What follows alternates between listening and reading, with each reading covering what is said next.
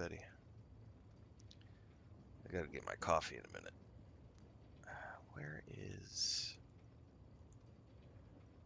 Do, do, do, do, do, do, do, do, do, do, do. Alright. Okay, I do not have a plan. I need to think about my plan. I need crystals. I need to do a crystal run. So that means I need to turn on the controller so that I'm not just holding a piece of plastic.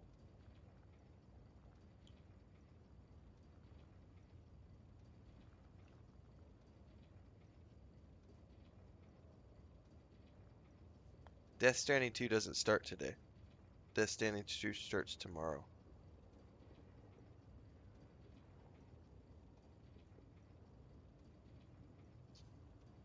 Launches at midnight tonight.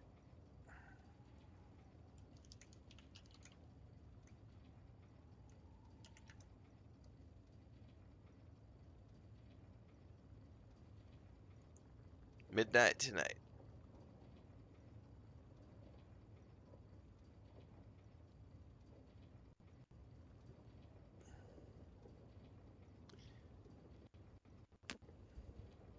I'm going to triple check because I'm pretty sure I'll be starting first thing in the morning tomorrow morning.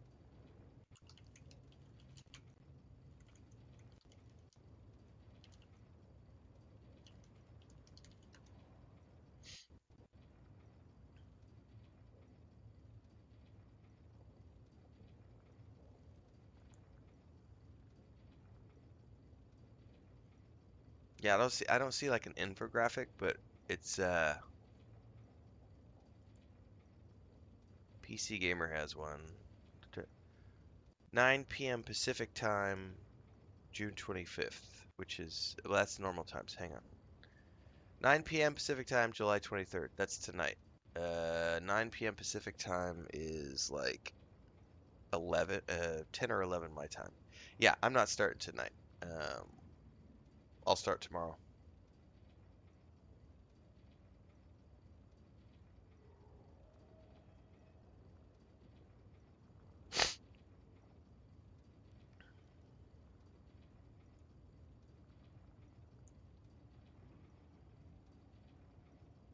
Yeah, PC Gamer has 9 p.m. Pacific time, June 23rd, 11 p.m. Central time, June 23rd.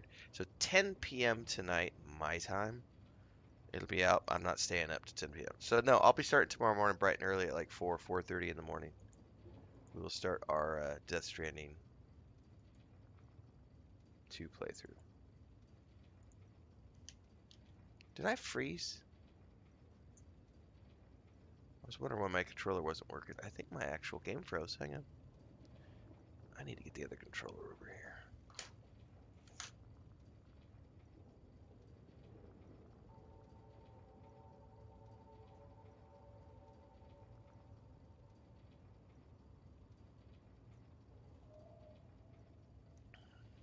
I was like, why isn't my controller working? And I think the game client froze and I didn't even know it.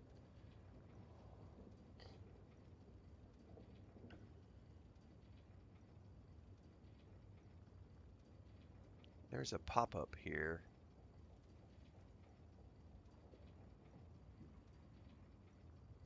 Yeah, there's like a bug pop-up, I think, which won't even show up. Well, let's get this sorted. I've never had, I think I've only had the game client crash one time in like 200 hours. Now, why won't it switch? It won't even switch over. Alright, hang on. I don't know.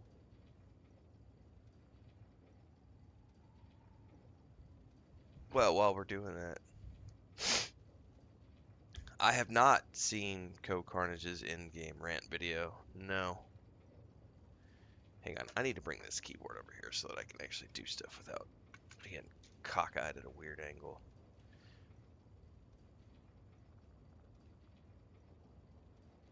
Here, I'm gonna kill this for a second, guys. I don't know what is going on here. That was the movie review I did last night. Go watch that. Hang on, I gotta fix this. I am gonna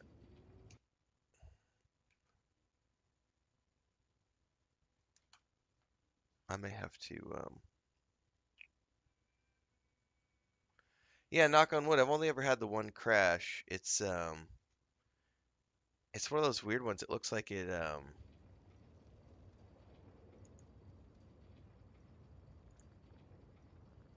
looks like it's completely frozen. I can't even alt tab out. Like I can bring up the other windows, but it won't let me navigate. Let me see if I can close it from here. I might have to recycle a reboot for the machine.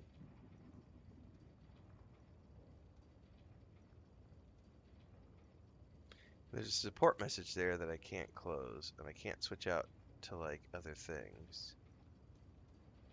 And it's not wanting to let me manually close it. This is a fun one. I've had this happen with not in a while. Um, Lord of the Rings Online did this to me one time where it was like, no, you're not allowed to switch over to any of the other windows.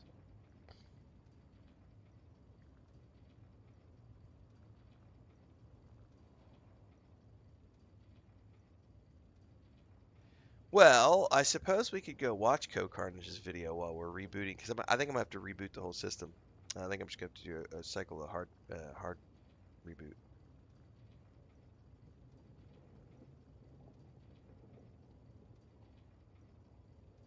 Because I can't switch, it won't let me switch out from the windows um, at all. So we'll just do a good old restart. And while we're doing that,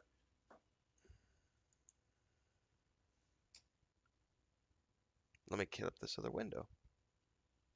Because I know I saw it on YouTube this morning, but I don't go watch other people's stuff right away.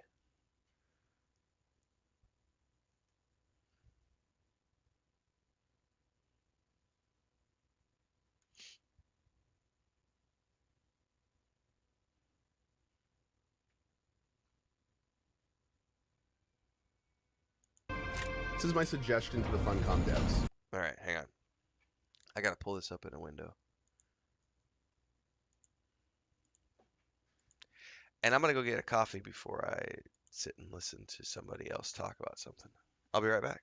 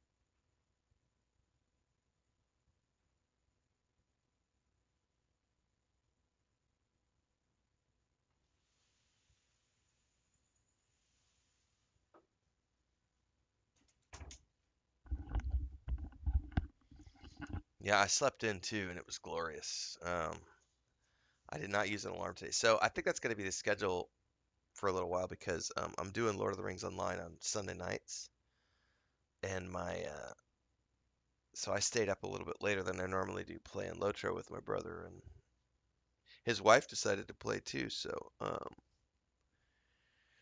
we didn't play as much as we wanted to last night because they had technical difficulties trying to get all their Discord mics and everything set up. So my brother was like struggle busting with that for like an hour, and I was just laughing the whole time. He's poor guy. But then we finally got playing. We only got about 30 minutes of playtime last night. But I stayed up late to do that and then get the video ready. So this morning, I think I'm going to be doing that on the nights when I play with them on Sunday nights. I'm not going to use an alarm on Monday mornings, and I'm just going to get up when I get up. All right, that's in the background. Let's let that get going. All right, while I'm getting all that set up, let's listen to what Code Carnage had to say because I had no idea what he's got to say. I don't know what he's been doing. I know he's playing on a private PvE server, which is a lot different than what we're doing.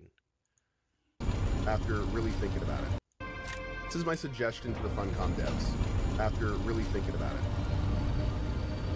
it. And the short of it is, is Funcom has something really special with this game. They've developed one of the best immersive PvE sandbox experiences that you can get right now. And it's a 1.0. It hasn't even been really patched a lot. It's great. Single player story is awesome. World is immersive. Sandworm's a lot of fun. Yeah, combat's a little janky. There's some bugs. You lose a ship here and there. But they're still working on it. Funcom always has a roadmap of releases being a little bumpy. That's cool. So the PvE part of this game is excellent, enjoyable. People are getting hundreds of hours out of it. And that is the game loop. The game loop is 98% PvE in Haga Basin, maybe some PvP here and there in a ship, not a big deal. You get through it, go to a different ship, whatever. But that's hugely enjoyable for some people. That loop is awesome. It's a great loop.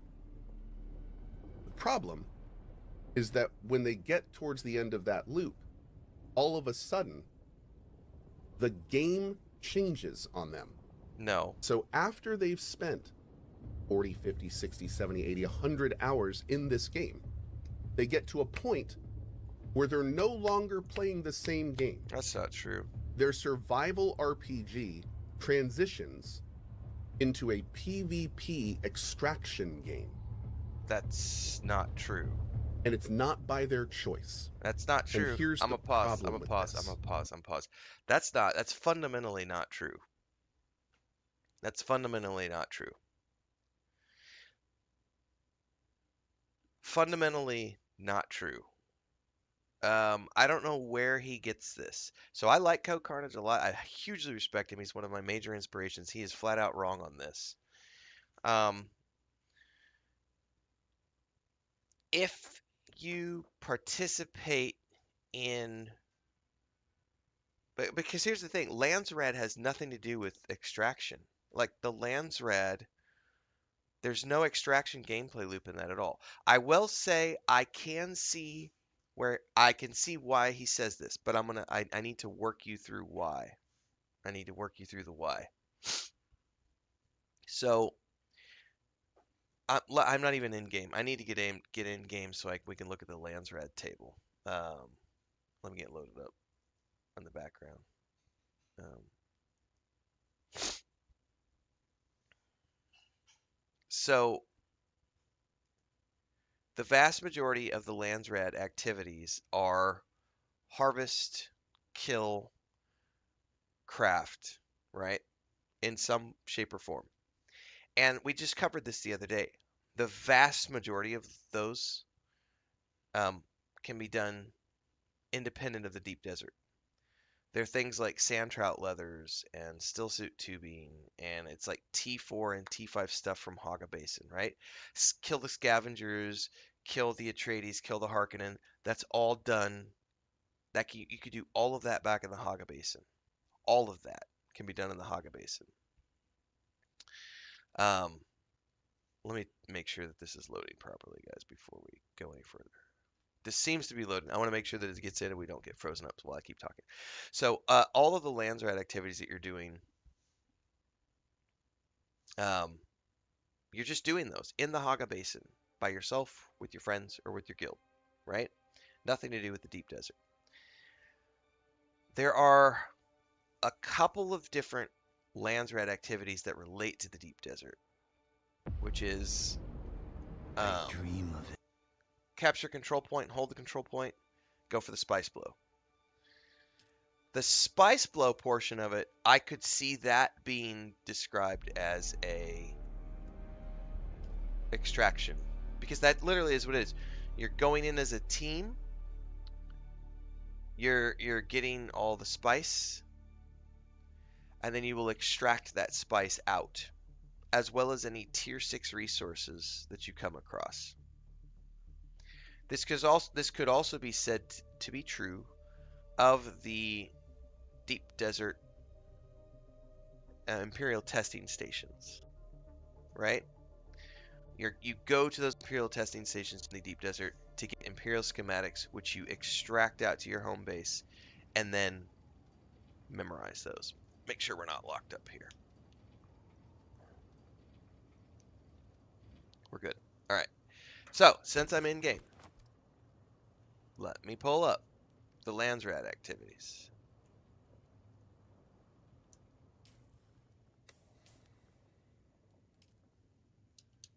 Okay. Deliver Regis GRD 44s. Not related to the Deep Desert. Kill Harkonnen troops. Nope. Radiate Slag. Nope. That one you need spice for. Radiation Suit Mark 6, you need tier 6. Mark 3, that's tier 3 resources. Haga Basin. Opa Fire Gem, I'm assuming that's T6. Gun parts, Haga Basin. Deserters, Haga Basin. Adept Kinjal, Haga Basin. Regis Smaller Pistol, Regis is tier 6. Yeah, so some of these are tier 6 resources, but a lot of these are done. Industrial Pump, that's Haga Basin. Spices. Well, spice fusion delirium depends where you, but you can harvest spice in you don't need to go to the deep desert to get spice. Commercial quantities, yes. Iodine pills. I forget what those require. Agave, I can't remember. Which is Haga Basin. Um, so heavy caliber, that's Haga Basin. Scavengers, Haga Basin. Standard Kinjal, Haga Basin. So I would argue out of all of these, like 70%, 75% of these are Haga Basin activities for the Landsrat, right? This is the end game gameplay loop right here. Now,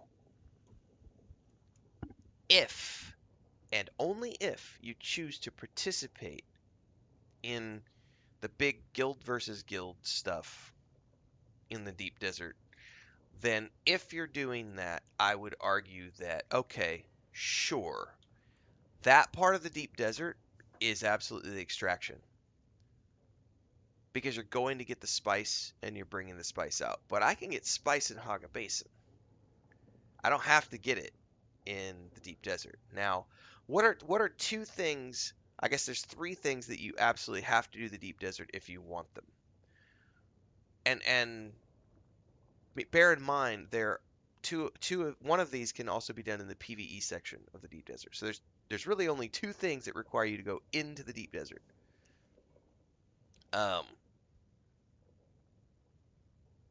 tier 6 ore in resources, right? And the big spice blows. Those two things require you to do um, deep desert, right? The Imperial schematics, no, because there are testing stations that pop up in the PvE section of the deep desert. You don't have to go deep, deep, deep, deep, deep into the PvP here. So, the idea that the end game fundamentally changes the gameplay loop is false. So I like Ko a lot. I respect him a lot. He is 100% wrong in this take. We just showed the Landsrat and we proved this take to be wrong. We just showed the Landsrat for this week on my server. And granted, those are random activities, but the vast majority of Landsrat activities this week from my server are PvE, Haga Basin, crafting, kill, and gather quests that have nothing to do with the deep desert. Nothing.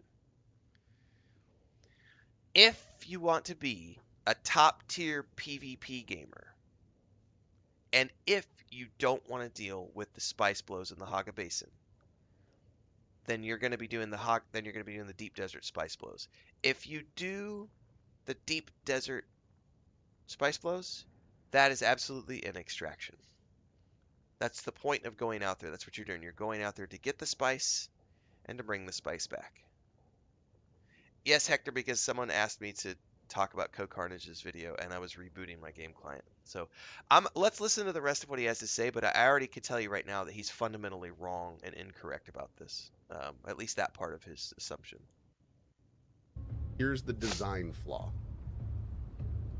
There is a large double-digit percentage of players that is getting to that wall and saying, you know what? Screw this. Where's your statistics? Where what are the double digit? Has Funcom released statistics? I've not seen Funcom release any statistics. I use hyperbole a little bit sometimes too, because I'll say things like only 1% of players, but we all do it. We're all guilty of it. Not only do I not want to participate in this, but I am losing faith in wanting to continue playing this game at all because clearly this decision and design is so poor, I am losing confidence in the project. And that sucks. That is not only a design issue in the game, that is also a PR messaging issue for the project as a whole. Because what you are doing is you have two different products that you are trying to sell as a single product. Yeah, that's not true. And those two That's not true. That's not true. So my favorite part of listening to Funcom talk about this is, by the way, Joel is supposed to have a video coming out today. I think Joel's going to do a video on some of the upcoming plans for PvP and some of the adjustments they're going to be making based on what they've seen in the live games so far. Funcom has done an admirable job in my mind of reminding people over and over and over and over and over and over and over and over and over and over and over and over and over, this is not a PvP game. This is a sandbox survival game.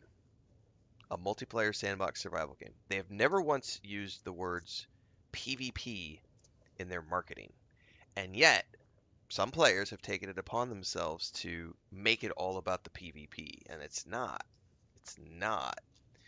I'm 200 hours into the game now. I've not done any PvP. I have no plans to do any PvP.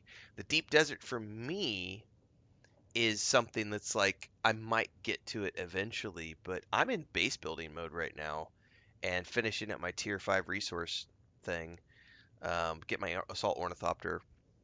And even then, if we do the deep desert, we're planning on doing it as with a group of people, and we're going to be doing like the PvE section first, and then maybe we'll test out the waters and try to do a spice blow. But that's like icing on the cake. We've already got hundreds of hours in the game, and the Landsrat is so full of PvE activities that we can do in the Haga Basin. None of us feels compelled to go to the deep desert. Like, what? I could tell you that everybody that I play with, our only reasoning to go to the deep desert would be if we wanted to participate in a spice blow. I have no need for tier 6 resources. None. I'm never going to be participating in the PvP game. So the idea that I need the best gear in the game, why? Why? Like, Funcom has more PvE content coming in like 2 to 3 months. They've got a big story patch coming with a DLC with more PvE storyline, which pushes we're gonna meet Stilgar and Chani and we're gonna finally find the Fremen and like all that. That's what I do. And in between that, I do base building and alts. Like I have a Harkonnen alt that I'm gonna work on. Yeah, Carnage is on a private server with his community. So, um, yeah, a little skewed. Let's keep listening. products don't work well. You're selling oil and water, and you're telling some people to mix them No, as the product. And some people are looking at that and going, I don't want that. I just want to drink the water. And Funcom goes, yeah, but if you want the whole experience, you got to put the oil in the water. And here's where that's the I'll thing. wait. Some people love that. And I think that it should exist in this game. You want that vision. I'm interested in seeing where your vision goes. The vision you want is an end game where PvP is kind of like what you can do. It's where the best loot is, right? That's a cool design decision. But it's not. And I appreciate that you guys want to do that. It's not. But now we have to talk about the reality. The reality of the situation is that this game does not have the foundational combat system in a tight enough format, and it does not have the mechanics in the game to funnel the players where you're wanting them to go to create the organic endgame that you are selling as the Endgame product. What? There is no Endgame in this game right now. There is a series of broken mechanics What? that are barely working together. I don't understand any of And that. that is being sold I don't as an understand entire, this. basically half of this product. The PvE Yeah, I'm not gonna experience. I'm not gonna listen anymore. So, um, fundamentally, don't agree with anything that he was saying. I'm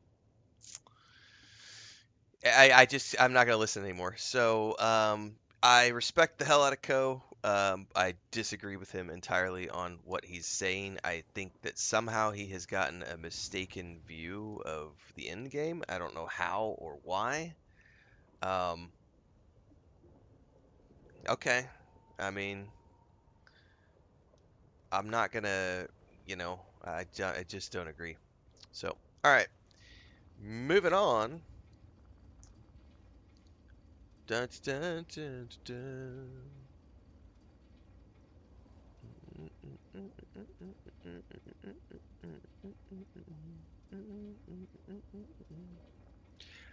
I think, yeah, like I said, I think the only thing that could be considered extraction is point control and spice blows, which are two out of the 25 activities that can pop up on the Landsrat. And we showed, like I said, on my server this week, the vast majority of the Landsrat is just come back and do stuff in the Haga Basin. And when I see that, what's up? When I see that, it's like, what are you getting out of the Landsrat stuff? You're getting still suit swatches, you're getting crafting materials, you're getting sword schematics and Solari. I'm happy with all of that. Like, I love cosmetics, I love weapons, I love Solari, I love crafting mats because I like crafting. Like, I'm happy with all of the rewards that I get from the Landsrat. Like, I think the only people that are having a problem are the people who look at the research tab and say, I want all of the tier 6 gear. I want all of the. I'm not finished with the game until I have the tier 6. Which is kind of like if you're playing World of Warcraft and you go, I'm not finished until I've done every single raid encounter and I've gotten every single variant and that full raid set gear and that full, like, that's a completionist goal that does not reflect, I would argue, 99% of the players. Double digits? Yeah, I don't think so. I can. So this is with respect to Ko. I've actually developed an MMORPG. He has not. And I can tell you from my time developing MMOs, the statistics of players who make it to the end game and care about the end game and do the raid grind is a single digit percentage. A single digit, and it's not close to a double digit. It is a low single digit percentage. Depending on the game you're looking at, we're talking a 5-ish% of the player base is the amount of players who focus on the end game grind and getting all of the gear, all of the loot, want to kill all the raid mobs, want to be in a big guild and do that big guild grind and stuff. That's a very tiny and I can say that with absolute factual evidence, not hyperbolic evidence, because of my time in game dev. Sector weather alert. A large sandstorm is approaching. Yeah, that's. And again, I mean, and the game just launched. I mean, Funcom has a lot of other plans coming. I mean, like I said, Joel's supposed to make an announcement today. I'll go check the Discord to see if they've made any announcements yet. Um,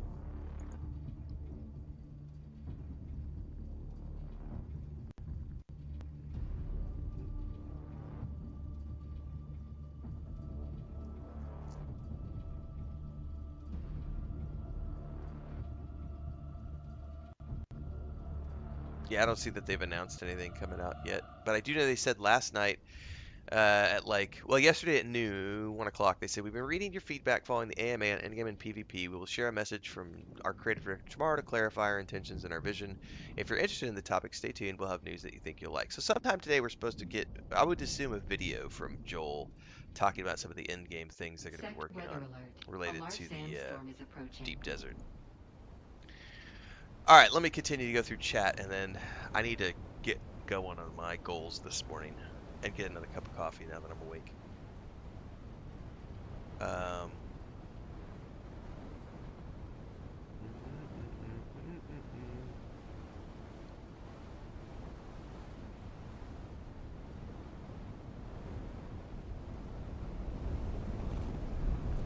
is there any room on in our siege? I don't know about our siege Hector, but our I don't know. I haven't looked. I would need to go check our guild server because remember the siege is separate from the server. But you could, I would assume there are still spaces empty on other sieges on our server. I haven't checked though.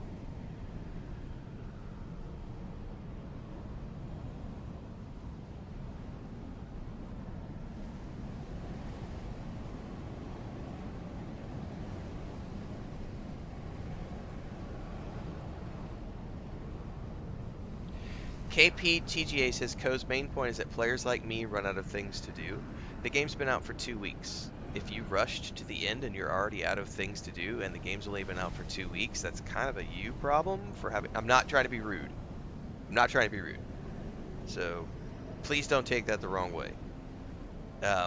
You do not represent the vast majority of the player base. I do not represent the vast majority. So let me take that step take it a step back so it doesn't sound like I'm insulting you because I'm not.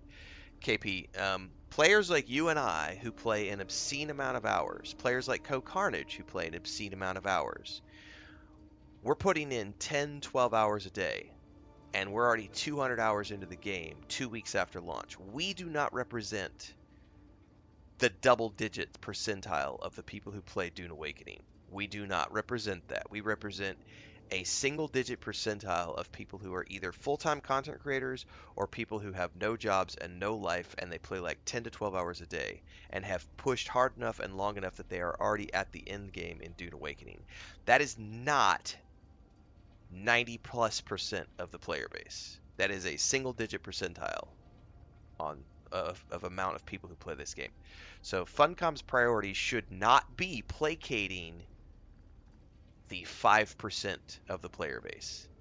Funcom's priority should be addressing the 95% of the players who play the game and the overall long-term health of their live service product to support it for many years to come.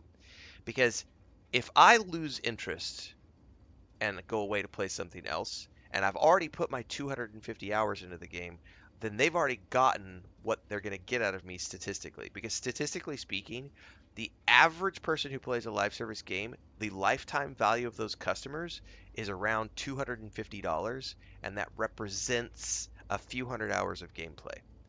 I've already put that in. Co Carnage has already put that in. People who know life this game have already put that in. So saying there's nothing left to do when you've already played the equivalent of 6 months of gameplay that other people would play is not quite.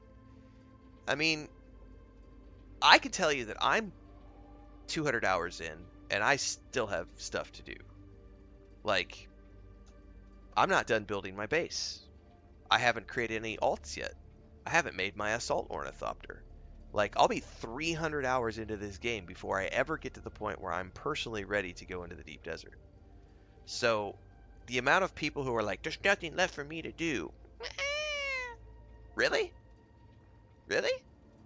There's nothing left. You created an alt, you did all the Harkonnen stuff, you tried all the classes, like you built a bunch of bases. Like there's a big game out there, and it's way more than just tier 6 resources.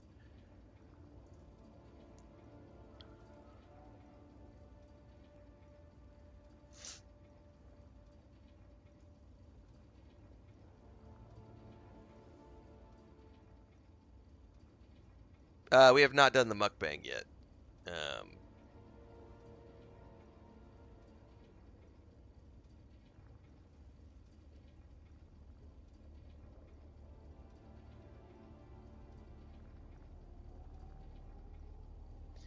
Correct, Drac, and the fact that they have made a public announcement about it suggests that they are going to be making some fundamental changes to their original vision. Otherwise, they wouldn't mention it. They would just be like, moving forward. But the fact that Joel is going to come out and make a statement suggests that they are going to make some changes to the PvP. Nothing wrong with that. You know, you have a vision on paper, you release the game into the wild, you wait and see.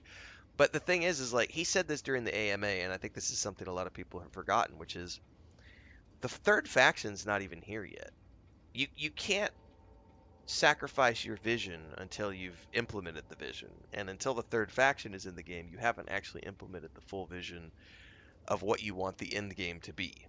And people who are crying about the end game not having enough for me to do when the end game hasn't even reached its full design endpoint from the paper design, you're kind of jumping instead of walking, if that makes sense.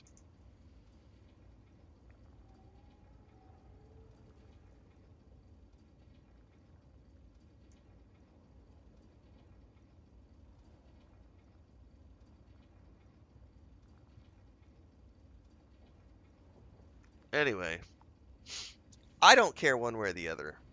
I don't participate in the PvP, so it's not something that influences me. The only thing I'm worried about, and not even worried, that's a bad word to choose. The only thing I'm looking forward to is um, more PvE content. I will happily consume whatever PvE content they throw my way. I don't care what form it takes. I will consume it. But I could give two shits about PvP. I could give two shits about tier 6 mats. I don't care.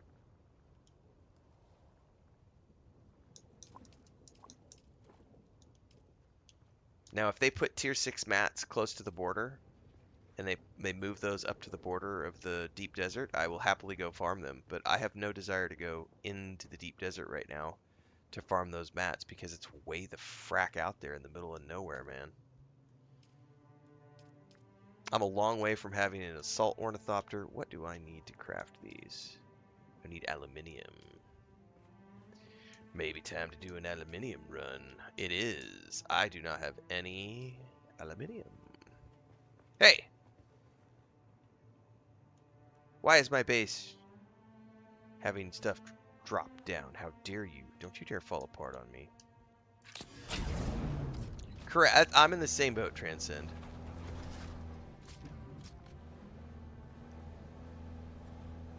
Like, I'll get it if I get it, and if I don't get it, I don't care. Making sections A and B PvE only. I would be fine with them making section B PvE only as well. That could be an interesting.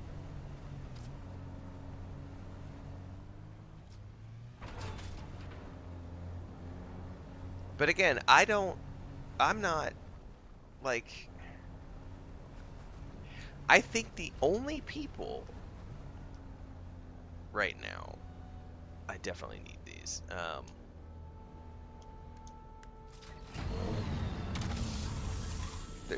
I'm just not worried about it.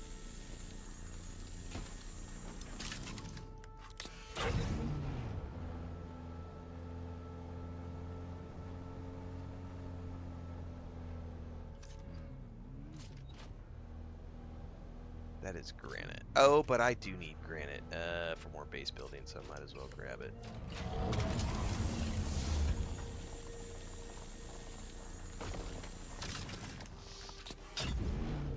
Anyway, no shade to Ko. I just 100% disagree with him on that take.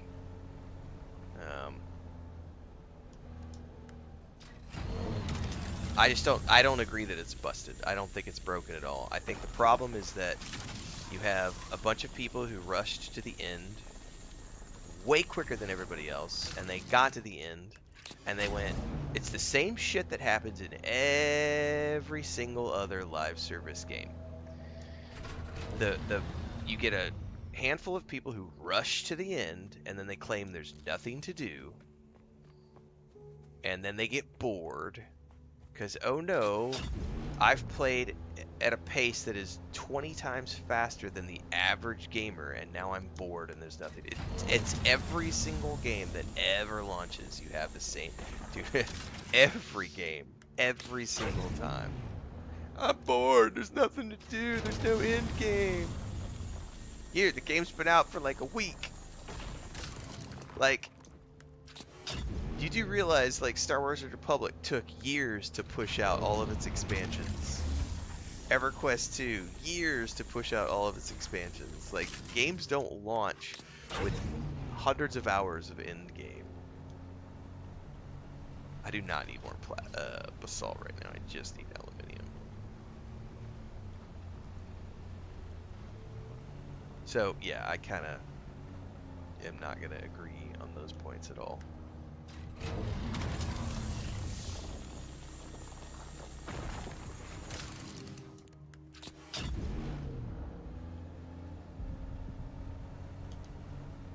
That is aluminium for sure.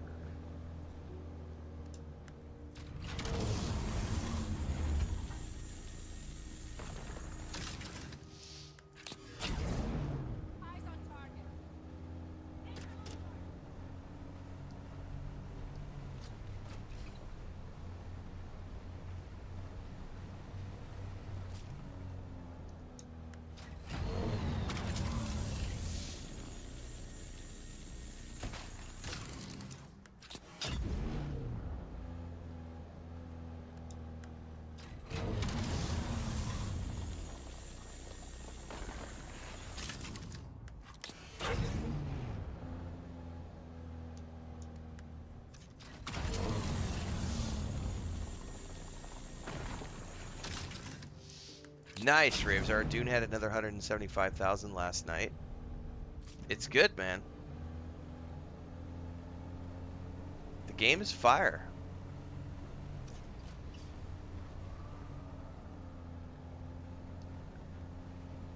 Somebody, I missed something in chat. I'll scroll up in a bit when I get back to base. But somebody said something about, like, the other thing too about this game is, like, there's no monthly sub.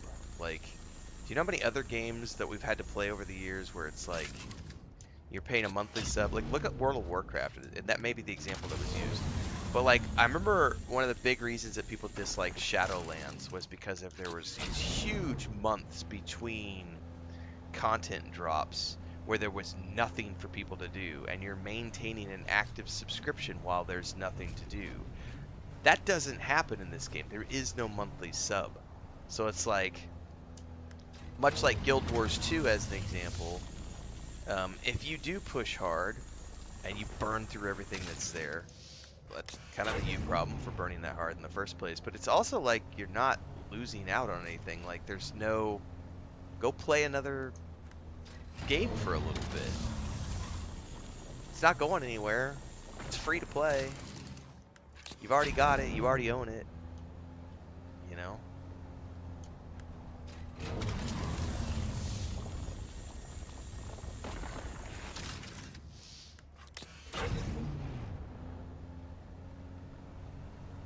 Euclid, I would argue that,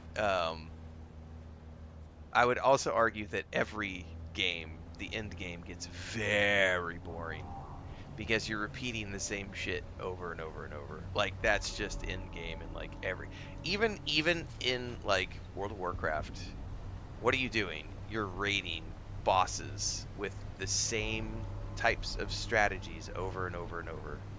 Oh, dance out of the ring of death, run back in, dance away, run back in. Oh, he's got a stun lock mechanic. Everybody move, use your stun blocks.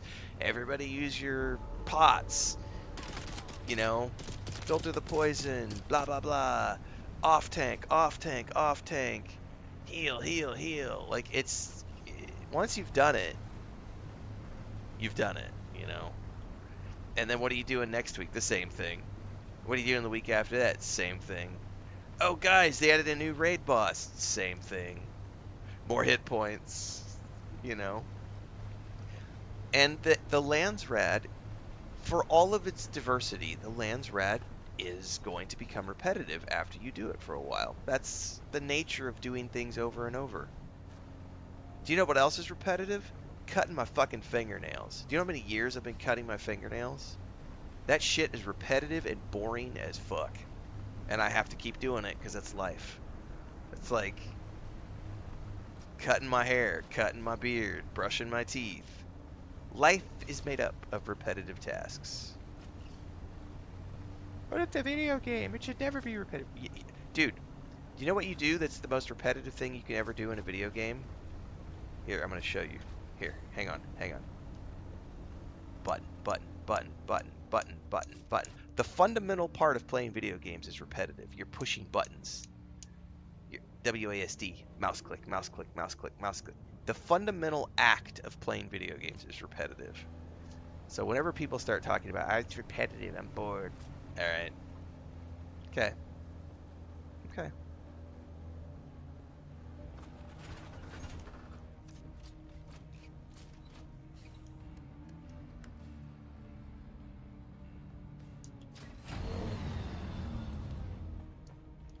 All right, we need to dump this into a storage chest, and then I need to probably go do a run for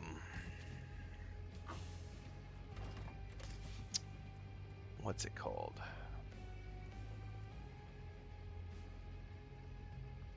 Crystals.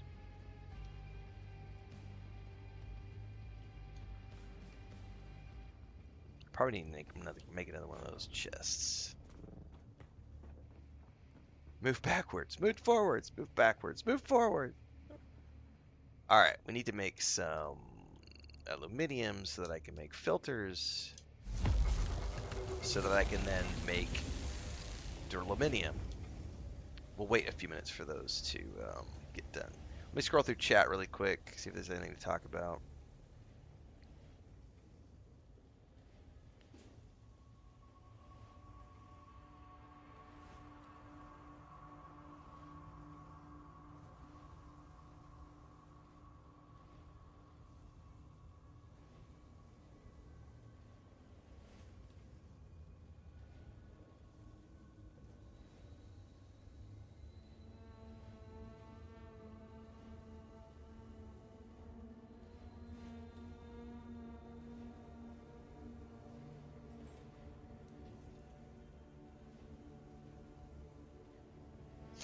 What do you mean by content, though, Draken? You've already done the content of the game. So Draken says, the group and friends and I are the endgame player that Ko is talking about. And it's not the fact that I've run out of content, it's that the next step of content requires me to go into the PvP, which I don't want to do. This means I'm being forced to do something I don't want to do in order to experience the rest of the game. I'm assuming you're talking about Tier 6 resource harvesting. I'm assuming that's what you're talking about. So you should say that when you make that statement, because you've not run out of content. You have not run out of content. There is no content in the deep desert. There are tier 6 resources in the desert. That is not the same thing as content. Content is storyline. Resources are not, it's not the same thing. From a fundamental design standpoint, I'm saying this as a game designer and a game developer and a game publisher. Content is story, etc. What you're talking about is resource grinding to get to the last tier of mats. That's an icing on the cake. That's a completionist. It's kind of like, you know how there are achievements in the game? That's what tier 6 materials are. That's the achievement. It's the people who want to unlock every achievement.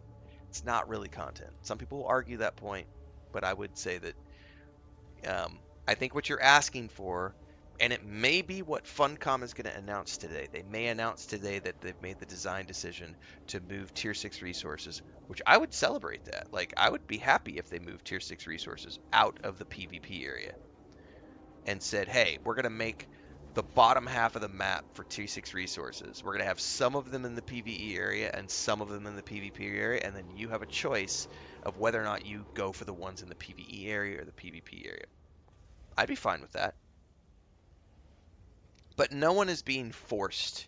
And this is, I'm going to fundamentally push back on this. Every time I hear someone say they're forced to go to the deep, no, you're not. You can buy it on the exchange. You can buy those resources on the exchange. However, we are so early in the game that there's no tier 6 resources available on the broker because everyone is using it to craft their stuff. That's a good thing. That means the economy is working. That means the players who want to do it are going there and doing it and getting the resources and using the resources. There's no surplus to be had. Now, you wait 6 months, there will be lots of surplus in the same system we have today. But, like I said, we don't know what changes they're bringing. Walkthrough says some have finished the game already. Only people who play ridiculous amounts of hours like me have finished the game already.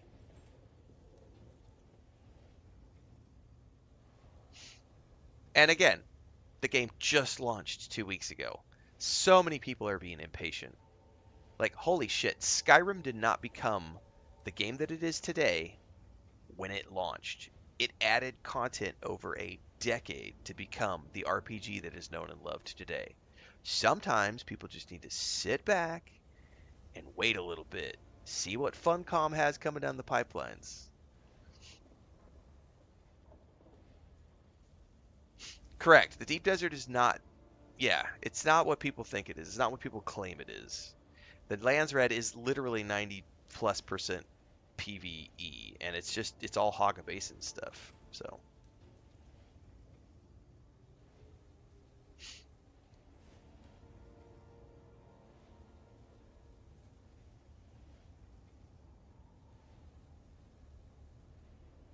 but the Deep Desert absolutely needs tweaks. It definitely needs tweaks. I know, Thader. I gotta be first. God damn it. Let me be first.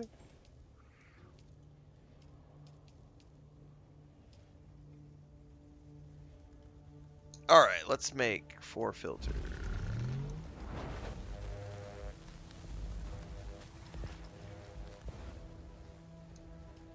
Oh, we no longer have the 75% craft time. What's the new...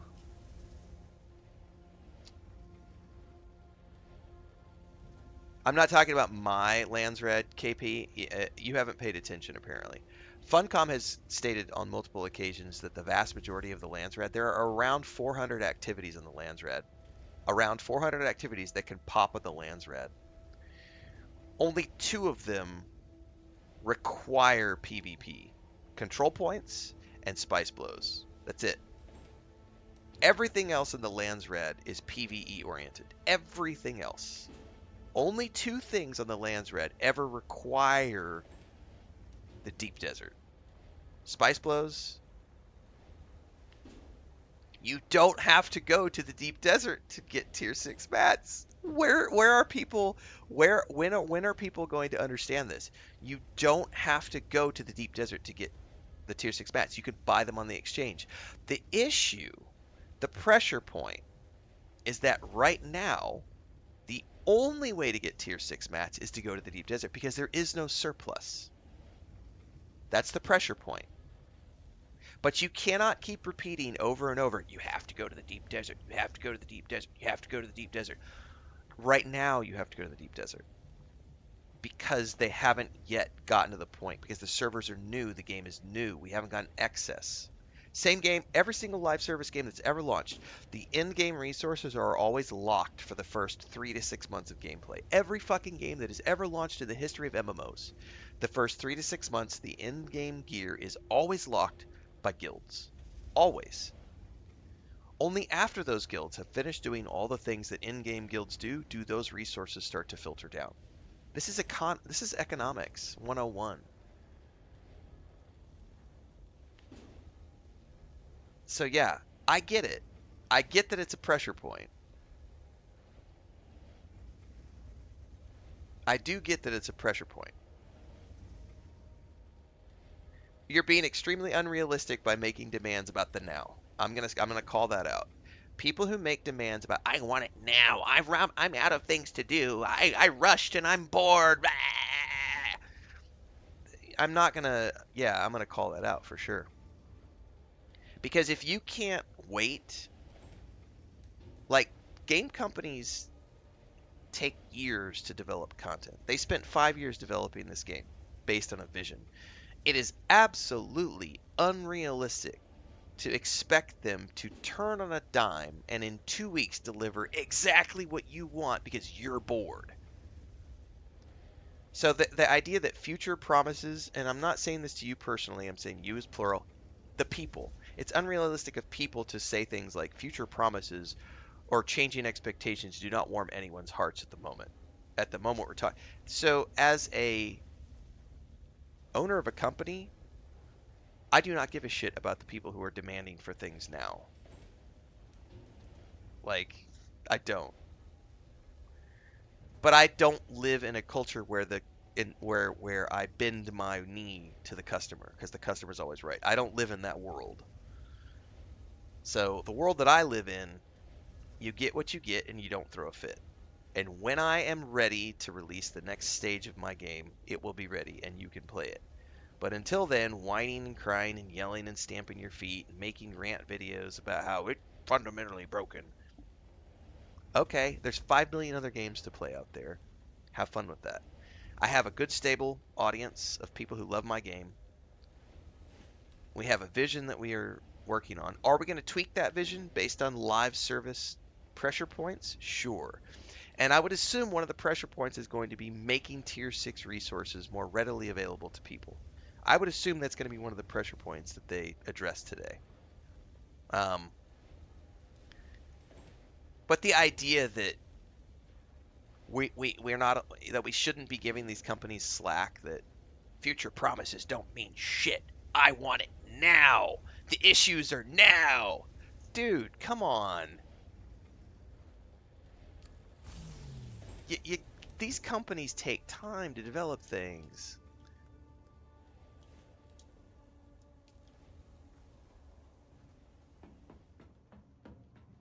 I'm not trying to be offensive, but I read those comments and and it's probably because there's no tone of voice happening. It's just something written in chat, and I can't get the tone of voice out of that. But when I read that statement, and it is just,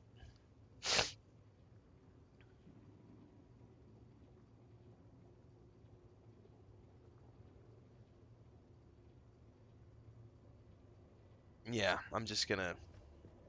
we're gonna agree to disagree and move on. That's what we're gonna do with that.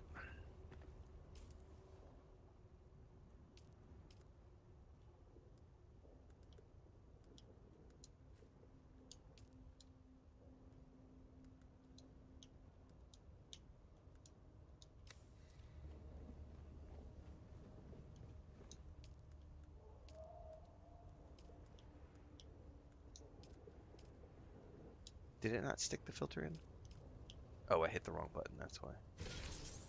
Filter 1.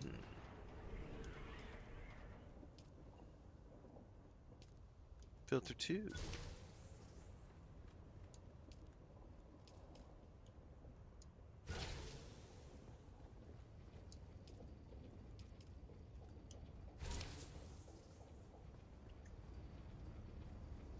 Alright, filters are made. Aluminium is processing. I think we can go make a rad run for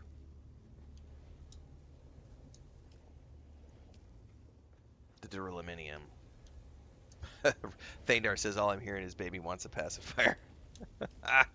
I mean, kind of. It's like, all I want is a company to give me everything I want right now when the game launches. The game needs to have. I hear this over and over. Players want Skyrim level of things to do at game launch, and forget that Skyrim took 15 years or whatever to develop all of the things that it has to now in the anniversary edition that it gives players, thousands of hours of storyline. Like, Star Wars: Old Republic did not launch with 10 expansion packs. World of Warcraft didn't launch with 20 expansion packs. These things take time. It is extremely unrealistic for people to sit there and be like, but they should have launched with 50 activities, not just 10. How dare they? Okay, you build an MMO. You come up with $250 million and a team of 400 people who work over 4 years of time to develop an MMO. You go out there and do that, and you will learn all you need to learn about feature creep, feature scope, scope creep, the realities of cutting. One of the things that I really appreciate that Joel talked about in live stream number 4, auto run as a feature did not launch with this game. Do you know why auto run didn't launch? You know why there's no auto run in this game? Because they pulled auto run so that they could focus on stamina changes for the melee combat.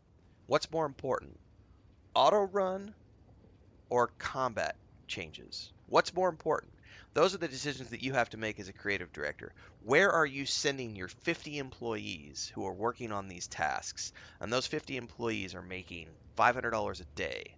So we're talking tens of thousands of dollars per day of development time. Where do you send those people? Are you going to work on the auto run that 20 people are going to bitch about because they can't hit the num lock and auto run? Or are you going to work on a fundamentally game changing feature that affects every single player in the game, which is combat? But you'll have the 1% of player out there who are going to sit there and yell, how dare they launch a game? They, how fucking dare they launch a game without auto run? And those are the pacifier players. It's like, come on. And they've already stated, by the way, auto run is coming in the first big patch. But that's the type of stuff we joke about because, yeah.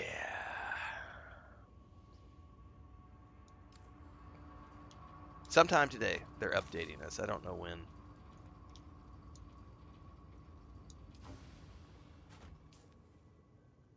All I know is they said yesterday at noonish that we're getting an update. All right. Let's get this.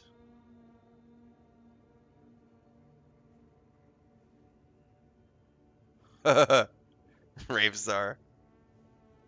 I remember when New World launched it. It didn't have mounts. Fucking walking simulator.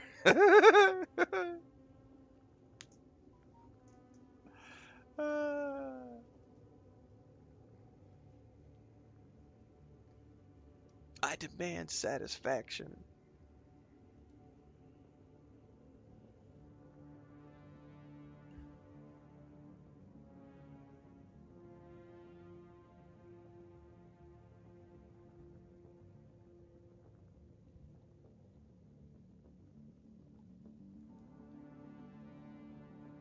Yeah, ESO didn't have mounts at launch either. Yeah.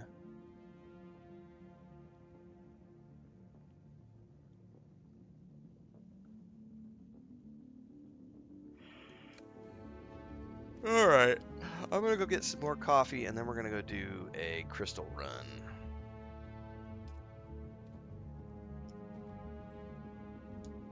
Did Guild War 2 have mounts at launch?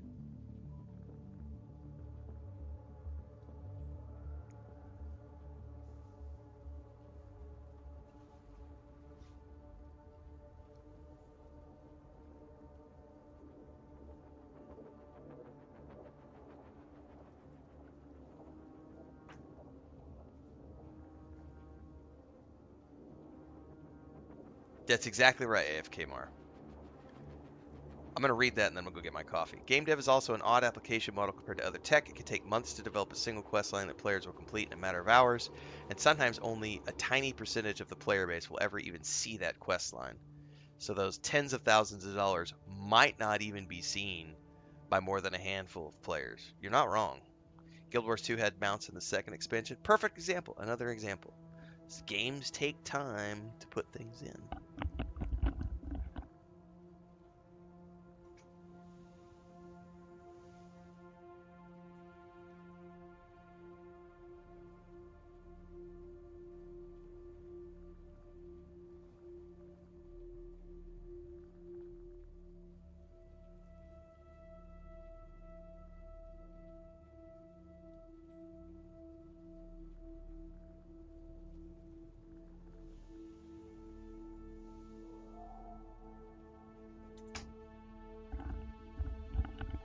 Hang on, I gotta put an alarm. I forgot. I forgot until I went out and got my coffee. I've got ribs out de-thawing, and I gotta get the marinade on those in about an hour. So let me put an alarm here.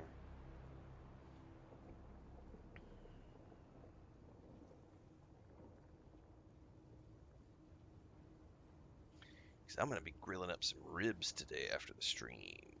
Let's do an hour from now.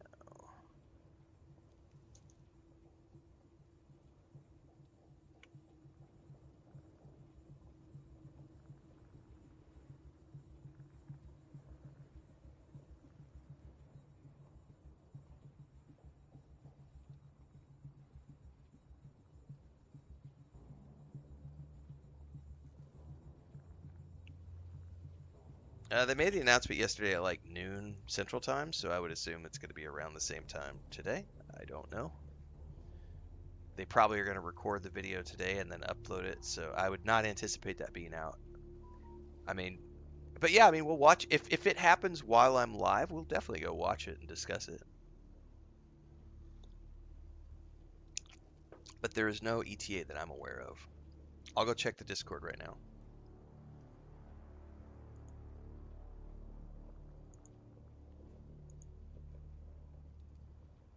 Oh, look, another catfishing request on Discord. Ignore.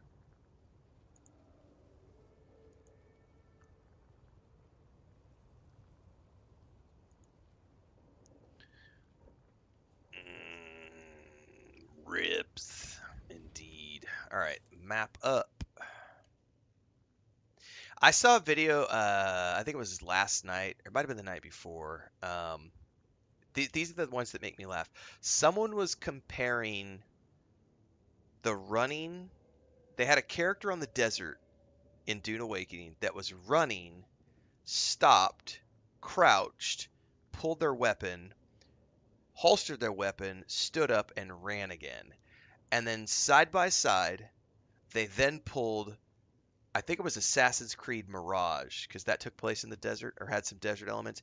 And they showed the Assassin's Creed Mirage animation of the character running, sliding into a stealth animation, doing like a forward flip, drawing the sword, sheathing the sword, doing a front somersault, and then running off again.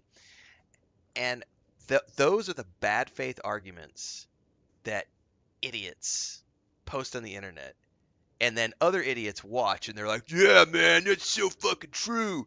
Yeah, man, that's a 15-year-old game and it's got better animations than this bullshit AAA MMO Funcom. You fucking suck. Like, those are the bad faith arguments because one is a single player RPG that has no networking, no live service component, other players, LODs, clipping, like all of these. One of those is a single player RPG, and another one is an MMO or live service product. You literally, you're talking the difference between an apple and a steak. Like, both are food, but they're wildly different types of food, you know? And when people make those sorts of arguments about games, I immediately tune them out. It's like, you're no different than, yeah, just tune those people out. They don't know what they're talking about. That's a bad faith argument made from a position of absolute ignorance.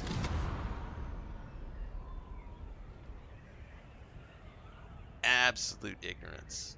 And no understanding of game development whatsoever. The animations on this 15-year-old game look better. Okay.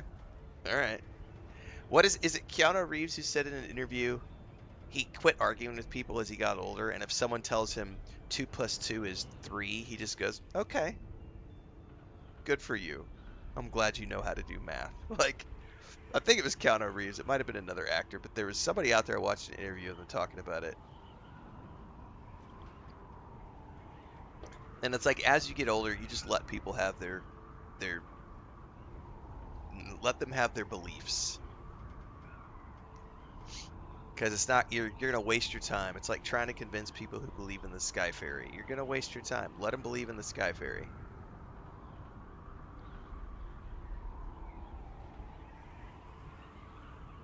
You think blue is brown? You do you, man. You do you. Hot as cold? Absolutely. Hot as cold.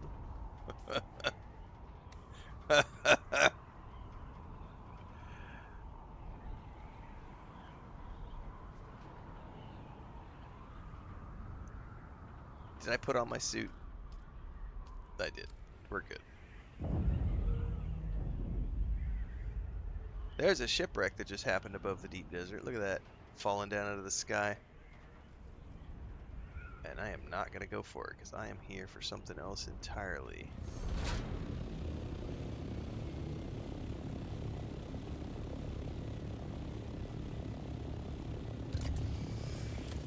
no, no, no, no. Wrong button. Oh yeah, big old boom.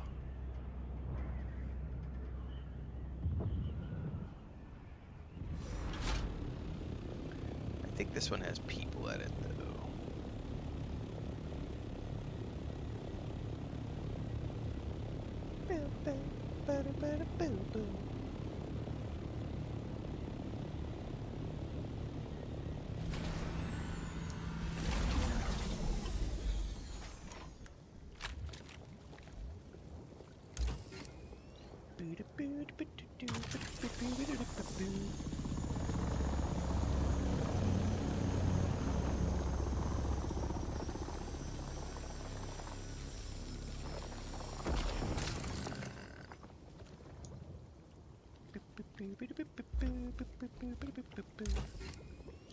I'm gonna mine in the deep goo goo, in the green goo, which is bad for me, good for you.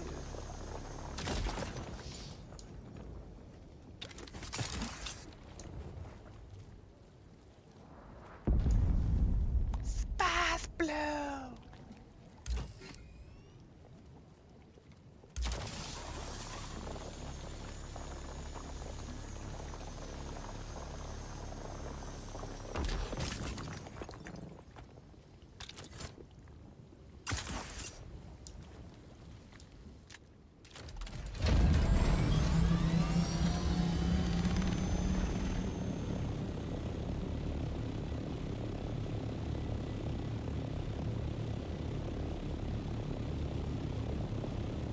And this time I remember to put my inventory module on my Thopter so I can actually do a run here this morning before I run out, and then we go work on base building.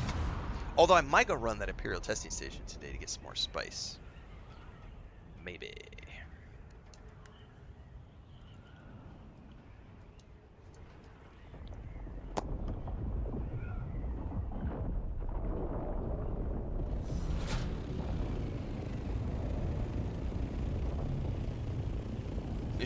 Thunder.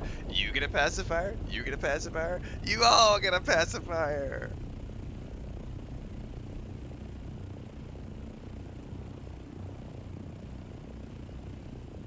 It's like the people who got upset at Larian Studios for dropping portions of Act 3 from the game, and then they made all those YouTube videos about cut content, and they like just shat all over Larian Studios. How dare you not launch the game with all this cut content? Or people who see something in a trailer and they don't pay attention to the text at the bottom that says not representative of final gameplay, and they'll see something in a gameplay trailer and then they'll get all pissed off when they play the game and they don't see that in the game trailer or in the actual game, right? My favorite is like Naughty Dog having Joel in like the game trailers, and then the people get to the game, and in Last of Us 2, we all know what happens, right? Right? We all know what happens to Joel in Last of Us 2. And then he was in all the game trailers, and you had a bunch of angry people on the internet who were like, "No, but you said, but, no! False advertising!" God damn. Tell us you don't understand trailers without telling us you don't understand trailers. False advertising! Oh man. Hashtag people. That's it. That's it. Hashtag people.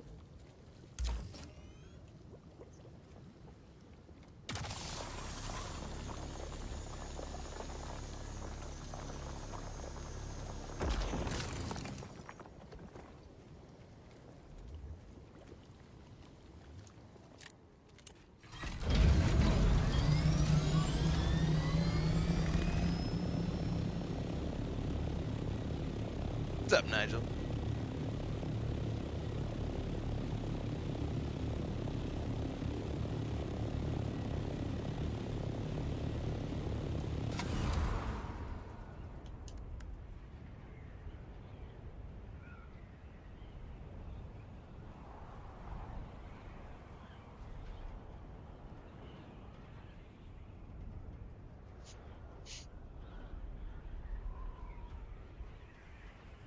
That shipwreck is right there on the edge. I don't ever worry about shipwrecks. I know some people like to go harvest them.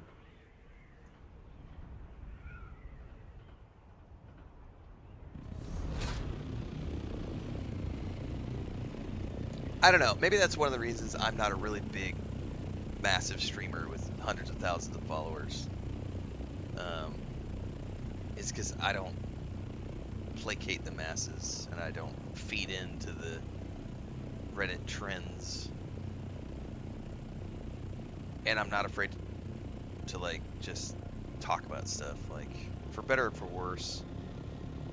I think because I have such a diverse background, and this is me, I'm tooting my own horn for a second. For better or for worse, the fact that I've ran so many businesses, including 2 different game studios, launched 3 different games, I have no sympathy for gamers. Like, I don't. So when I see people complain about things in chat, I never side with gamers, ever. I'm always on the developer's side because I know what it means to run a company. And so I see the issues that people talk about, and I'm like, that's not really what's going on. That's your entitlement speaking. That's a lack of understanding of what game development is. That one has enemies at it.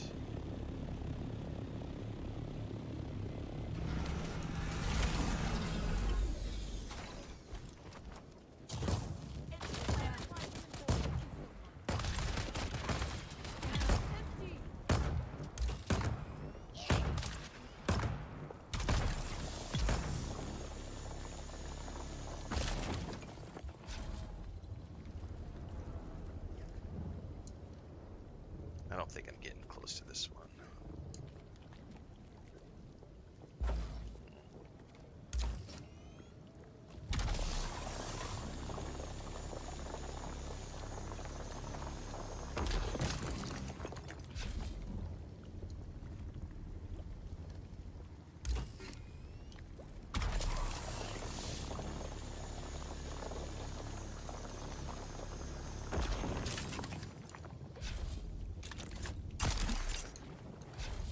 I will say my favorite piece of entitlement that I've seen in the last like year though was when Dragon Age Veilguard came out, and you had a few big content creators who threw a hissy fit that they didn't get a review code after they had previously been invited to the private event. So they got invited to the private event. They made footage after the private event where they didn't say nice things about the game. And then they wondered why they didn't get review codes. And then they made videos about how dare the company not give them review codes because they're big, important YouTubers and content creators. And they deserve those review codes. I'm just like, having worked as an influencer manager and as an influencer in the travel industry, I can tell you the quickest way to never get invited back by a destination is to publish something not nice about the destination. The moment you do that, you are blacklisted forever. You will never get work with them ever again. They're never going to invite you. They're going to tell their friends not to invite you, and you're going to not get work anymore. I know, Nigel. How dare you have such toxic positivity, Renfail? Take that shit and leave.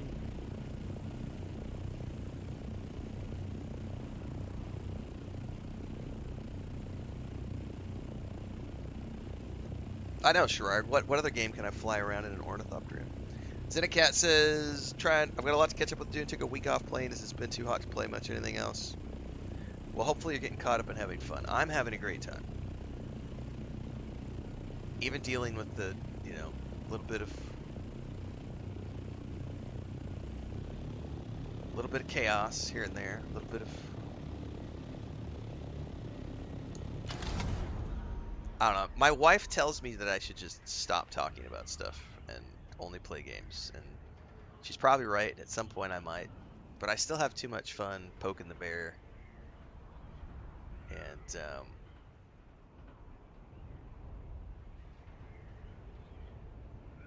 talking about things.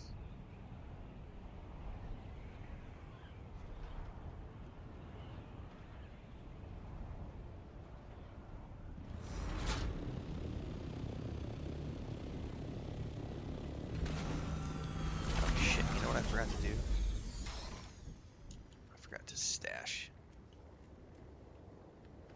Oops, quick deposit. There we go. Go, go, go, go, go. Go, go, go, go, go.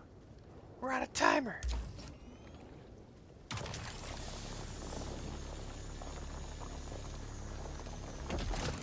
I don't get invited to shit. And you know what? I don't care. I wouldn't go even if I did. That's not necessarily true. I might go. It depends on the circumstance. But I haven't talked about this in a few months. The reason I don't like to go to events is the companies don't pay me to go to those events. They're like, ooh, we'll give you a free ticket and you get to come mingle and do all this other stuff. And if you're at a point in your career where you value the mingling and the networking, then do it. But I'm at the point in my career as a 45-year-old dude who's done it all and seen it all. The value of a plane ticket and a hotel stay is not worth it to me. Because I could stay home and create content and stream and make hundreds of dollars, if not thousands of dollars. And you're offering me a plane ticket and stuff that's worth, let's say you offer me a plane ticket and a hotel stay and food and everything else that's worth $2,000. Okay.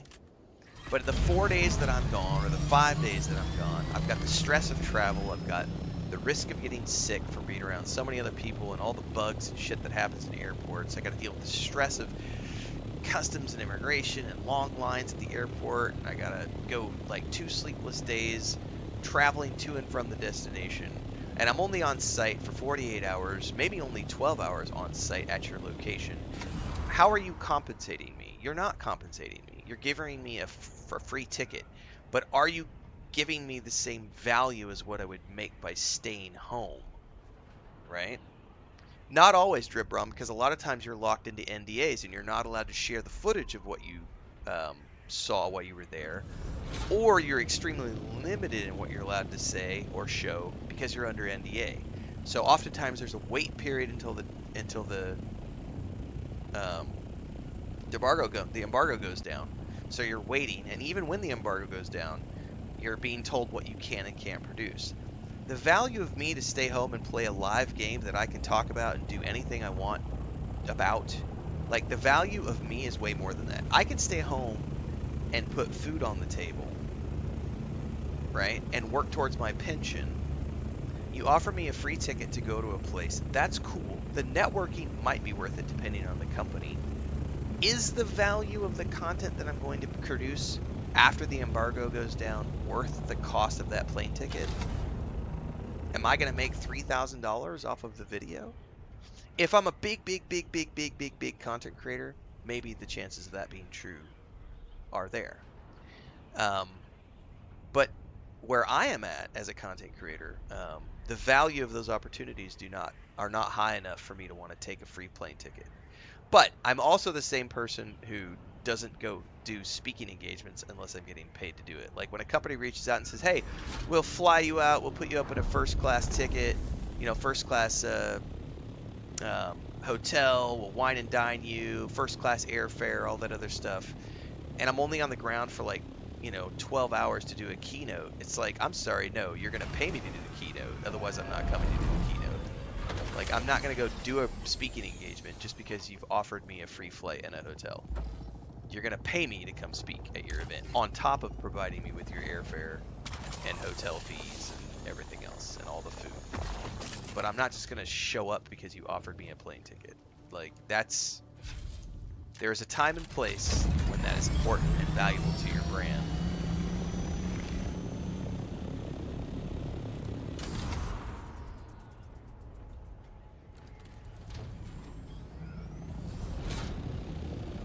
But I am way beyond that as a content creator. That's like when you get, back in the day when I was just getting going as a travel blogger. Absolutely, I would take free meals in exchange for, hey, I'll do a blog post and do a YouTube video at your restaurant in exchange for a free meal. Because there was a time and place when that was an important part of building the brand. But once you move beyond that point, no, honey, you want me to come to your restaurant and do a review? You're going to have to do more than just offer me free food. Like, you're going to have to pay me to be there. And that's not arrogance, that's just the nature of building your personal brand up to the point where you realize your own value as a brand and what you bring to the table.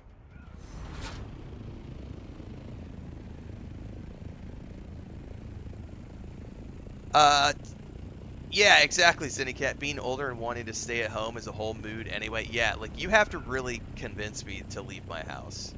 You want me to get on a plane and leave the comfort of my home? There better be some scratch involved.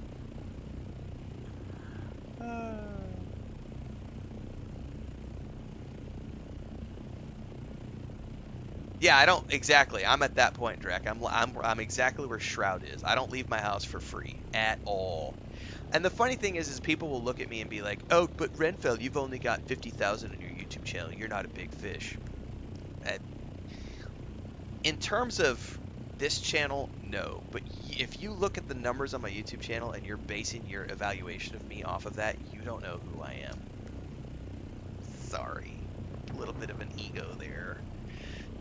You should do your research. You should Google my name, Google the projects I've worked on, what I've done in my life, my career.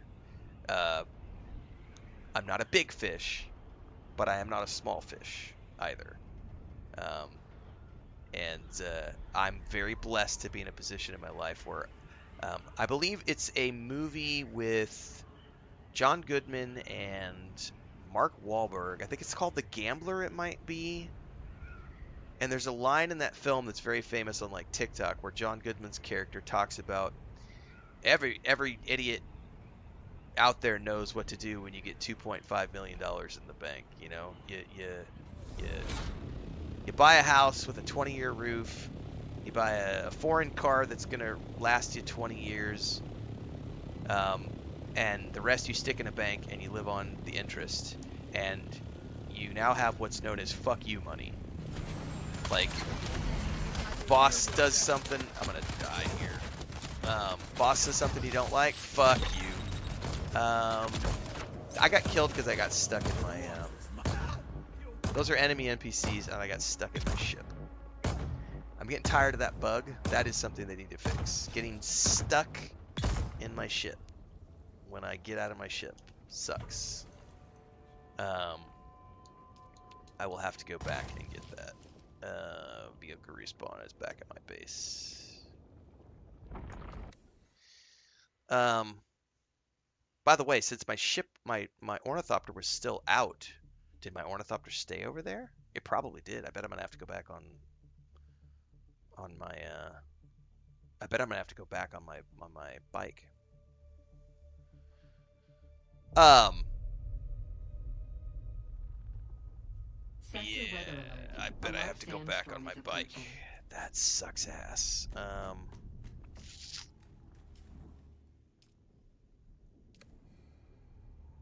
never had that happen before.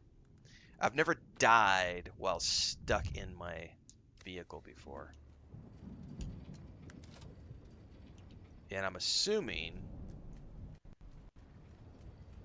because I didn't store it, there's nothing to pull out. I'm gonna have to go back and get my ornithopter, aren't I? Sector weather alert. A large sandstorm is approaching. Excuse me. It doesn't say that my... Yeah, it does. There it is. I had to scroll in. So my Thopter is down there. Fuck, I'm gonna have to get back. I would take a ride, Transcend, if you can... If you don't mind, if you got the time, I'll take a ride back down there if you want to come pick me up. After the storm passes.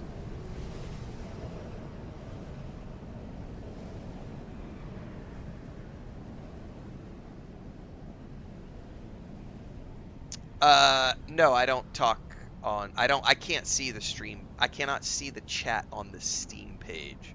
I can only see the chat on Twitch and YouTube. Anyway, what I was saying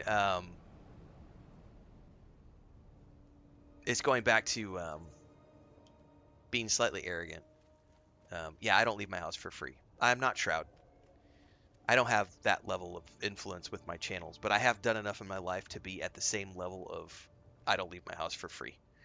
It has nothing to do with the amount of followers you have on YouTube or stream. That has nothing to do with it. I'm an older person. I'm older than Shroud. I've done a lot more in my life than Shroud has done in terms of just life experience. No shade to him. He's extremely successful in what he has done. I have also been extremely successful in what I have done. I am semi-retired. I do this because I love doing this, but I own everything. Everything's paid for. I'm in a blessed position to where my wife and I just she has all of the animals that she wants. I get to play video games full time, and now we're just saving up for the second property to buy and investment properties and our pension and retirement. Like that's it. So yeah, I don't leave the house unless someone pays me.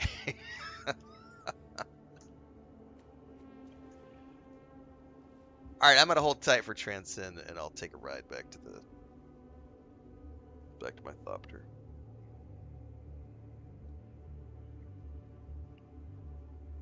Mildly annoying to have the not being able to get out of my not being able to get out of my vehicle. I mean, I've been kind of complaining about that for the last few days, but that's the first time I've died trying to get out.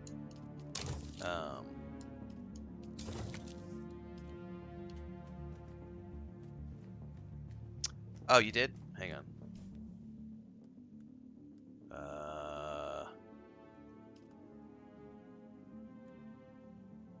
Okay.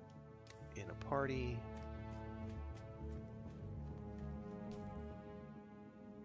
Yeah, I've got the repair kit with me. Right? Yeah, I probably need to get a little bit more wire just in case.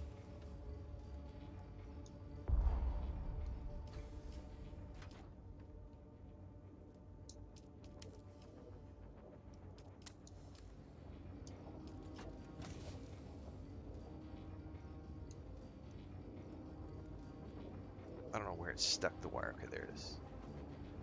The hell am I carrying? Oh, I'm carrying a whole bunch of ore that I'm gonna go stash.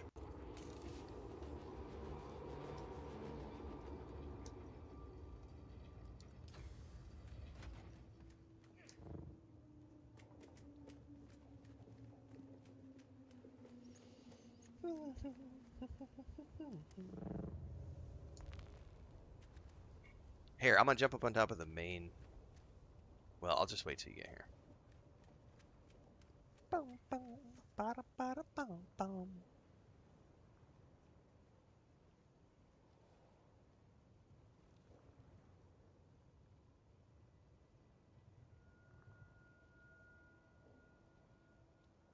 Wicked Vortex says, I wish we had Norwegian subtitles and stuff. Yeah, I think localization is something that any company will work on long term. Alright, should be good to go.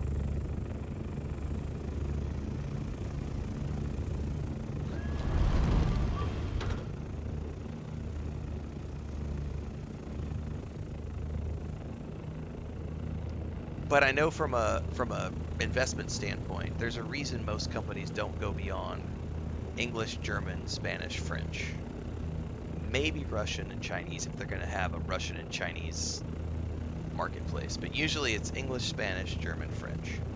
Those are the major 4 languages that any company is going to spend localization money on. Outside of that, it's way too cost prohibitive to worry about localizing projects in those languages because there's not enough of an audience.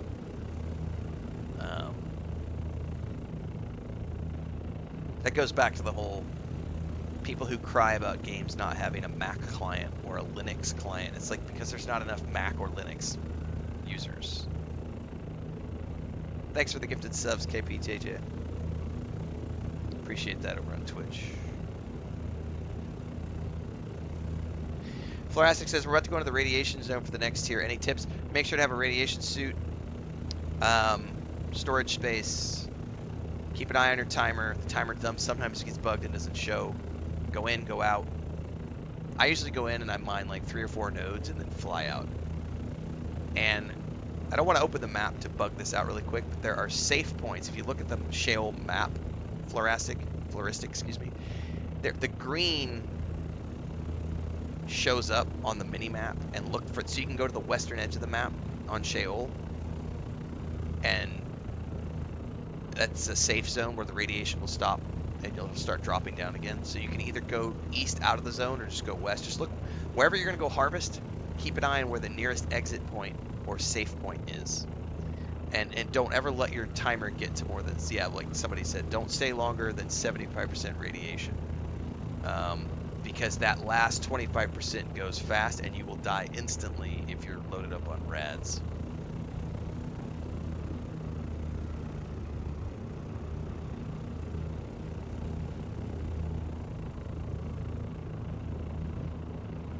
Aurora says go to the big aisle there. I need to figure out what the big aisle is.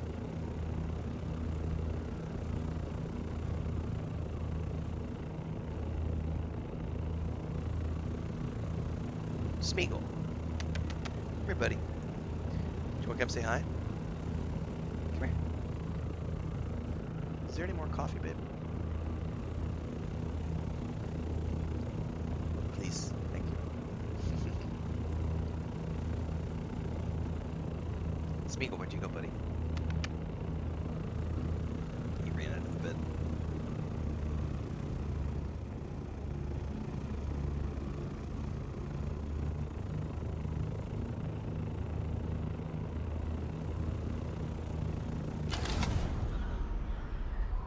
Thank you.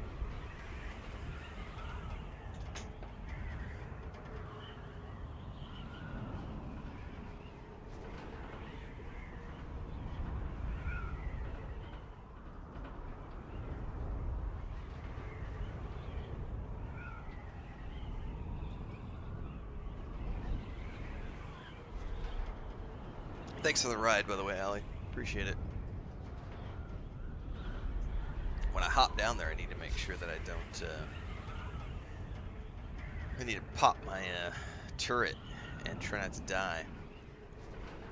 I think what happened is one of them hit me with a drill shot, if I'm not mistaken. Because, I mean, it was like an instant kill. Because I had full shields, and all of a sudden I was like, but damn!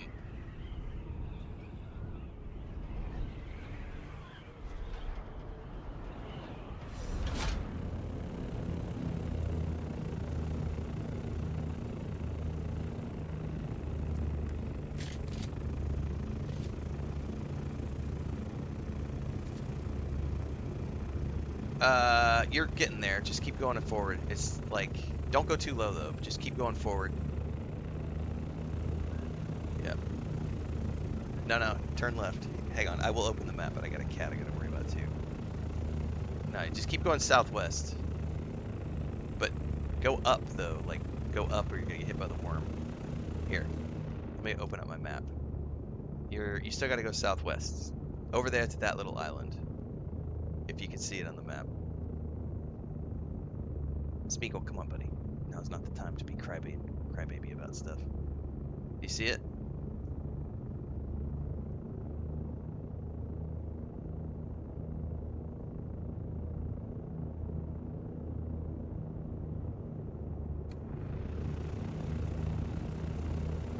Yeah, you're getting there. Almost. Keep going. 2 more islands over. Yep, that one dead ahead, dead ahead. Perfect.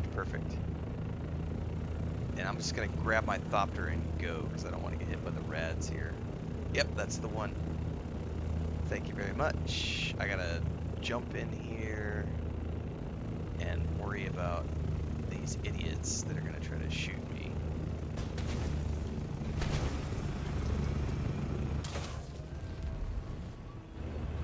I think we're good. Thank you. Alright, I'm gonna ignore that one for now and boogie out. Because I got rats! Thank you for the ride, appreciate it.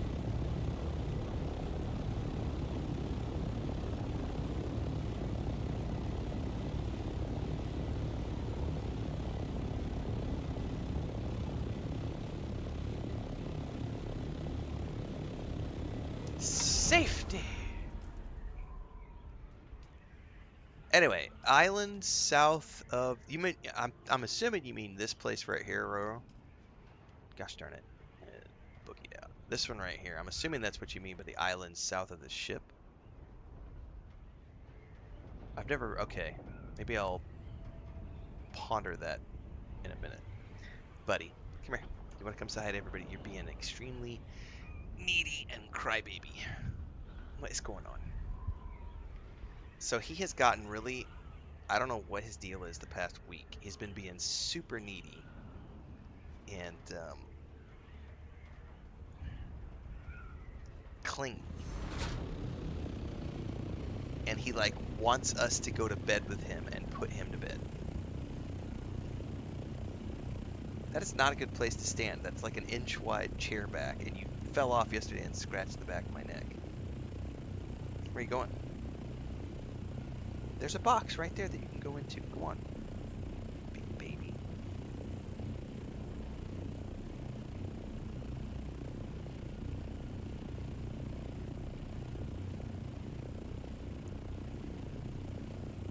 Come on. Get up and go to bed. I think I'm okay here. Lay down. There he goes. He just literally needed somebody to put him on the bed and push him down, and now he's like taking his bath. What a big baby. Ah, that's funny. You know what I didn't get though was my corpse. I gotta go back and get my corpse now. Although there might not have been anything on the corpse. I don't see the corpse on the map anymore. Alright, let me go scope that island out real quick. Never paid attention to that island. Yeah, you could totally surf on the copter as long as you're careful. You can't do spins. Like, if the person tips too far, you'll fall off. No. Lay down. Being obnoxious, buddy. Caves and other things.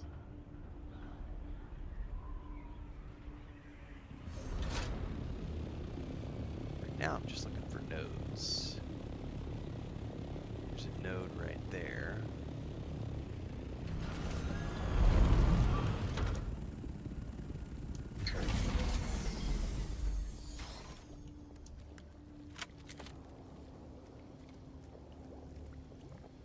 Well, yeah, hopefully I don't die again.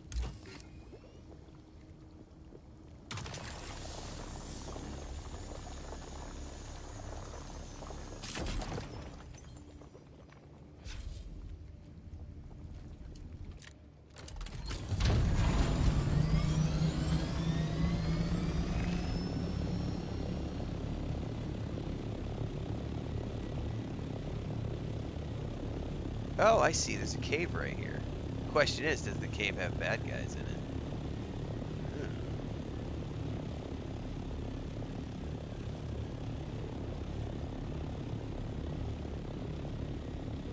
Cave does not have bad guys in it. Oh, by the way, my radiation timer disappeared. Is this a safe spot? Or is it just bugged out and I'm now no longer seeing radiation damage? Shaitan's Grotto.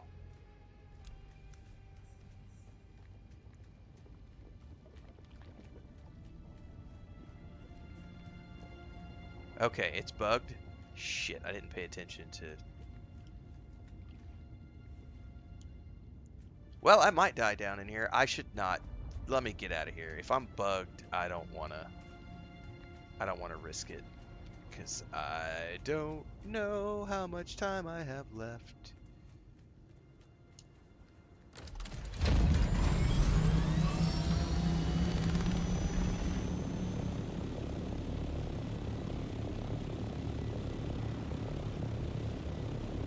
It definitely did not look safe. And I don't have a timer right now, so...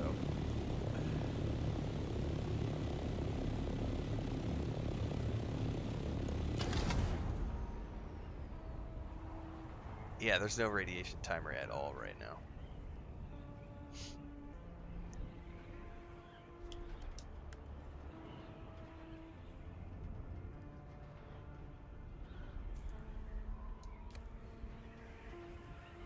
Okay.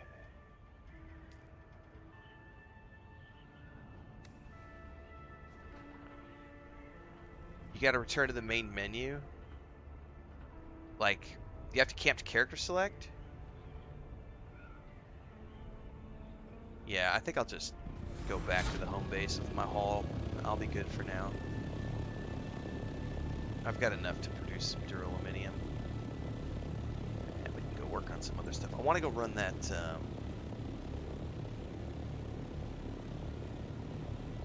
You got time, if you want to, Allie, anybody else who's in the guild right now too, I'm going to go run that...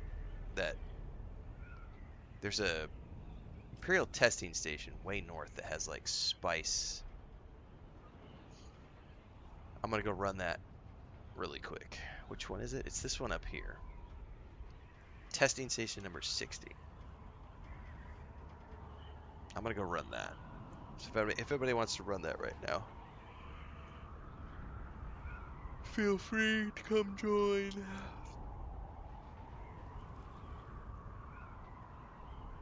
Maybe Badger says the little island in the bottom right is safe from rats. One of these days I need to figure out what all these little islands are that people will talk to me about. I'm assuming you mean this one right here. That's probably closer, yeah. Duck in, duck out. They go into the edge every time. It's alright, we'll figure it out eventually. All the different places we can go.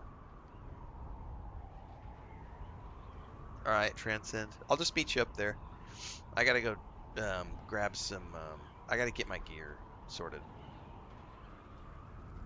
Is there another way to get Jasmine? Nope.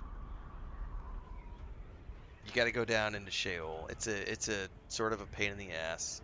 That's why I don't do it very... I like...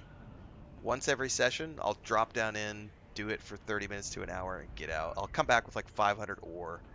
500 crystals, excuse me. That's enough to make, you know, 50, 60 nuggets of duraluminum. Which is why I was saying the other day, it's going to take me a couple of weeks to get my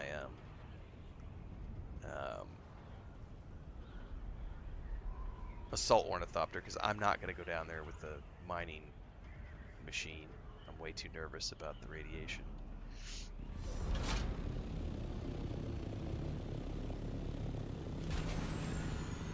Oh, can I respec, by the way? If I can respec, now that I'm done with all the... I'll grab my combat gear.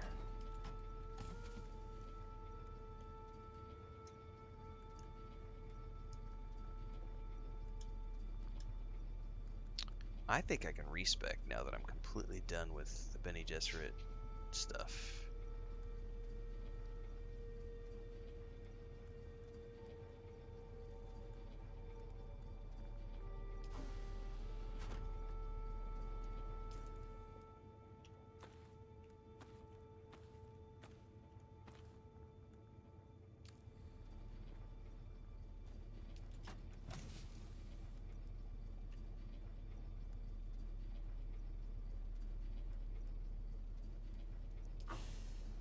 Yeah, give me a minute, Transcend. I gotta respec before we go do anything. Because I actually, I think I can. Let's see here. Respec. Nope, never mind. I still have 4 hours. We're good. Okay.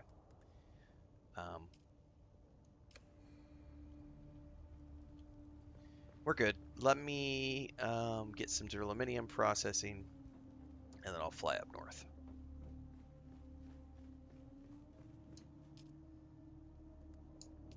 So yeah, I'm gonna get 45 nuggets out of this, because that's all the water I can sport.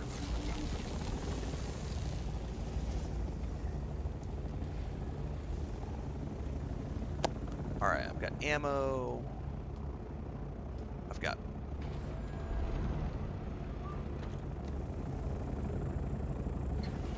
Probably need to make some more bandages or grab the heal kits. Do I have any heal kits? I do have heal kits. Let's just grab those.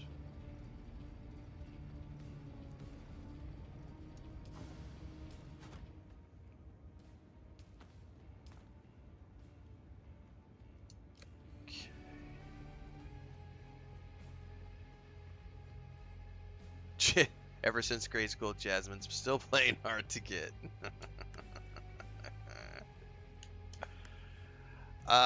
We're good. I'm fully repaired. Would I say the ornithopter is my favorite craft in science fiction? Not my favorite craft in science fiction, Nigel, but there's not very many games that allow me to fly around. So for the moment, this takes the cake as far as like one of the funnest like game ships that I can fly around in. Like, it's pretty cool to have an ornithopter. But I tell you what, if you give me a Star Wars game like this right here, and you let me fly around in an X-Wing, that right there is gonna take the cake for me. Like, or you let me, you know, like flying around in Kay Vess's ship in Star Wars Outlaws is pretty awesome.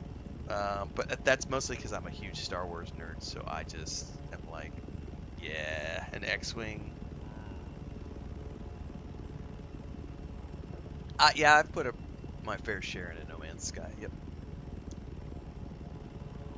I mean, this is cool. Like, no lie. Like, being able to do barrel rolls and flip this bitch around. I'm in glide mode right now, so I'm just like playing around, and then we like, boom, turn the Thopter engines back on. And then off we go, and then glide mode again. It's a lot of fun. Alright, there's the hole we're shooting for. I wonder if I can land down in there. I've never tried that.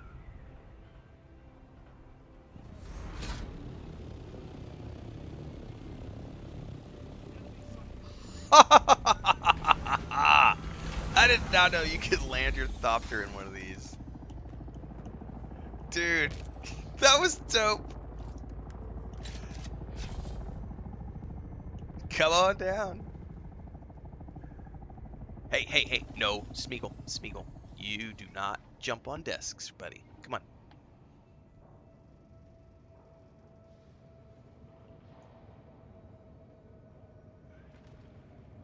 You big baby.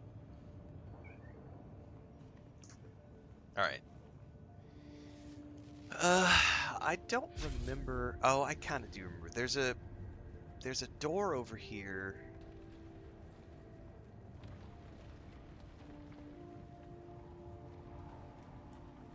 I did this the other day, and there was a way. Okay, yeah, there's the pentashield door. You're supposed to come out over there. I think we go down here first, because if we do this, you go down here, and then you come out the other end, and you're over by where the pentashield door is.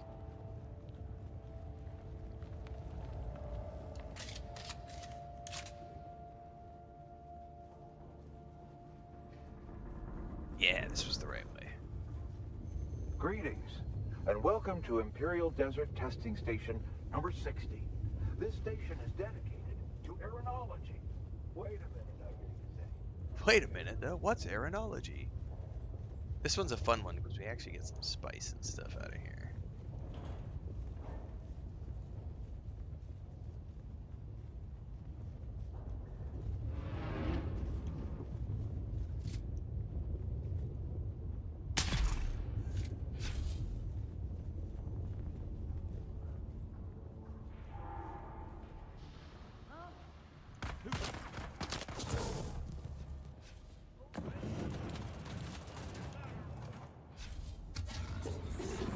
Oh, I forgot I still have the stupid Benny Gesserit abilities. Ah!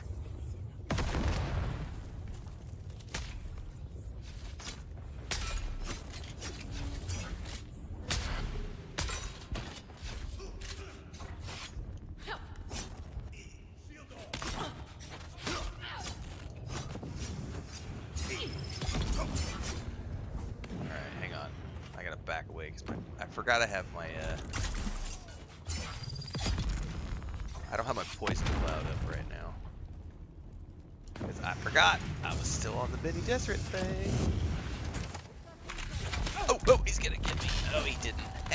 Bitch.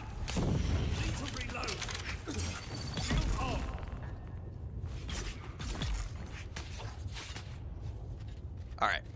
We're good. Let me get that control ability off my timeline. Unequip. My poison! I need my poison! There we go. It's all fun and games until the flamethrower. Yes.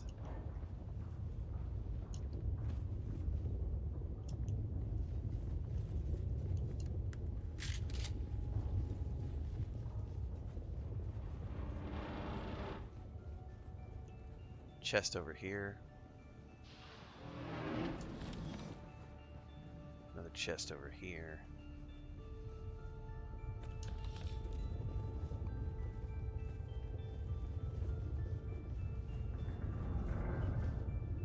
Oh, I definitely agree with that, Decaffeinated. Like, you give me this game with Star Wars, oh, I would, as much fun as I'm having with Dune, I would leave this game in a heartbeat if there was a Star Wars equivalent.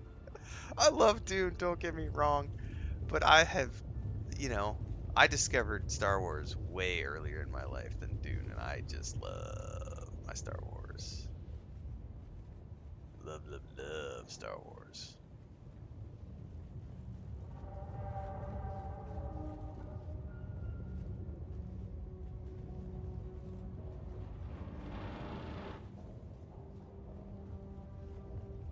There's a water thing here.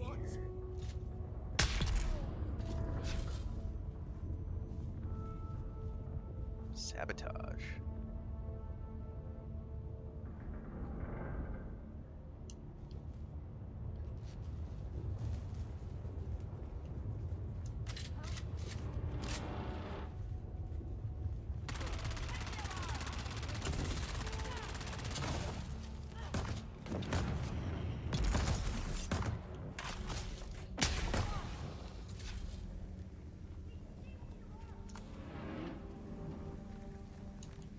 Bitch went around. Wonder where she went.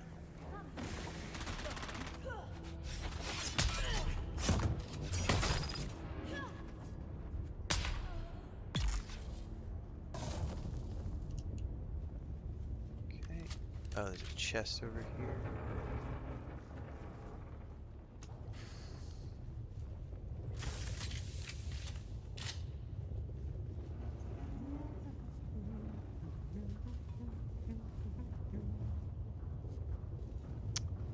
I think it's this way. I'm incorrect.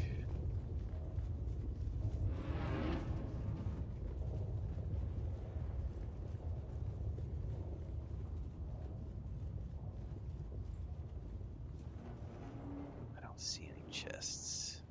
Oh, yeah, I remember this room. This is a big ass room. See, I came in here the other way when I did this the other day.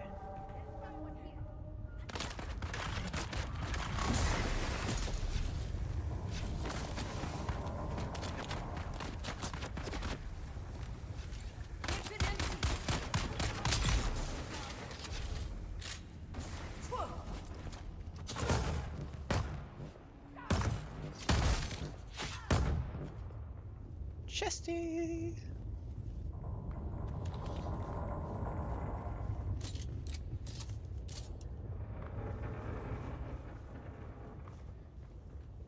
Man, I could swear these things like had spice in them when I was down in here last time. There's nothing in here. I feel like I'm getting ripped off, man.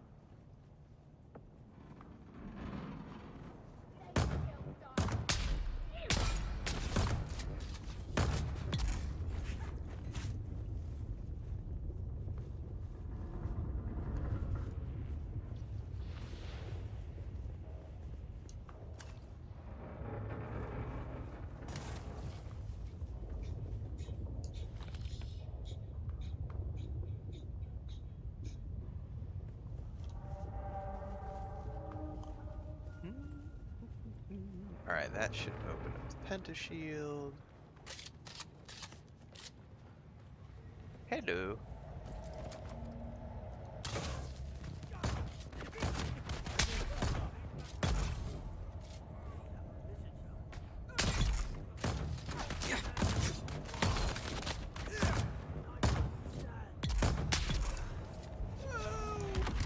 I didn't get him before he shot at us. Oh, there's a chest over here.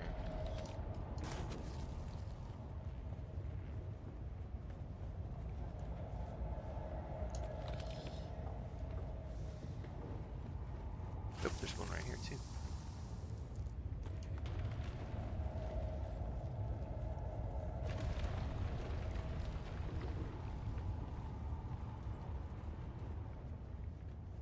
I also loved the like X-Wing and TIE Fighter were fun, but I always preferred X-Wing Alliance because it had like the single player storyline where you were like the smuggler kid who came from the smuggler family, and you had the ship, and then you joined the Alliance, and you worked your way up through the ranking system. I always had a great time with that game. I have very fond memories of X-Wing Alliance.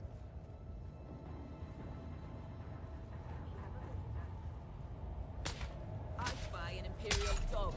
I spy with my little eye an Imperial drone.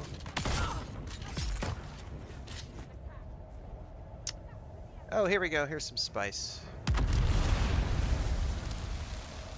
These are the ones that have the spice in them.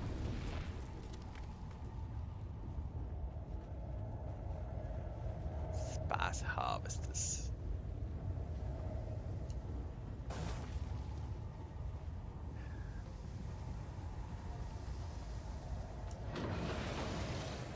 By the way, do you also get spice out of those, Allie, or is it one person only gets to loot those? Because I don't know if those count as like chests or if they're different. Did you get any out of those? If not, I should not ninja loot all those.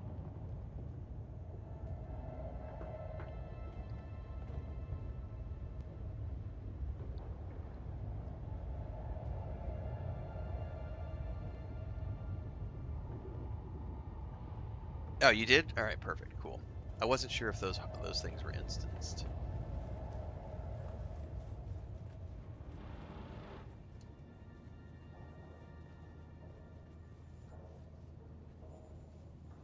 Okay.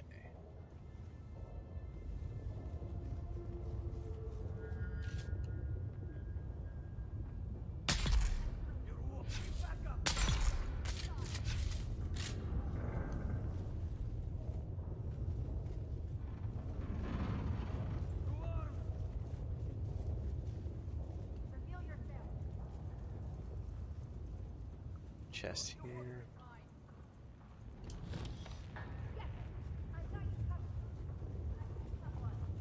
Huh? Eyes on hostile.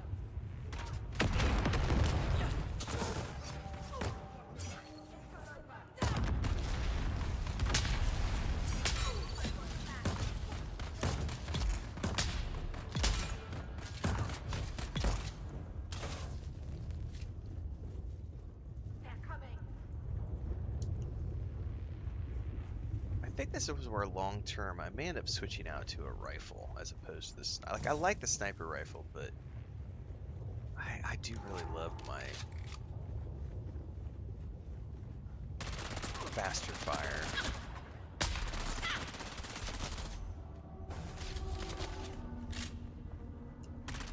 SMGs are cool, but I like the. I mean, this is cool when you can get headshots, but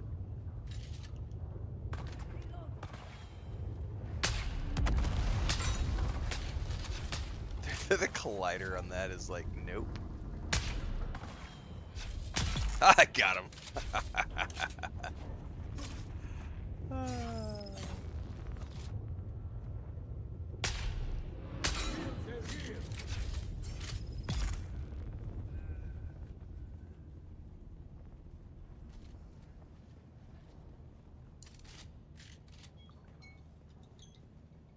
Oh, that is my timer. Okay, cool. As soon as we get out of here, I gotta go back to my base and take a quick 5-10 minute AFK because I gotta get the marinade going for my ribs. Wait, did we miss something?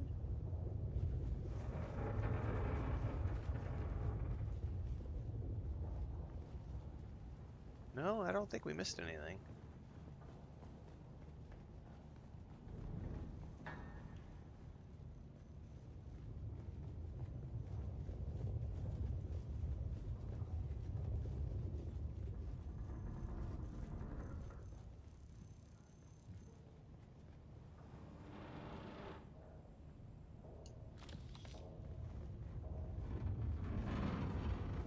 Yeah, didn't we already do this area? Oh no, there's guys down here.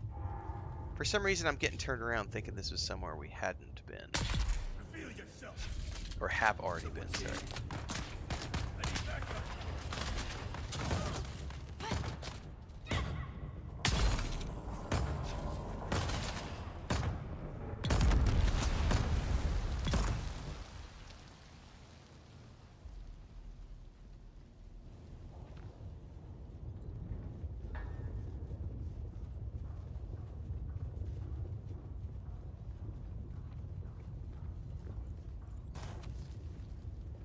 Okay.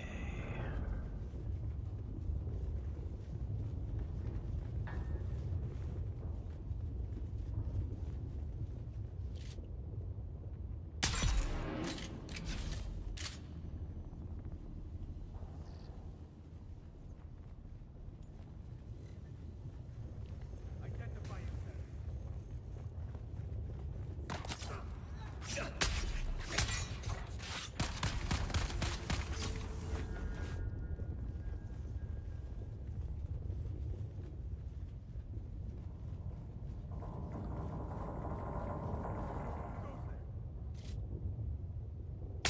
Oh, I missed!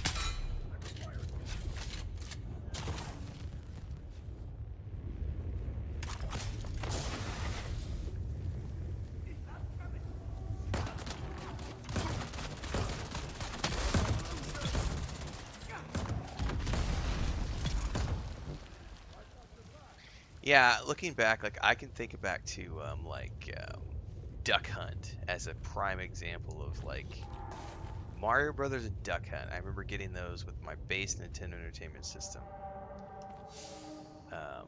back when I was like 7 or 8 years old. Like gaming has come a long way.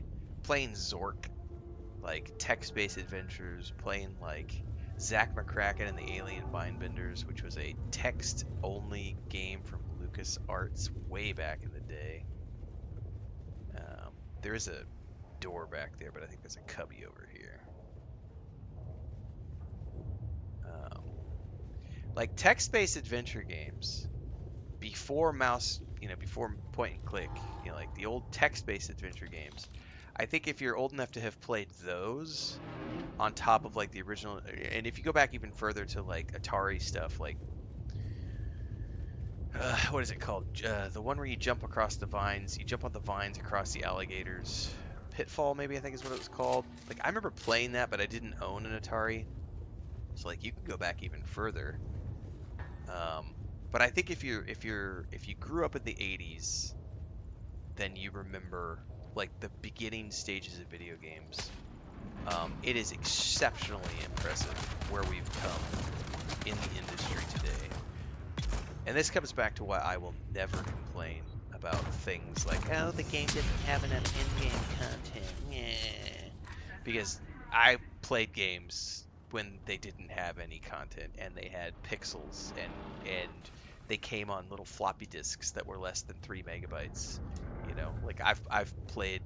I remember when I was in grade school, there was like a helicopter game that you could play where you like it was entirely 2D and you like move the helicopter up and down and around like balloons or other objects, like Oregon Trail, like and kids today. There's not enough to do at Endgame. Funcom should have given me more things to do in Endgame. Okay. Okay. Uh, sure.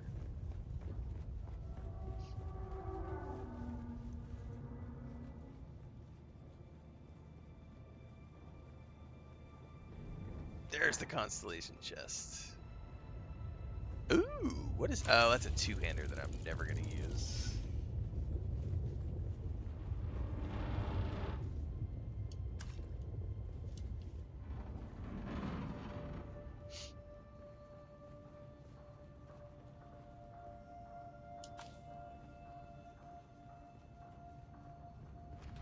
I'm a press play on tape old. Please be kind. Rewind, Gray.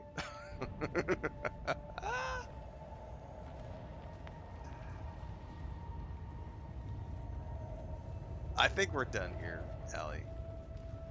I'm gonna meander back to my base because I need to get that marinade going. And then I'll probably start some base building.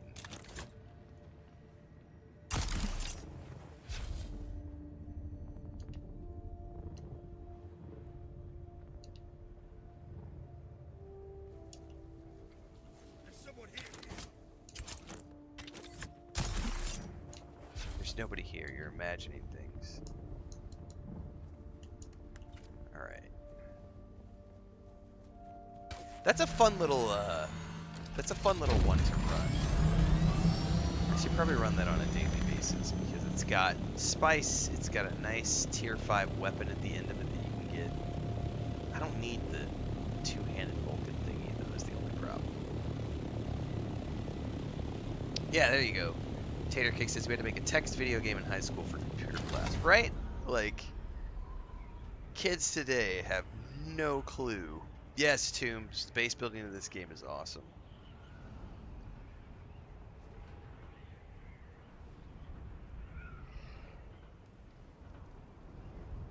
My end game is base building and cosmetics for my character. Like, that's my end game. Gear, like, I don't, and I think that's the difference between me and a lot of other players. I've managed guilds for 25 years in MMOs, and I have been in the top 3 worldwide for EverQuest 2. So I have been in a top 5 worldwide guild for an MMO back when it was in its peak. I have played at the absolute top. I have been a main tank and a guild leader and a raid leader for decades. I have done the loot grind. I do not give a shit about loot anymore. I've been there, done that. I'm very much just like, I want to build bases and make my character look cool, which is why, thank God, Dune Awakening does not have a cash shop for cosmetics, because they would get me for so much more money than they would otherwise get me for. Because my brother and I, in Lord of the Rings Online and Star Wars Republic and EverQuest 2, I have spent not only money on subscriptions, I have so much money in cosmetics in those games. You want to get me for cash, you give me a cosmetic shop. I'm there every single time. Like, I remember the last time my brother and I played SWTOR together, like, he and I went into the cash shop. It was right when, after the Mandalorian came out. So they did like a Mandalorian set. And so he's got like this cool wrist dart thing. So when he goes into hunt mode, his visor comes down on his helmet. His visor goes down and this wrist thing pops up, and he's got like a crossbow thing on his wrist for his bounty hunter. And then like I got a really cool hunter set, heavy armor set for my trooper. It's like a predator style thing where like you go into hunt mode and like this over the shoulder turret comes up, and so my trooper in Star Wars Republic runs around with a over the shoulder turret. It's just cosmetic, but it's like it's so cool because it goes away, but then as soon as you pull your weapon out, it goes chunk. Oh, that kind of stuff. Oh, I will 100%. 100%.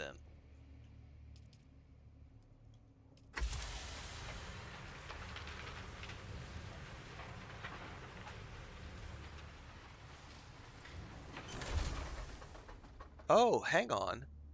Oh, no, it's a Mark IV. Yeah, that's not that worthwhile. Ah!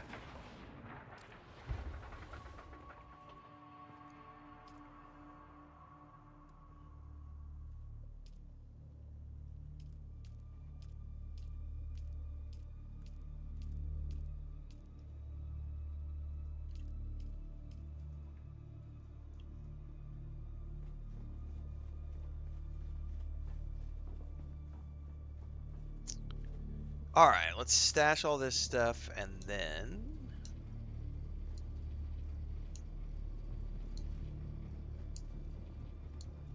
all right, folks, I'm going to type this in chat too. I'm going to take a quick AFK. It might be about 10 minutes. Hopefully it'll be a little bit less. I got to get the marinade going.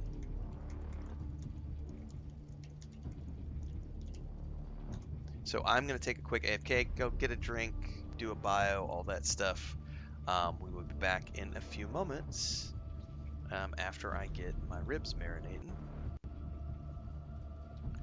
Do, do, do, do, do, do, do, do, do, do, do. Yep, we got some beef ribs today.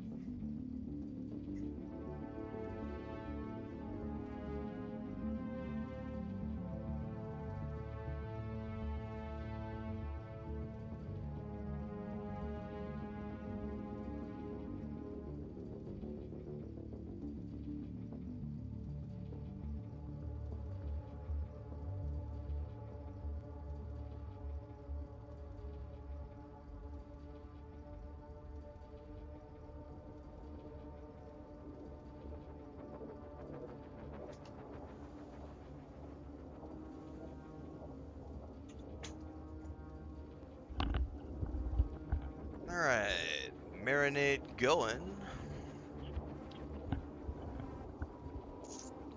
So those will be ready to go. I'll need to stir them up in a little bit. Alright. Chris went to the fruit market to get me some stuff for later. Alright.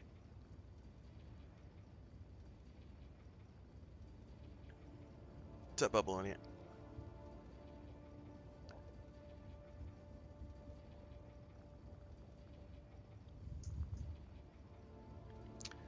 Yeah, they are working. Funcom is working with the Legendary team in terms of the art.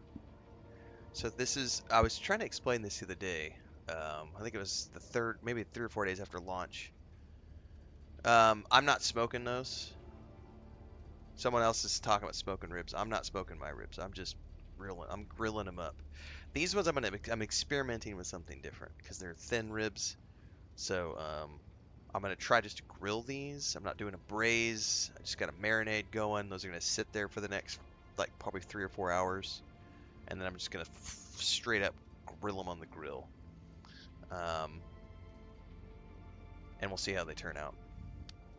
Anyway, Funcom is working with. There's like you can see like the Legendary logo is on the game when you load up. They are working with the Legendary team to make sure that the art assets of the game match up with the art assets of the movies, because they are very much doing a hand-in-hand co-development. Because remember, this is all still spearheaded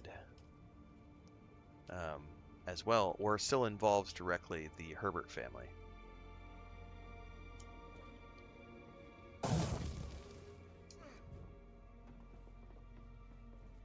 And because the movies are in active development, along with Dune Prophecy being in active development, there is very much a hands-on aspect to this because it's coinciding with existing movies and films that are being produced. So it's good to know that they are mixing all of that stuff together so that we get a nice visual consistency between all the projects.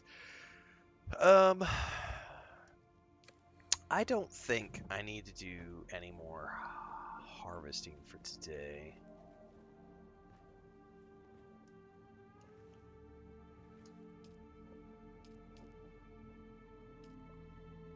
Oh, we're getting there. I could make a piece. I'm not gonna make a piece yet. I don't know what are the main pieces for the ornithopter. Is the cabin necessary? Encloses a cabin. I know we need the chassis.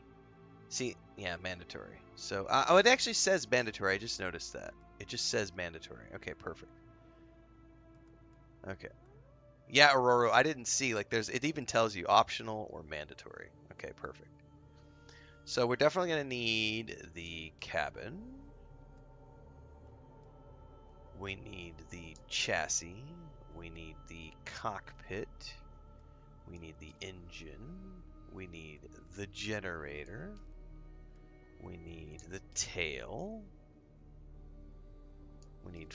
Is it 6 wings? I think it's 6 wings on the salt one. Pretty sure.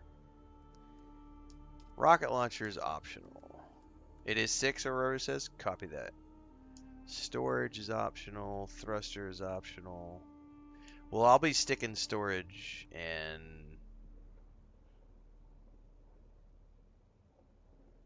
Is there not a scanner for this one, or did I forget to take it? It might be missile launchers instead of scanner.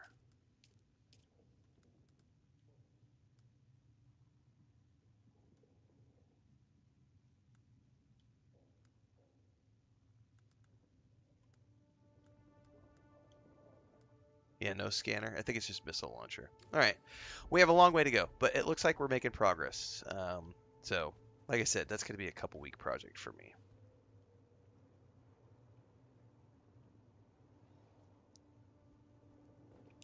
Yeah, the age thing. My brother just texted me this morning. He was like, I just went for a run with my wife because they do 5Ks a few times per year. But he's a farm dude. He works all day every day on the ranch. But he went running with his wife. And he sent me a message this morning going, "Man, I hurt so bad." And I'm like, "Dude, I still haven't healed from my fucking fall last year. Like, I was feeling really, really good. And then about 4 or 5 days ago, I was doing my stretches and something tweaked, and I've had four bad days. Today's a little bit better, but what is today? Today's Monday? I think it was Friday. Friday was really bad. Like, I almost didn't stream on Saturday. Like, my leg was hurting on Saturday pretty bad. And there ain't nothing I can do about it. It's like I could do my stretches, and the only thing to do is just not sit in the chair. I just have to like not sit, but that's like my job, so it's like just fucking take an ibuprofen and you know. If it wasn't my job, it'd be nice just to go lay in bed and watch movies all day. All right. Do I need to make any lube? Nah.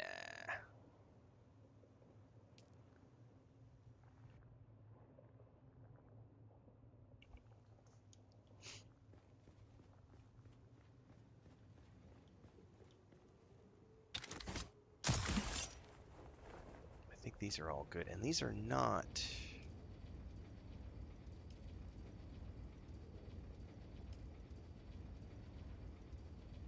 Okay. Well, I think we can start to think about what we're going to do on the build, which means I'm going to switch back over to my still suit.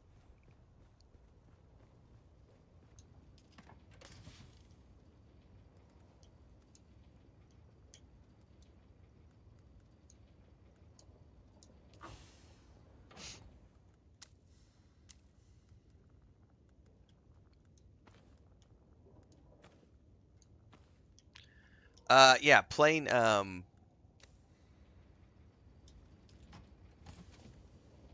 Death Stranding 2 tomorrow because it's going to be early access. We're assuming it's going to be the same as the first game where there's like that layered multiplayer component where other people are building things that show up in your world. I don't know how that's going to work because we don't know anything about it. So it'll be interesting to see what that's going to be like. We are going to be starting bright and early, so the game actually goes into early access tonight at like 10 o'clock my time. I'm not staying up to play it, but I'll start that first thing tomorrow morning. So first thing tomorrow, 4:30 a.m., maybe slightly earlier depending on when I wake up. We're going to be starting Death Stranding 2 tomorrow, and that'll be the mainstream game for the morning. So just bear in mind if you're watching the Dune stuff right now and you're like, Renfail, are you abandoning Dune? No, I am not abandoning Dune. Dune is going to be moving to the afternoon slots for the next few weeks while I focus on Death Stranding 2 as the main game. The current plan for July is as soon as I wrap up Death Stranding 2, I am probably going to, depending on when it happens, if it takes me like a full 2 weeks, I'm going to probably roll into Destiny 2, because that's on the 15th of July. And then we've got Tales of the Shire on the 29th. I would also like to start working on a Rogue Trader playthrough at some point in July if I can, but it's going to depend. And in the background, I'll be working on, every afternoon, I'll be working on base building and T5 crafting until I get my Tier 5 Ornithopter. And then as the rest of the guild gets leveled up, I may look at joining them for some extracurricular activities in the deep desert. And then supposedly in July, they're going to have a big patch. And then there's going to be a story patch, a DLC patch happening, I think around August or something. So Dune isn't going anywhere, but it will be fading in and out. And it may get to the point where I only play it like once or twice a week once I accomplish all of my goals. But we've still got a lot of runway left, so. All right. Let me timestamp this because I'm going to move over to the base building.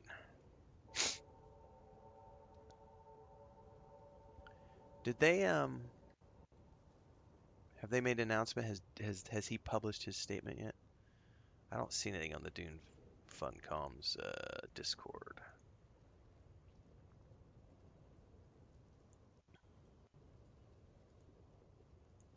Let me hit the Twitter.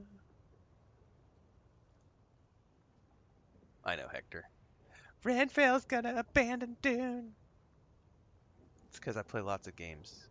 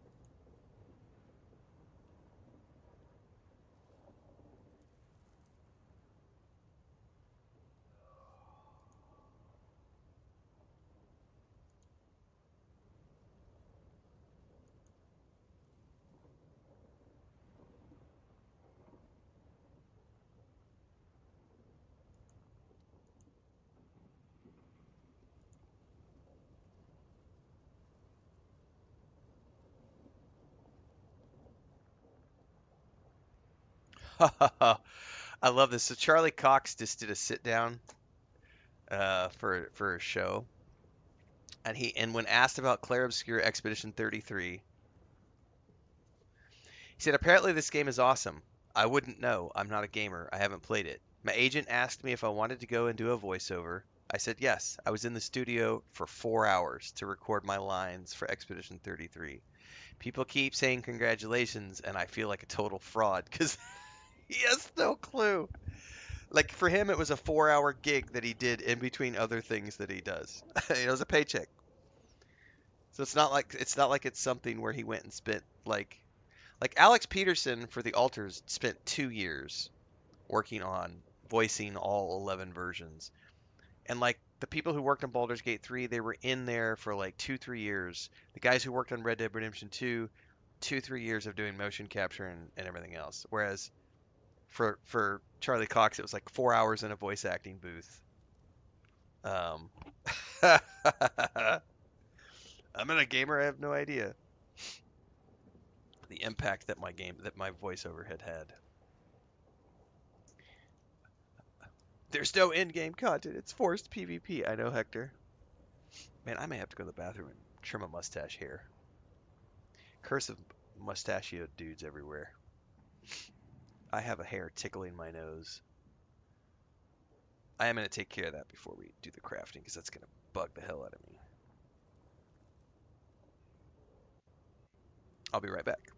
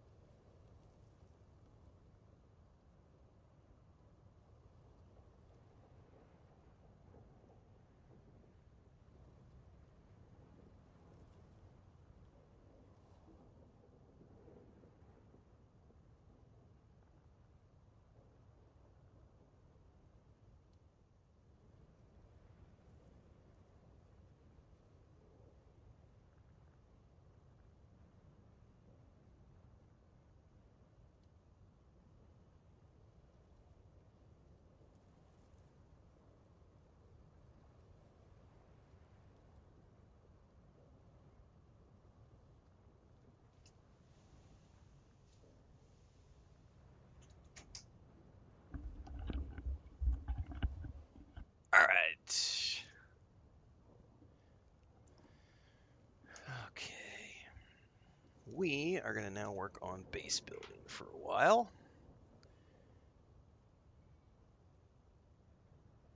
My wife may have just yelled for me. God damn it. Can we not sit down? Hang on. I did hear somebody hollering.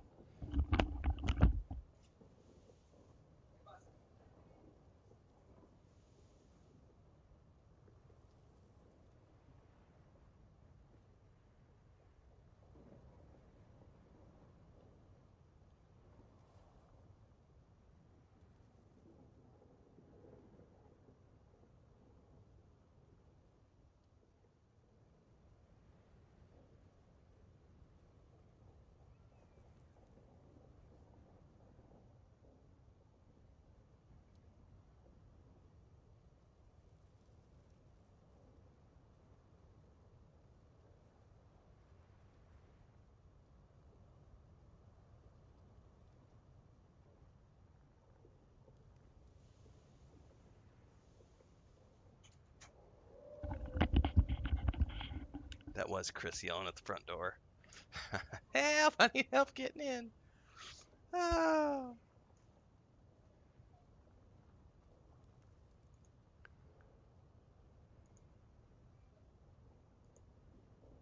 All right.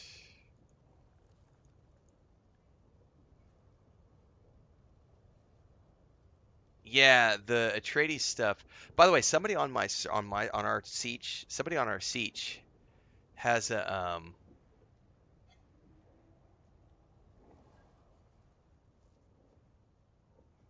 really cool Atreides base. Can you mix faction components? You absolutely can if you have them.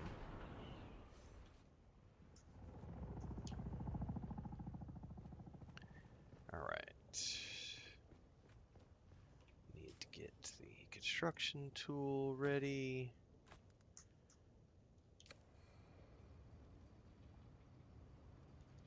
Okay.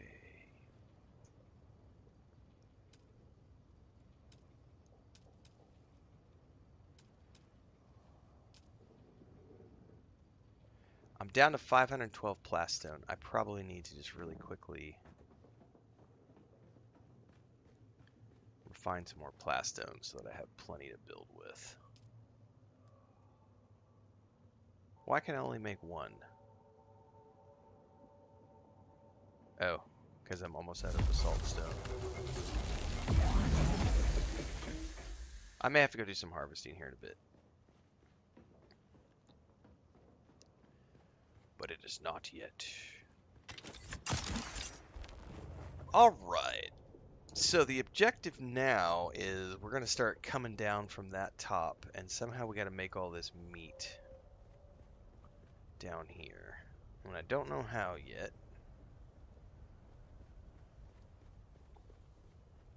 First things first, I'm going to sort that stairwell out.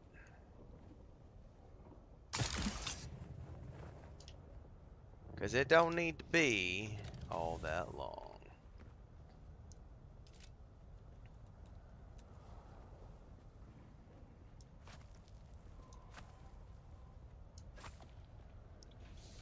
So we can probably come out here and immediately turn. I wonder if I could, I haven't tried to do this before.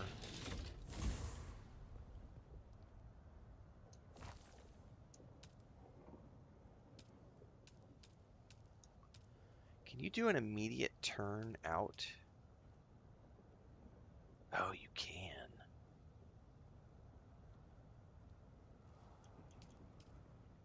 Half stairs. No, I don't want a half stair. Let's do the full. Let's see what I can make this look like.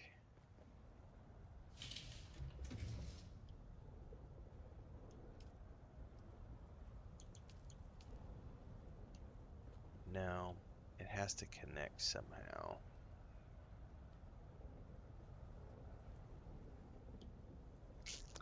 Man, I wish they would give us like a narrower version. It would be cool to have a half wide, like something that's not as wide as that. I don't need something that's that wide to connect out of here. Can I go straight down the side? Now, see, it only wants to connect up or down. I can't do like straight out of here and go down.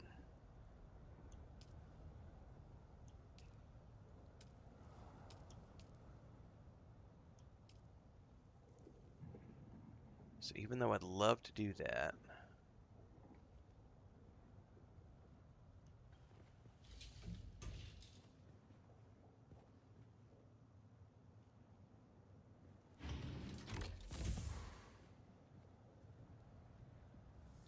let's play around with this. I may not like this. We're gonna see. Yeah, see that's, but what if I... No. Let's do this.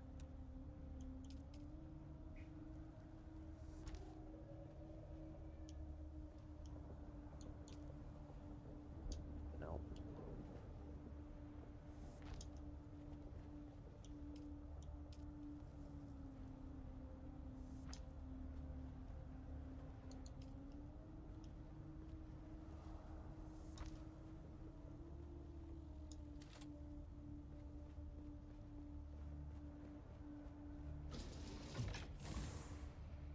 So that kind of works as a stairwell. I don't know what it's going to look like from the outside yet. And it may not matter because long term I'm going to have all this stuff conjoined together. So as long as I can make this work, that gets me down here to this.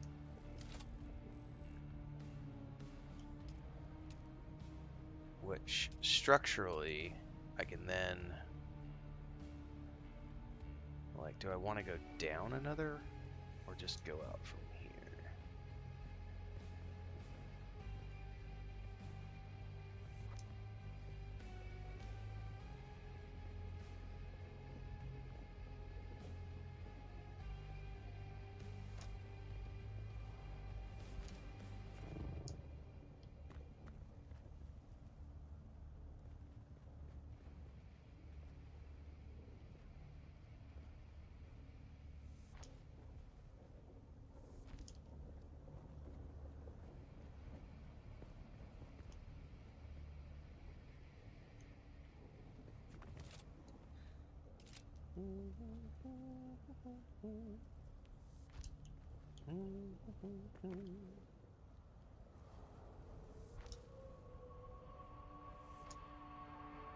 And that might be fine if I have like this structure that comes out and wraps around the edge here. Ooh, we might be able to do something fun here. I don't know what it is yet. With some pillars maybe?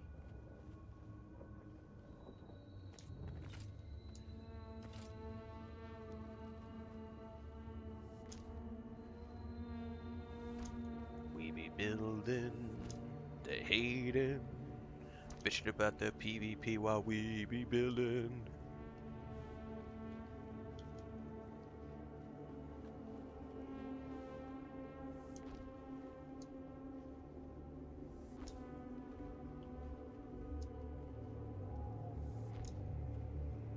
Alright. Let me drop down a bit, see what I can do. Because I kind of want to... Oh!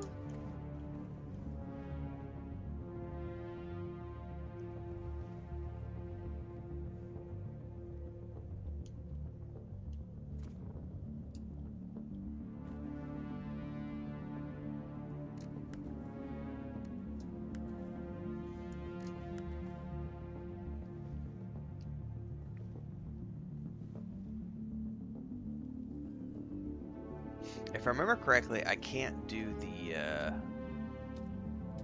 inclines off of these. I think it has to be off of a floor.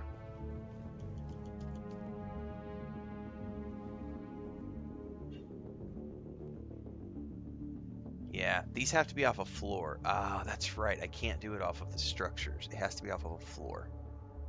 I forgot about that. So I can't do that. If I want to use the ramps, it has to be off of a floor structure. That's right. Alright, I gotta redo this. These are the little things I keep forgetting. Well, that's a quick and easy fix.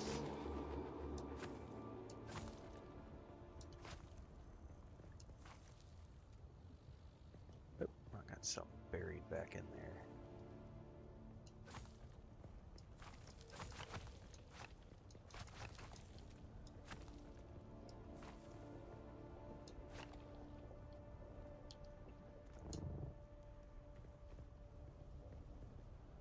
If that's the case, maybe I can come down another.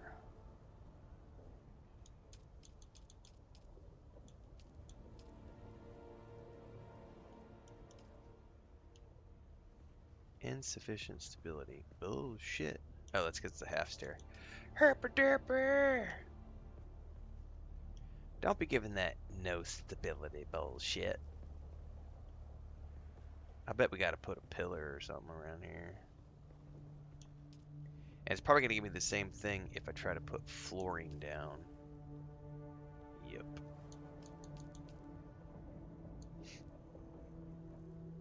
What if I bury a pillar in here?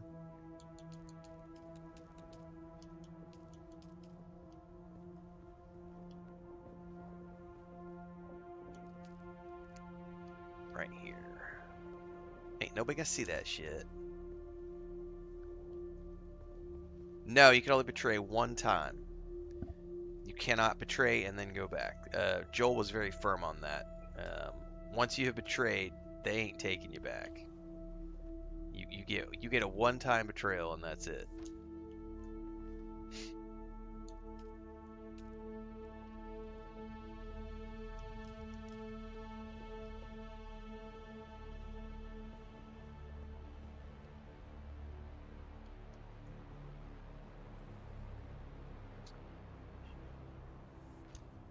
Is that the level? I can't see.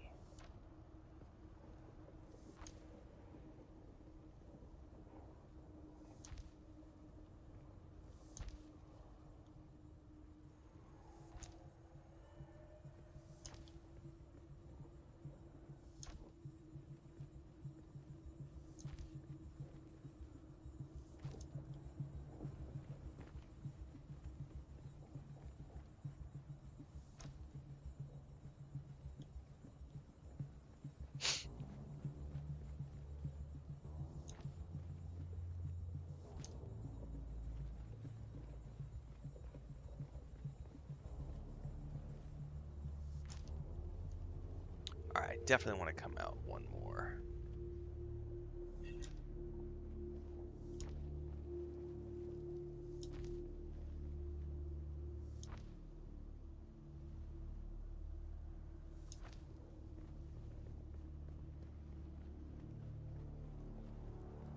Alright.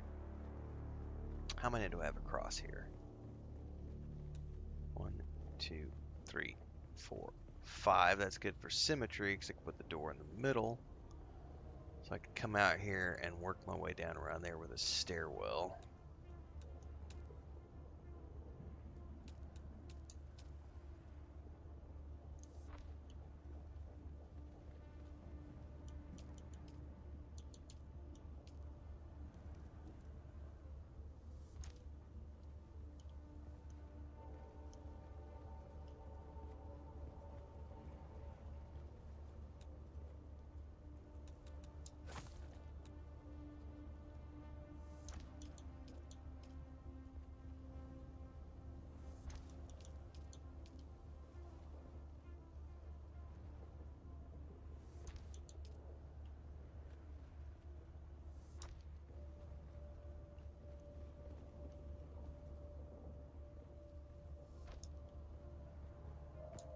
And that gets me to this landing,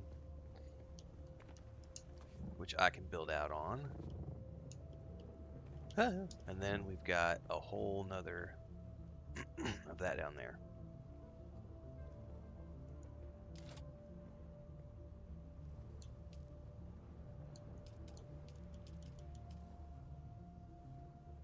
Okay, bury another pillar in here.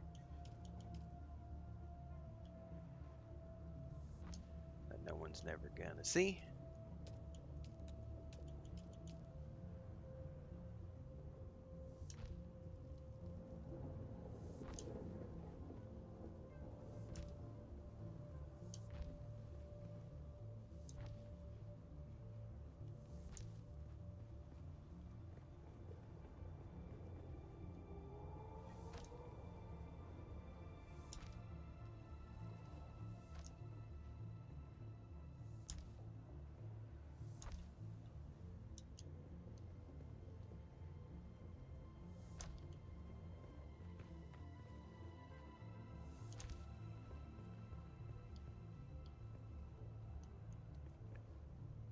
This will come out further.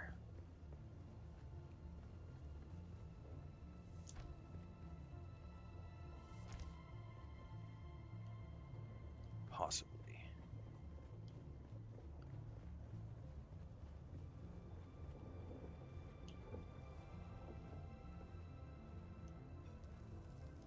Alright, we'll flesh that out later. Right now we're working on this. Okay.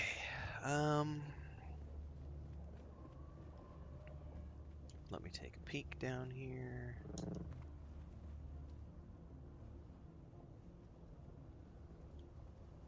Yes, okay. Now what we want to do, go to inclines.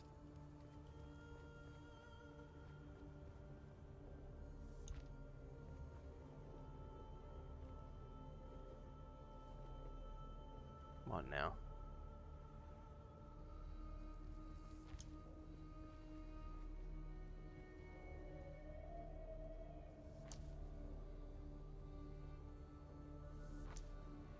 And then I can remember how we did the wrap here. There we go.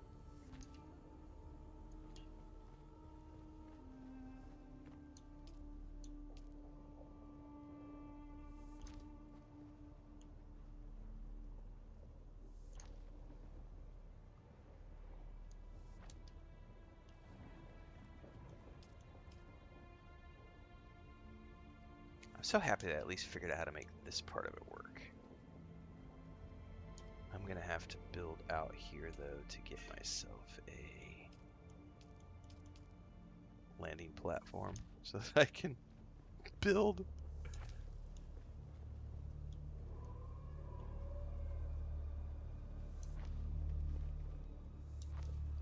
And I'm running low on my delicious, glorious plastil.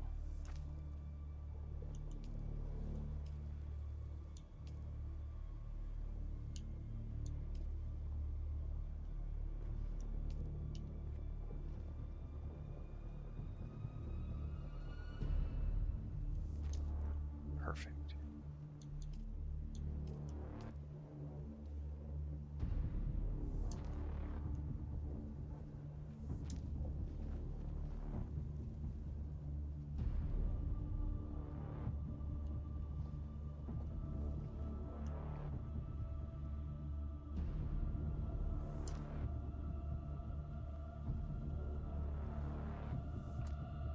Yeah, I'm out of plastone at the moment. Let's go do a quick harvesting run.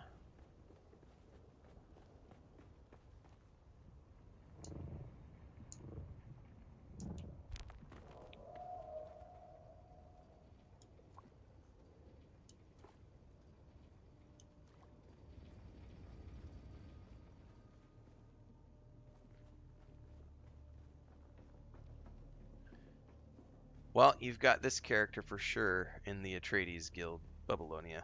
When the third faction hits, depending on what it is, I'm probably just going to make an alt. But if you end up doing the Atreides stuff here, I'll just keep this character kicking around.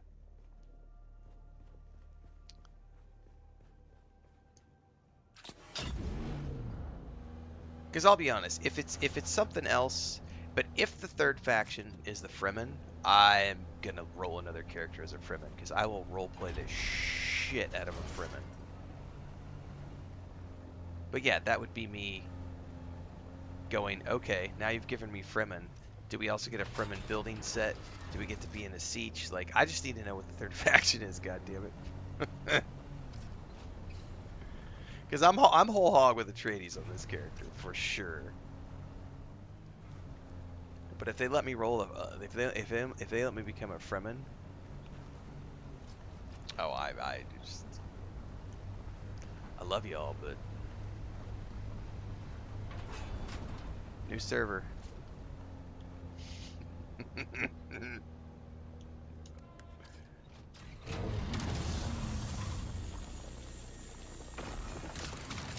Because I would never betray the Atreides to become.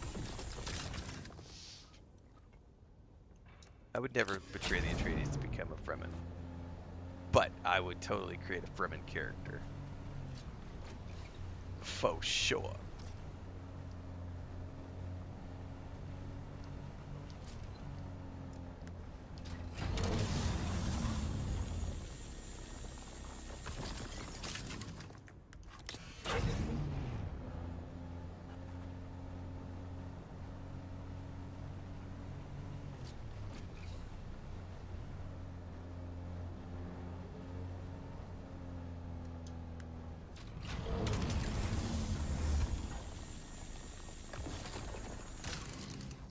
I do not need a lot of basalt. Let's just go back.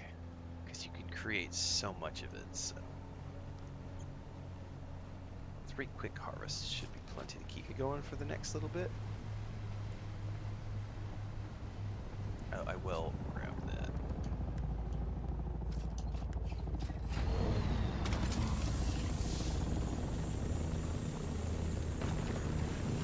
Never having too much aluminium.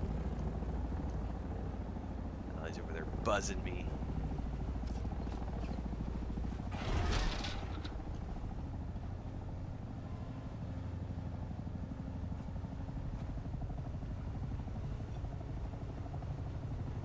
Your base is permanent on the server until such time as it gets eliminated because you forgot to pay taxes or you didn't put fuel cells in it. Someone said, and I don't know if this is true, someone said that you have 25 days after your shields go down or after you haven't paid your taxes. So you have almost a full month of not paying taxes or not putting fuel in the shields before your base gets wiped off the map.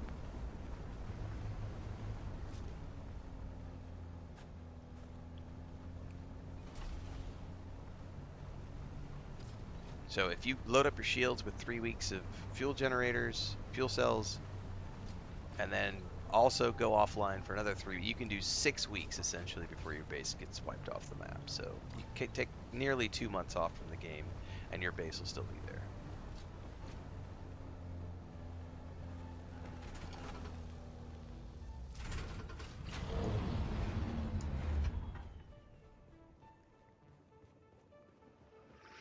Alright, let's stick this in the storage chest.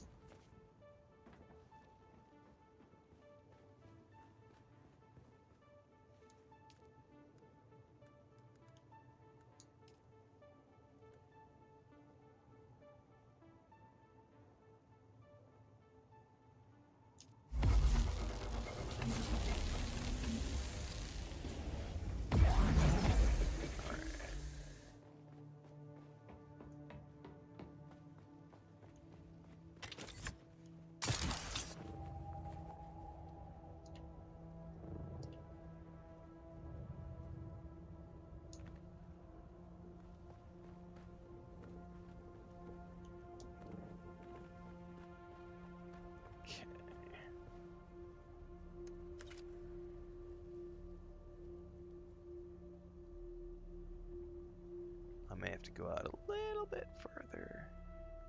Nope, we got it. Insufficient stability. Really, I might have to bury a pillar in there somewhere.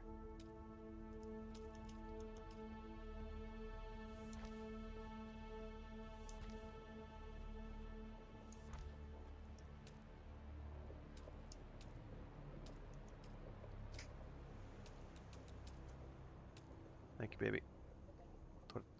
Whew, that is hot. Wow. That's a big old plate of food. So I've got, that's hot too. Hot plate.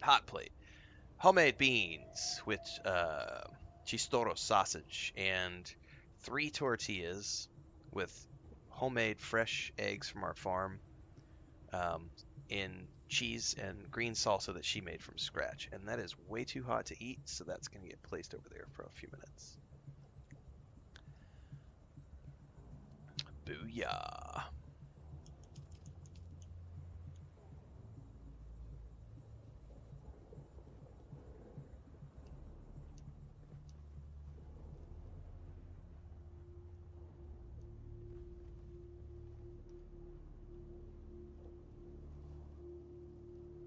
How come it's not giving me the angle that I want?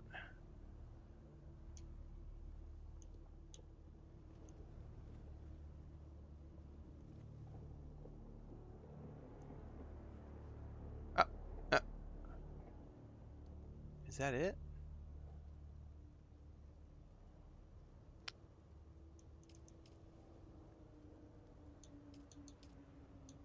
Oh, because I was on the wrong one? Is that? That angle does not look right. Screw it. No, that didn't look right. How do I?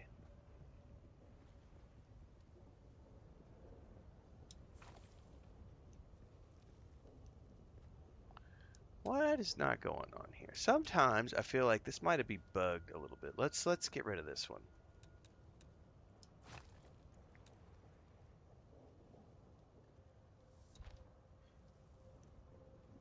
It is not wanting to continue off of that for some odd reason.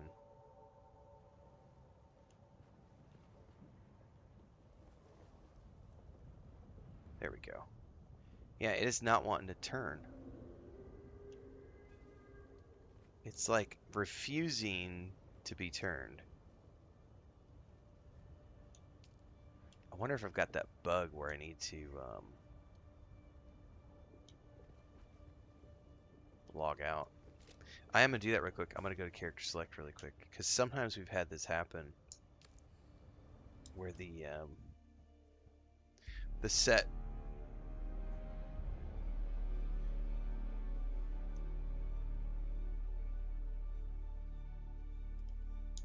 the sets sometimes get broken.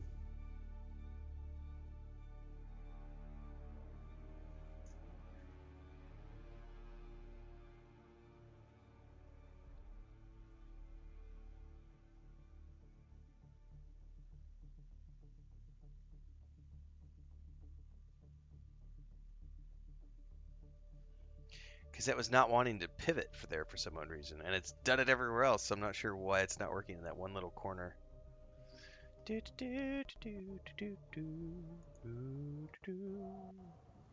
the way, let's go check the Discord. I still don't see any announcements. All right. Yeah, I don't know that anyone knows for sure what the time limit is. I know it's 3 weeks with shields. But after that, I have no idea what the unshielded. That's the thing. I don't know that anyone knows how much time you can go unshielded. All right, it is refusing to let me pivot that in a different direction. Is there something in there that I need to destroy?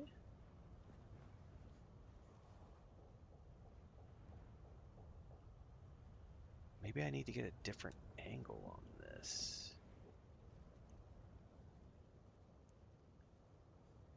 No, that should be it right there, but it will not turn. Well, I may be leaving that gap there.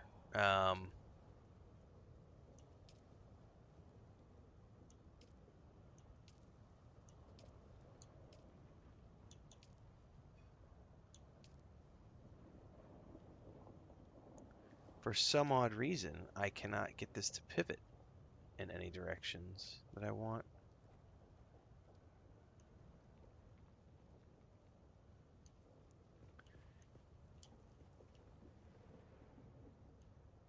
Huh.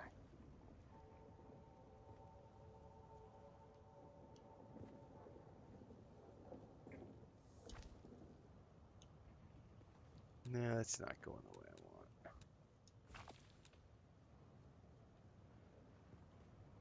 Oh, come on now. Yeah, that right there. It won't go.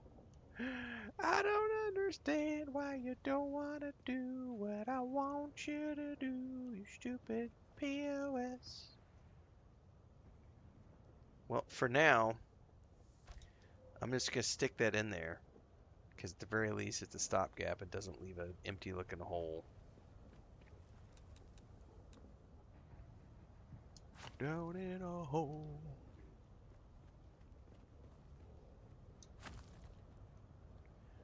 Bow, bow, bow, bow, bow, bow, bow, bow. All right.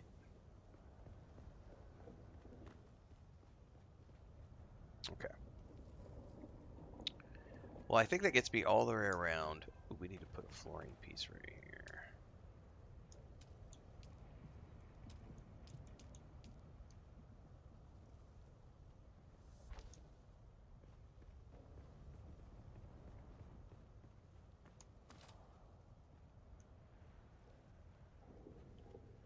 That gets me all around that base.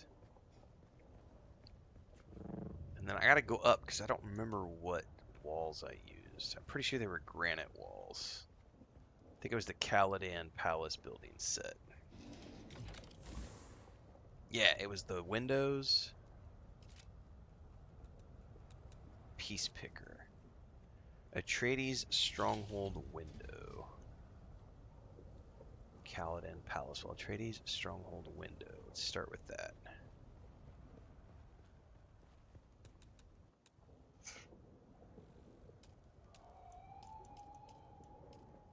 Atreides Stronghold window.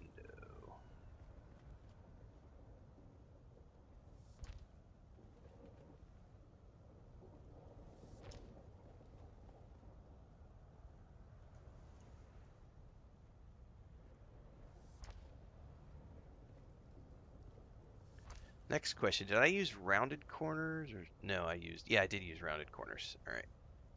And which means I'm pretty sure I just did the well, let's go to Peace Picker. I should be able to tell. Caladan Palace rounded wall.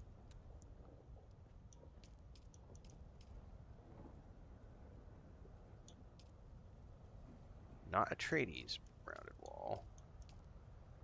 Caladan Palace rounded wall. Which means I also need to put this.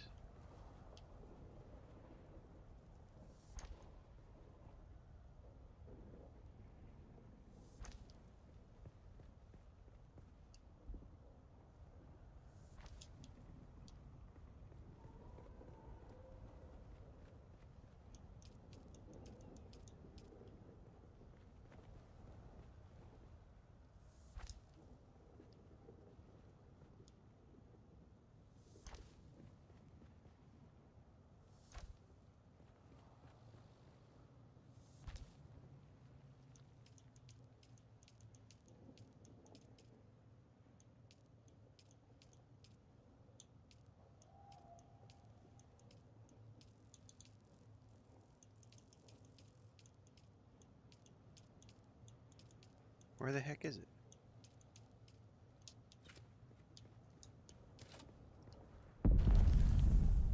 Caladan? Atreides Stronghold, Caladan Palace wall.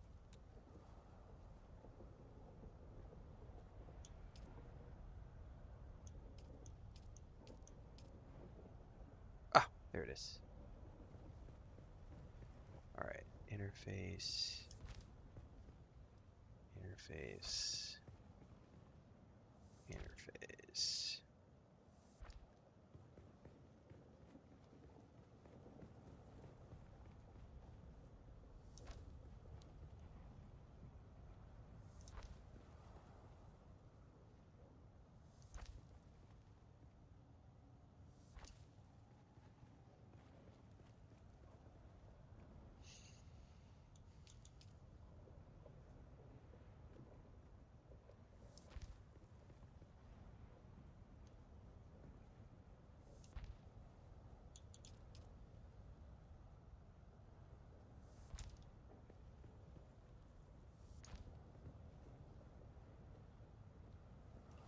I don't know what I'm doing for a doorway yet right there. Alright. That gets me up to here. And then I'm just going to continue. Well, I'm going to cap this off, I think. But what if we do a different type of roof for this one? Maybe.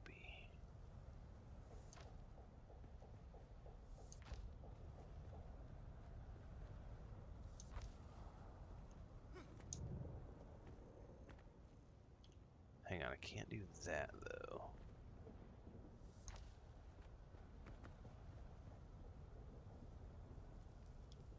No, hang on, that doesn't work. I gotta remember I have stairs here. Maybe hold off on that. Take a bite of my breakfast.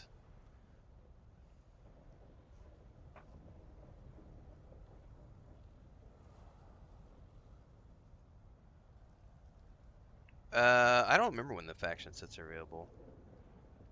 If it was rank 2 or rank 1. I'm pretty sure it was rank 2.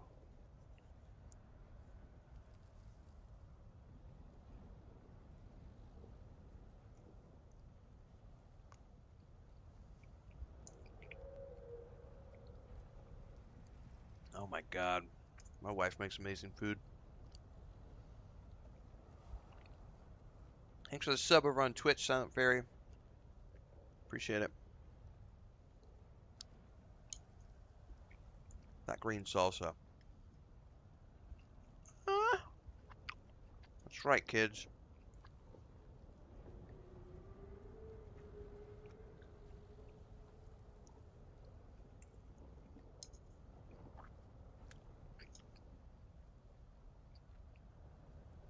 Shout out to the significant others that support us.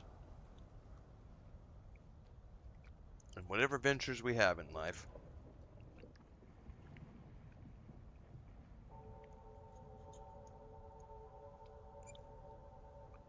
Make sure to let your significant other know that they are appreciated.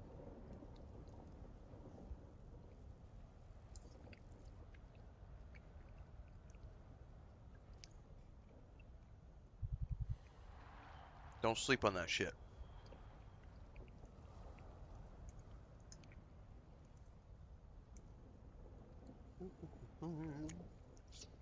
Mmm. So yummy.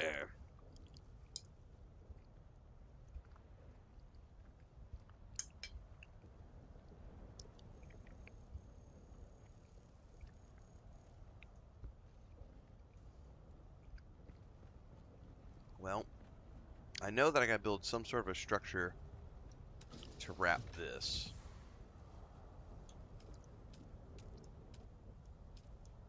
I'll probably just keep using these. If I can use these walls.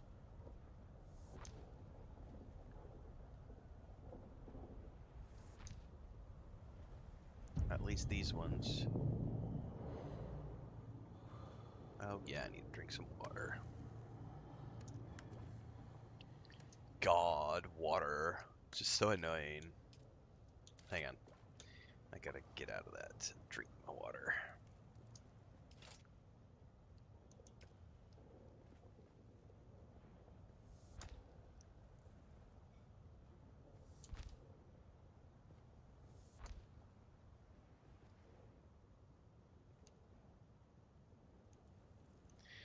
I might not need that one.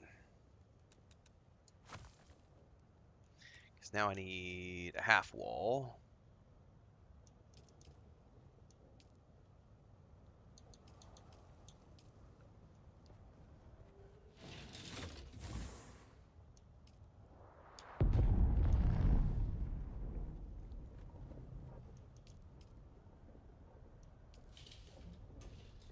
Come on now.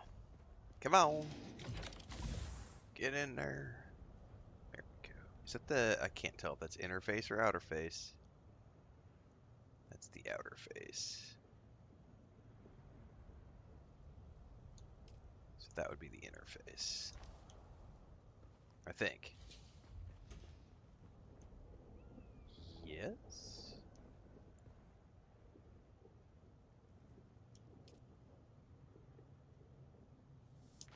Okay.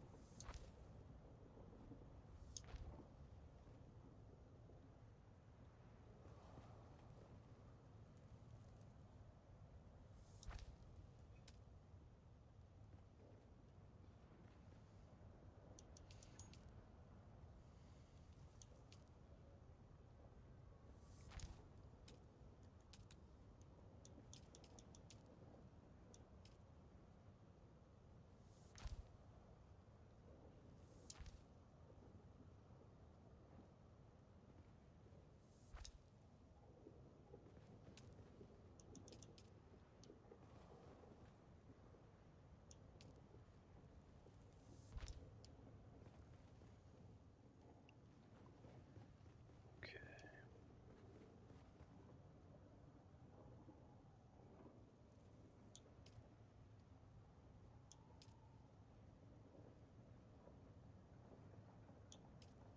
I can't tell which face that is, damn it. I have to go down here and look. Outer face. Thank you. I don't need a window here because we're just facing inside, so.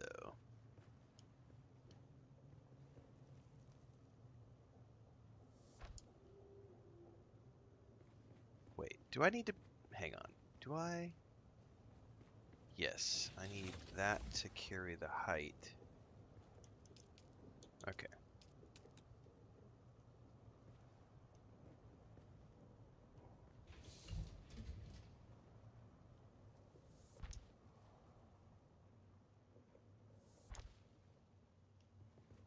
And then this needs to be a wall.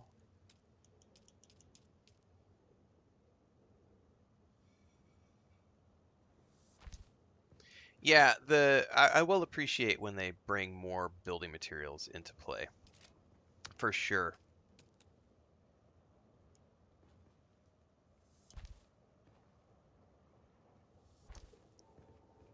Alright. Let me get a couple more bites of my breakfast here. Because there's definitely, there's a current limitation on, no, sorry, honey. No, it was hot and I was eating. Yeah. She's like, you're not done yet? I'm like, no, I was waiting for it to get cool. No, está bien. No. Is there more coffee?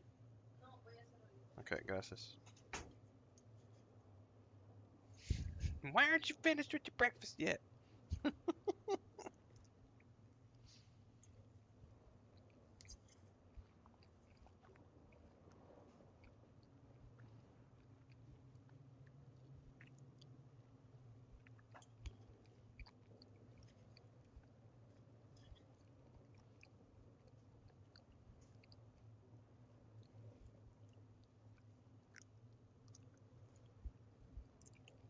That's right, AFK Mar. Building and cosmetics are the true end game. Tier 6 mats. Give me that. Give me that bullshit.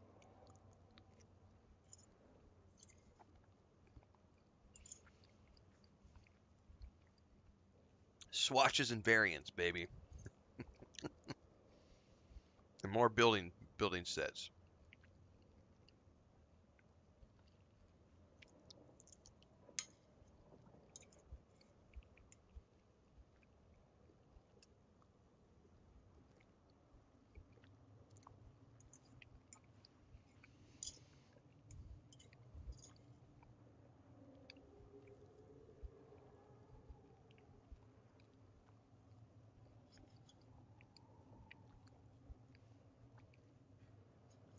It's cool too, because like in Star Wars: The Republic, I really love the building system there. But you don't get to like build the exterior. You know what I mean? It's just like you can customize a lot of the interior components, but it's not quite the same thing with like Lord of the Rings Online and EverQuest 2. They give you a defined exterior, but a lot of freedom on the interior. Here we have a massive customization to the outside. It still needs a lot of work for the interior because here there's no snapping. There's no snapping yet for like interior decorations.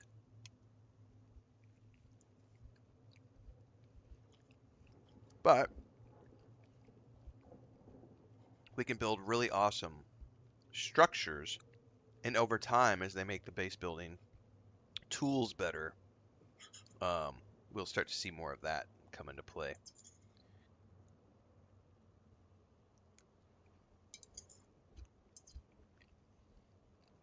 Because I'll be honest, like, I don't like doing interior decoration in Dune Awakening. I love the base building. I don't love interior decoration, and it's because it lacks a snapping system. It's really hard to get shit to line up.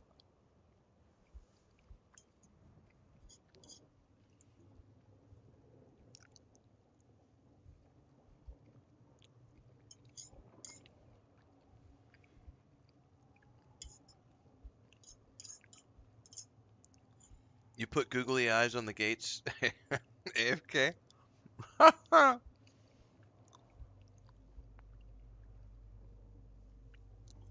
Nice. I wish we had floodlights. That'd be really cool. Because every time I see Pinnacle Station lit up from a distance, I'm like, I want floodlights for my home.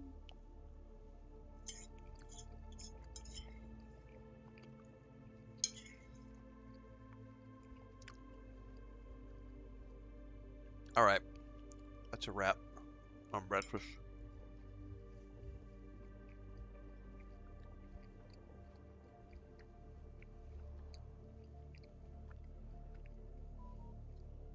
All right, let me go give that to my wife. I'll be right back.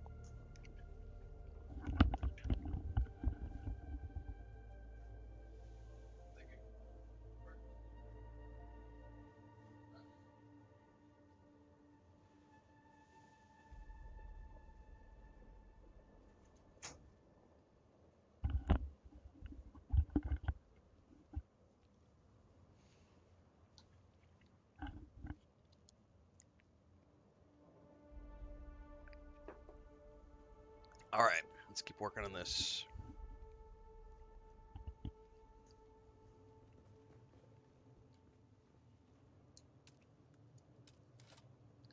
So we come down. So I can probably put the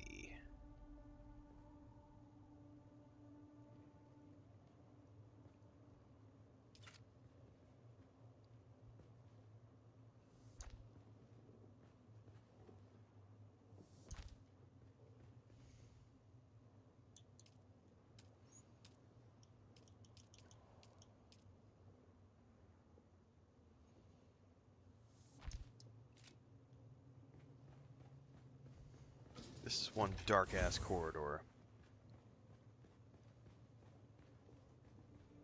But it gets us down.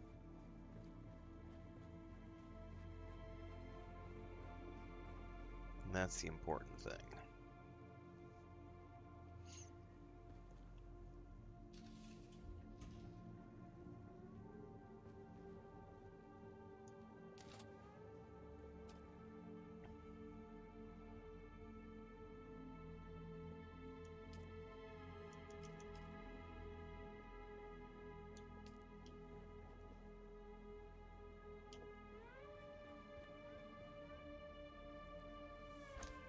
Actually, yeah, that's what I want to do. Okay.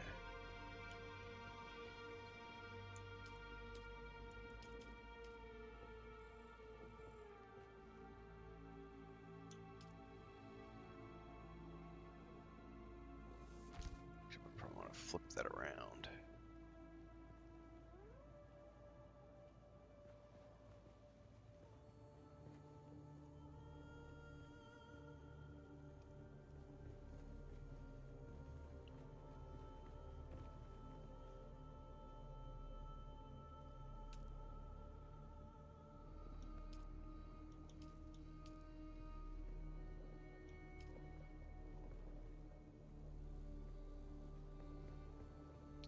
I might have that just be railing, to be honest with you.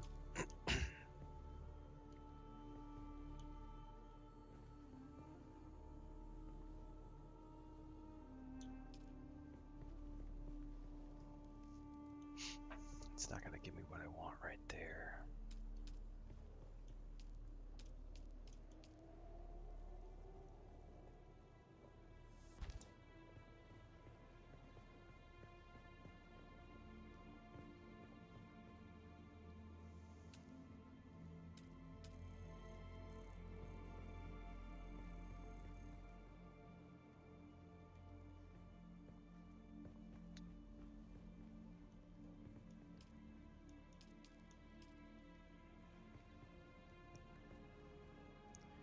No, I want to put something right there. It's not wanting to let me do it.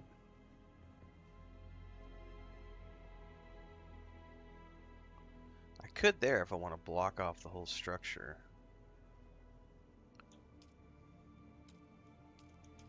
I don't know that I do. Maybe I do. I don't know.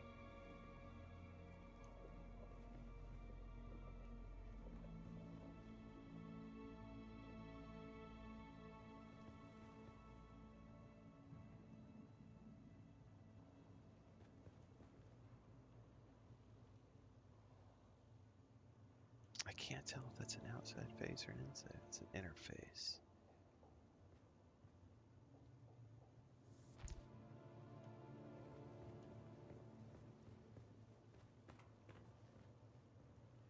And it does not want to let me do anything right there. I wonder if it's because that pillar is right there. And the problem is I can't take the pillar out. That pillar is supporting everything. I cannot move the pillar. All right. Well, that may just have to stay like that. I was hoping to enclose this.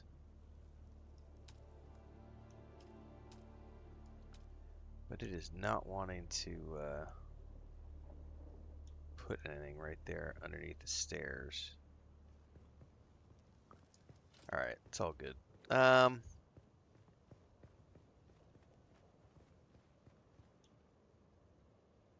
Okay.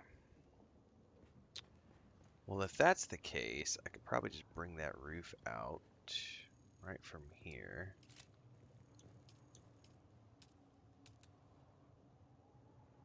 Yep, right there.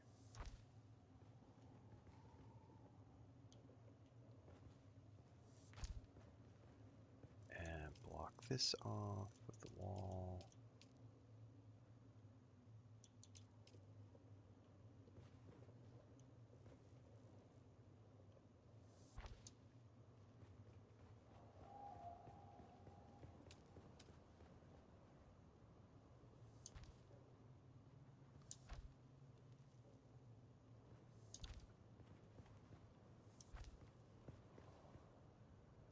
Oh, I'm out of plastone again. All right, we got to go do some more harvesting really quick.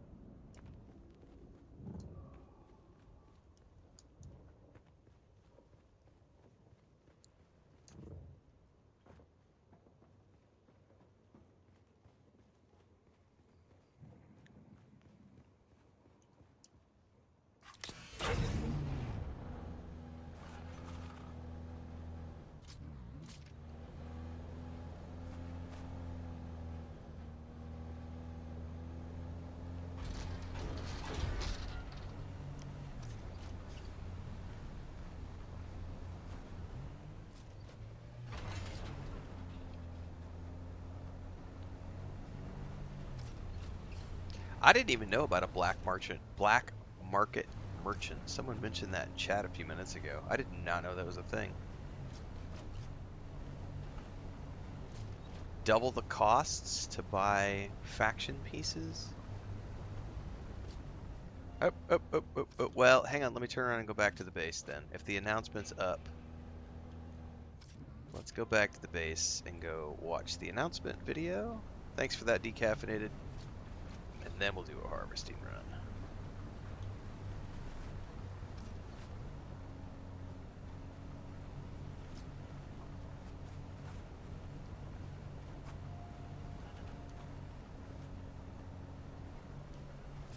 Harkonnen flamethrower.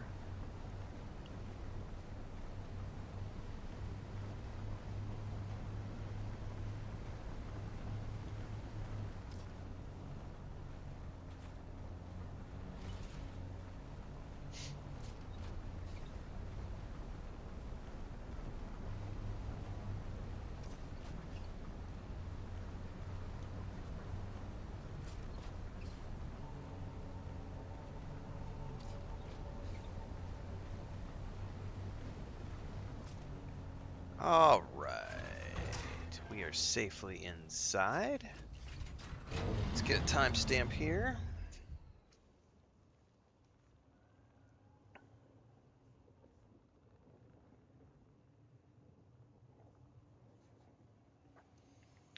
All right, supposedly this is up. Let me go check the Discord.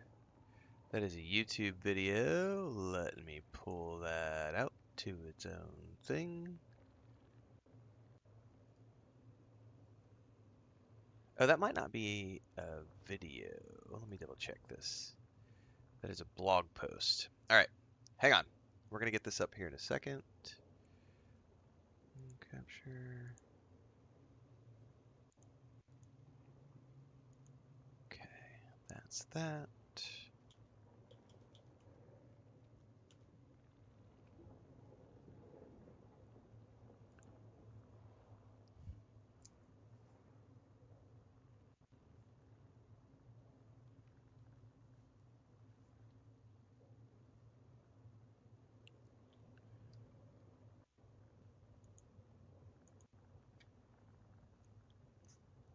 Okay, so it looks like Joel just put out a message about the end game of PvE and PvP for Dune Awakening. So this is in light, the game's been out for 2 weeks now. There's obviously some pressure points, like there are for every live service game that ever comes out.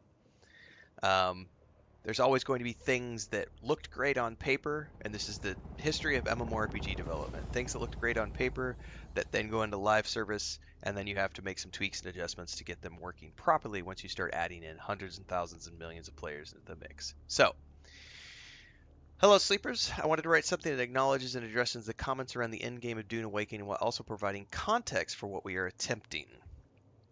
So let me start by stating that unequivocally, we want PvE players to be able to play the endgame and have access to the content of the endgame. Our goal is to not force PvE players to interact with a PvP system that they may have no interest in. That's good to know. No in-game plan survives first contact with the players. Mark Twain, probably. We still believe in the core concept of the deep desert, an endlessly renewing location that resets every week and creates an activity loop for great rewards. The tension of heading out there, head on a swivel, eyes peeled for foes as you enter the most dangerous parts of the most dangerous planet in the universe. Our wish was that players would embrace this loop, forming guilds to work together to overcome the bleakness of the deep desert, but as Stephen King says, wish in one hand, shit in the other, and see which one fills up first. One of my hands is overflowing right now, and sadly, it is not with wishes. Some areas, oh, this is what I was speculating today. This is interesting. Some areas of the deep desert will now be flagged as partial warfare, while the deepest parts of the deep desert will remain as they currently are, high reward, high risk. This is perfect. So this takes the bottom part of the map. I'm assuming, I'm going to read through this fully here in a second, but I'm assuming what he's talking about is they're going to have the bottom half of the map be partial warfare, PvE, and then the top half is going to be PvP, so that PvE players can go get resources in a deeply competitive but dangerous area with NPCs and everything else, but then the far northern reaches are still going to be the PvP. That sounds awesome if that's the change they're doing. The reality is that players are reporting being cut out of the endgame due to the extremely competitive nature of the deep desert. Starting soon, some areas of the deep desert will now be flagged as partial warfare PvE, where players will be able to explore testing stations and harvest T6 resources without the threat of conflict they may not want. That's awesome. That is an awesome change.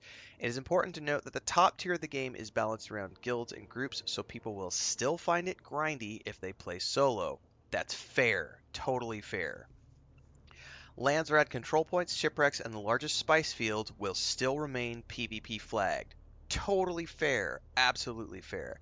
The deepest parts of the deep desert will remain as they currently are, high reward, high risk. The beauty of the deep desert designs with weekly resets and renewals in that we can iterate and experiment with different layouts and setups to help us really fine tune it. As we make changes, we will send out surveys to help us capture your thoughts.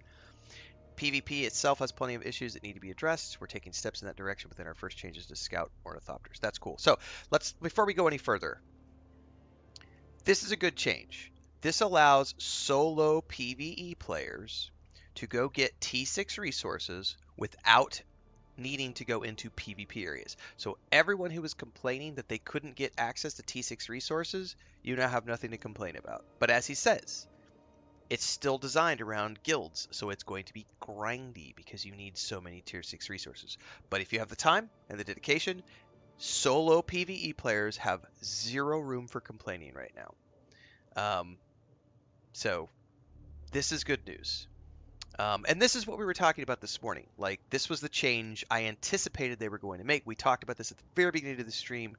I said, if I had to guess, the change that's going to be coming is they're going to make certain elements, certain areas of the PvE, certain elements of the deep desert PvE, so that PvE players can go get T6 resources. So this is exactly what they've done. Oh, players are still going to whine decaffeinated, 100%. So here's some changes that are going to come into the game shortly. Scout ornithopters with rocket launchers attached will have their speed maneuverability reduced because they're firing missiles. They should not be that maneuverable. Rockets fired from Scout ornithopters will have increased heat generation. Thrusters will provide a max speed bonus regardless of wings, ensuring that thruster-equipped Scouts will be the fastest vehicles in the games, which is why I'm sticking with a Scout. A new T5 infantry rocket launcher will be added to improve the dynamics of vehicle ground combat. Ooh. So they're going to give ground players a way to combat ornithopters by giving them a rocket launcher. Um, that's cool. I don't know that I would consider that catering to Crybaby's Transcend. I think they recognized there was a pressure point that was causing some conflict that they didn't appreciate. That they were like, maybe we didn't, this isn't working exactly how we want. Um, I feel like this is pretty fair because they're not eliminating the PvP. They're just giving solo players access to T6 resources, but it's still risk versus reward. The best, like I said, the spice blows, the shipwrecks. What did he say? The other thing was spice blows, shipwrecks, control points, shipwrecks, and the largest spice fields still remain in the deep desert PvP areas. So that's not going to change. So solo PvE players, yeah, you're not getting access to that stuff. There are additional changes to mechanics like respawn timers, vehicle storage tools, hand scanners, and other mechanics that we see being abused in the deep desert. The intended dynamic of the deep desert in Dune Awakening is that unless you really mess up, you always have the option to retreat in good order with whatever you've managed to claim so far. And if you're smart and vigilant, you never have to fight if you don't want to. Which is why I keep coming back to PvP is never forced. You can always run away. If you run, you have to call a halt to whatever task you were pursuing, but that should always be a choice. PvP should only happen when both parties decide they want to fight over a location. I love the fact that they are further clarifying that PvP only happens when both parties decide that they want to engage. If one party is running away, that is not PvP. Only PvP when they engage. It's not rocket science. Finally, the intended dynamic has always been combined arms. We have infantry and ground vehicles and air vehicles, and they're all supposed to have clear rolls, clear strengths, and clear counters. Thopters will always be incredibly important for crossing the desert, but they shouldn't also be the dominant force in battles. We're planning to make additional changes to the deep desert to accommodate ground battles and reinforce the use of player builds. So let's talk briefly about the Landsrad. As a system, it is an activity driver that is designed to promote the conflict between the factions. Internal politics between the guilds, while providing goal thresholds for individuals and groups to work towards getting personal rewards. And the Landsred should be doing that for everyone who wants to participate, be they PvE or PvP. It should be giving you things to do every day in a week.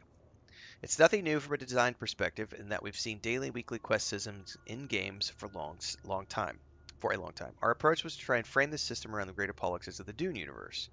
Let me acknowledge that as an activity driver, the activities it asks you to participate in are simplistic. A lot of item hand-ins and crafting requests because the system is in the earliest launchable iteration. This is, for those of us who work in game dev, yes, this is not rocket science. This is common sense. It just launched. Skyrim was not the game that it is today when it launched. The expansions came later. The Landsrat is an umbrella for all in-game activities. What form do those take? More dungeons with bosses, more contracts with specific tasks, more specialized delivery tasks. And if we ever add raids to the game, there will be a task in the Landrat to complete raids. It is a framework that holds the in-game activities in place. We are currently addressing some key flaws in the Landsrat design, such as the inability to hand in items after a square is completed and the rapidity at which some squares are turned in.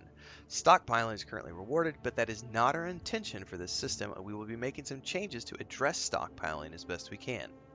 So for those people who are complaining that, well, it's not fair that guilds can stockpile resources, I work a day job, I play solo, I'm not able to actually even contribute to the Landsrat as it stands right now because the guilds who stockpile claim everything and complete everything before I get home from my day job. I'm screwed. So that addresses that part of the problem as well. Lands Red rewards are supposed to reflect the in-game tiers of progression, which includes vendors, which can be unlocked for an entire faction through participation. That is the intention. But once again, let me acknowledge that this isn't exactly in the right place. The Lands Red will thus be updated to provide micro rewards for solo and small group players. Thanks for listening, everyone. Apologies for the confusion. Once a game launches live, it becomes a collaborative effort between the developers and the players to make it something amazing. We appreciate the feedback on what we hope is the beginning of a long journey together.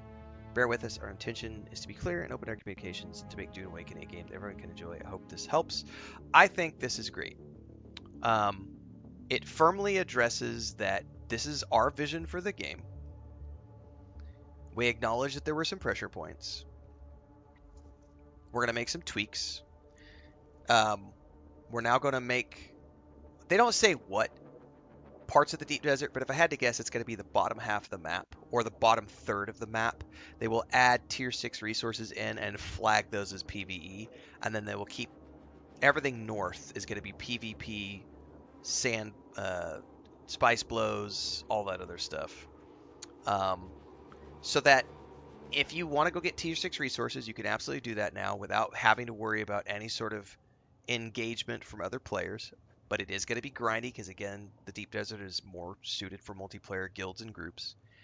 That also means people like myself, who are primarily interested in running the Imperial testing stations with a group, that means that those Imperial testing stations are now going to be, there's going to be more PvE options for us to go do in-game dungeon runs without having to worry about those dungeons being in the PvP sections of the map. And then the PvP section is pretty much for anybody who wants to do control points, shipwrecks, and spice blows, which are the highest risk, highest reward items in terms of what you can go do in the deep desert. So all the best stuff in terms of the the highest value items, like not highest value items, but like I need to reframe that. The most expedient means to get something, it's going to be to do it in PvP. You want to get massive amounts of spice? You got to go do a spice flow with your guild. You going to play solo? Well, there's spice blows back in the Haga Desert, in the Haga Basin, where you can get smaller quantities of spice, but you can still do it. You're playing solo? Well, here's some T6 resources.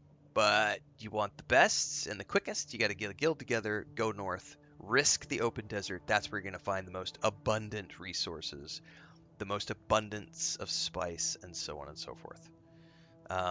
Added in a future update, Jay McCoy.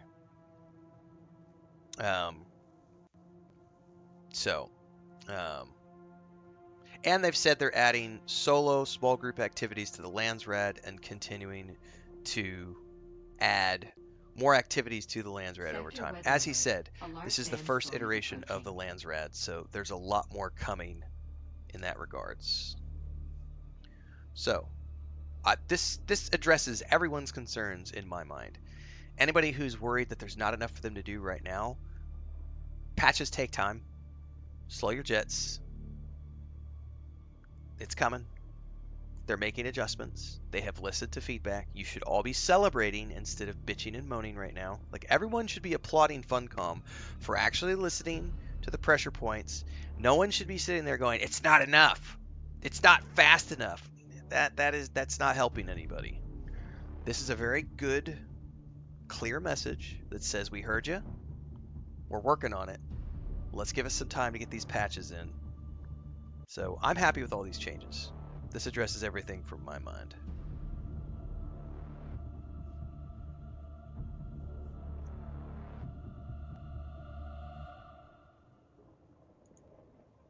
All right, give me 2 seconds here because I'm going to hop over to Twitch and clip that out to get that on YouTube ASAP, since I'm probably one of the first people who's got that news ready to go. Give me a moment though, because I need to get over there and do that.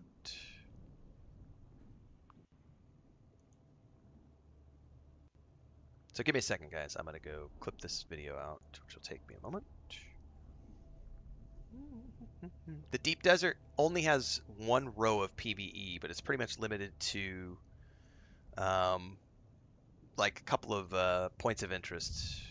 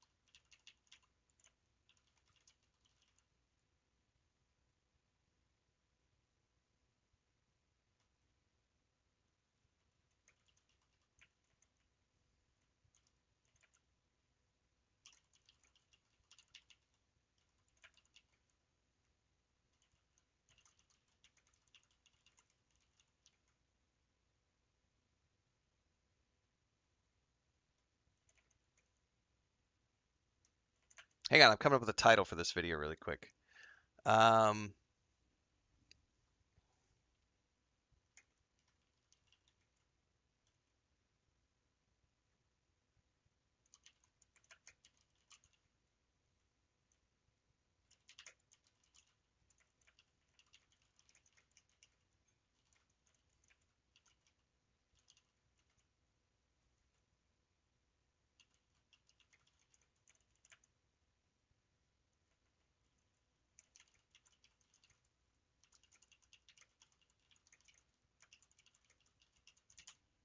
okay.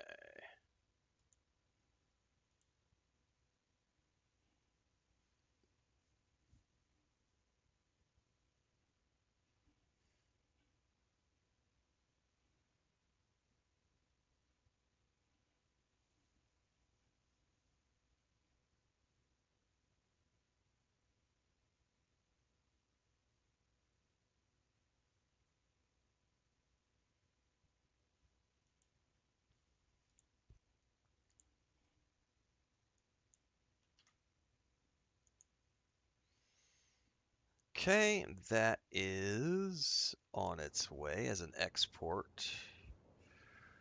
Let me get my Canva open so I can start working on a thumbnail for that. You're hitting the deep desert tonight. Well, this is why I was talking earlier. Like I have been taking my time playing the game. I've not been in a rush. And so for me, knowing that these changes are going to happen before I ever hit the deep desert, like I'm it works great for me because by the time I'm ready to go get tier 6 resources, they will be in the PvE section of the deep desert. I'm cool with that. Like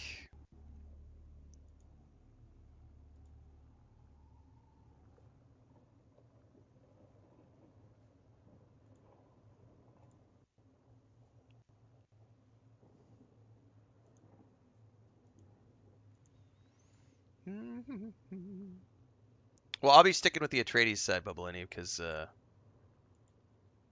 I'm happy to participate for sure.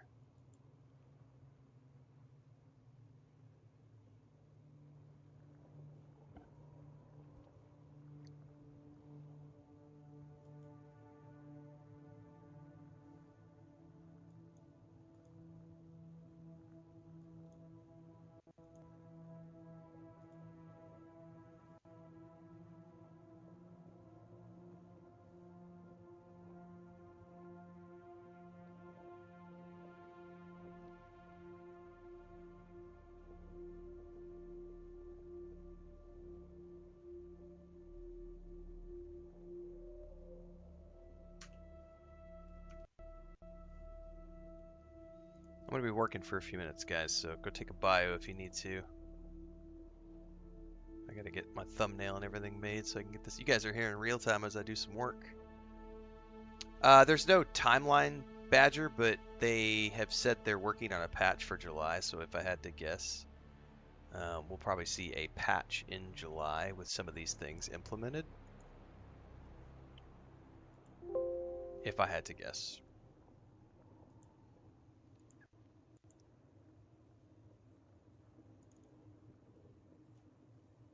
But I would not anticipate anything before July. It takes time to patch stuff in.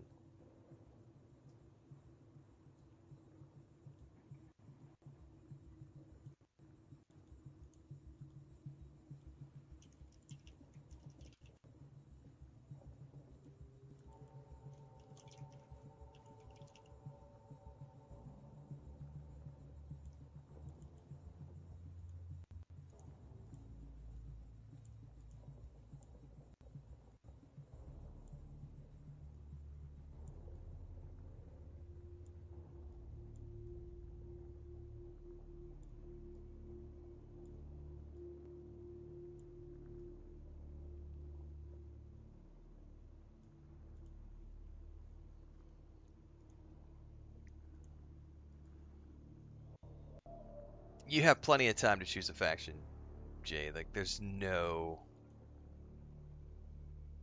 reason to rush.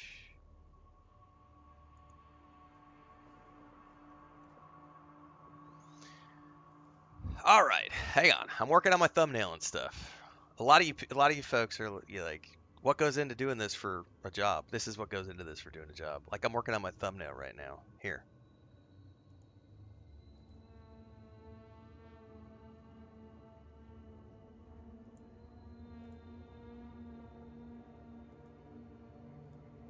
It's gonna be blinding white because this site doesn't do dark mode. Let me see if I can get that dark mode on before I do. Nah, it looks like shit in dark mode.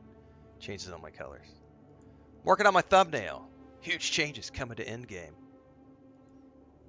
I'm gonna get this video out here in the next few minutes. Right now it's exporting, uploading to YouTube. It's exporting. It takes a minute for YouTube to catch up with everything. Doing it in real time, kids.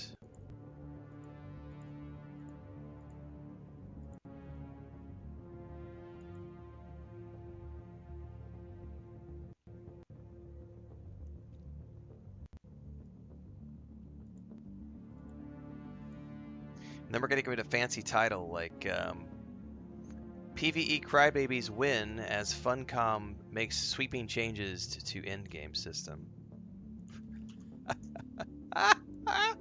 I'm joking.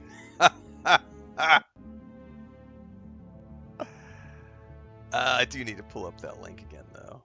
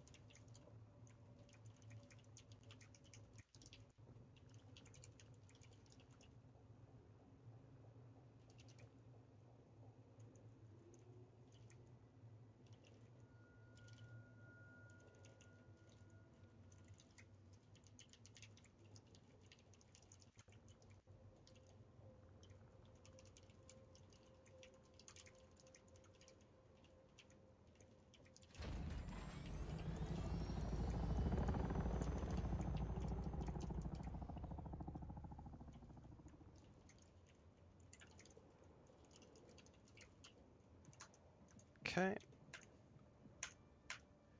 Do, do, do, do, do, do. Yep, Funcom is doing a great job of just running a live service game. Like I said, I've been incredibly impressed with everything they have been doing.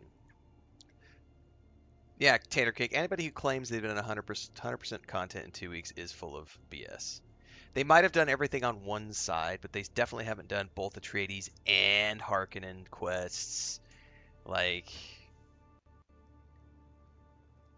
that kind of stuff takes a lot more than 2 weeks. They've definitely not done a bunch of base building.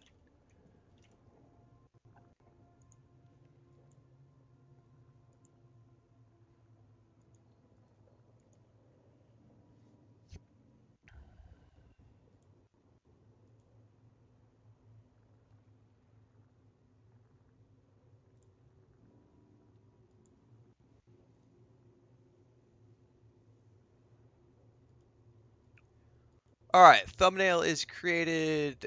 We are just waiting for YouTube to finish with its internal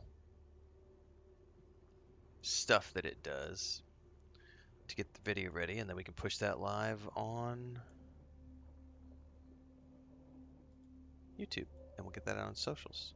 So while I'm waiting on that, let me go get all the social media prepped. All right.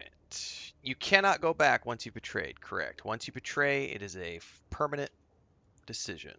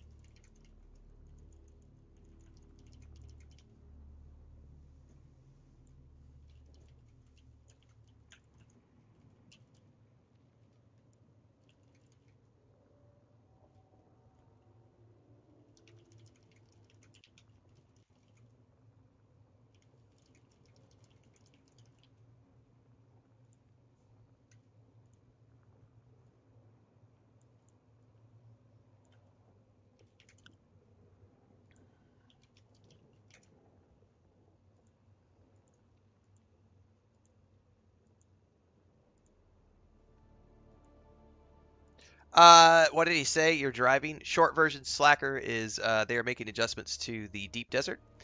The bottom section of the map is going to include tier 6 resources.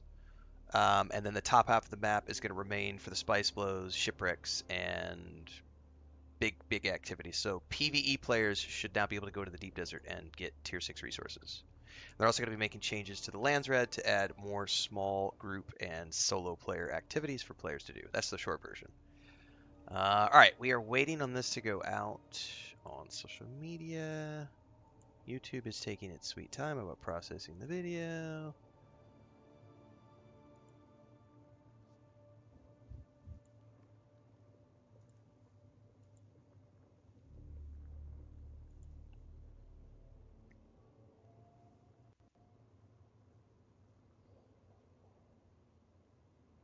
Yeah, this is a massive win for everybody. Like, this literally is um, it's a win for every single player. It makes everybody happy, other than the griefers who we don't give a shit about. It makes everybody happy. It gives everybody a very refined vision of what they can do and how to do it. It addresses pressure points. It's probably quicker than they would have wanted to do it. I like how he said in the post, like Stephen King said, shit in one hand and wish in the other and see which one fills up first. Right now I'm sitting with a handful of not wishes. So I do appreciate Joel has a great sense of humor.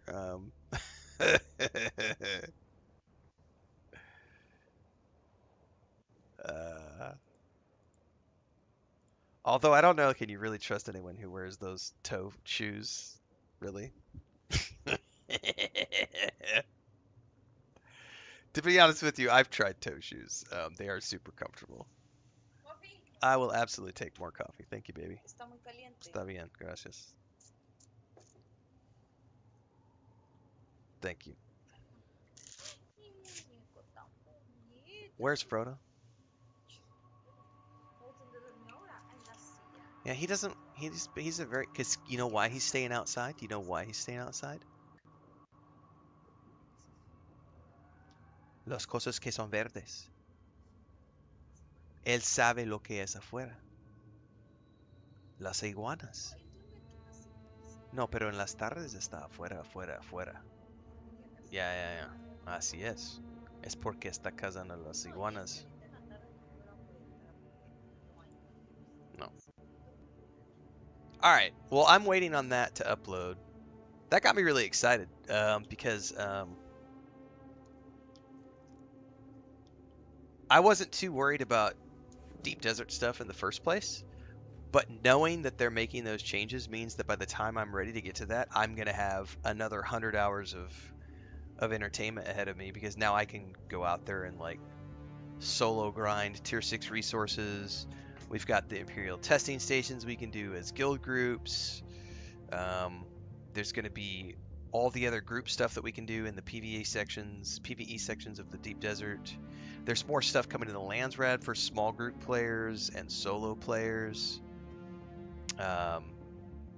Right, that's exactly what I was just saying, Marek. I was already happy with my, couple hundred hours so far, and knowing that those changes are coming now gives me even more reason to just, all right, cool. We got lots of runway ahead of us. Jay McCoy says, I'm just now learning Ren can speak multiple languages. Only two. I can only speak Spanish and English. I used to be able to speak Bulgarian, but never fluently like I can Spanish. I had very rudimentary. I could understand what was being said. I could give a limited response. But oftentimes I would have to ask, like, well, I don't quite understand what's going on here. So I had very limited Bulgarian. And I've lost it because I haven't used it in 15 years. Whereas Spanish, I've been 15 years here as a permanent resident. Not 15 years as a permanent resident. I've been here for 15 years, but I've been a permanent resident for 10 years. My wife's Mexican. Our day-to-day is all in Spanish. Chris does speak English, and anybody who's been around any of our channels for any length of time knows that she speaks English, but we do 100% Spanish in the house. And then when we go visit my family, she switches over to full English, because when we're up there visiting, we'll go up there and stay for a few months every once in a while. And she goes full Spanish when we're doing that. Or full English, sorry. All right, I am waiting on that video to finish freaking doing what it's supposed to do. So let's do some more Duraluminium.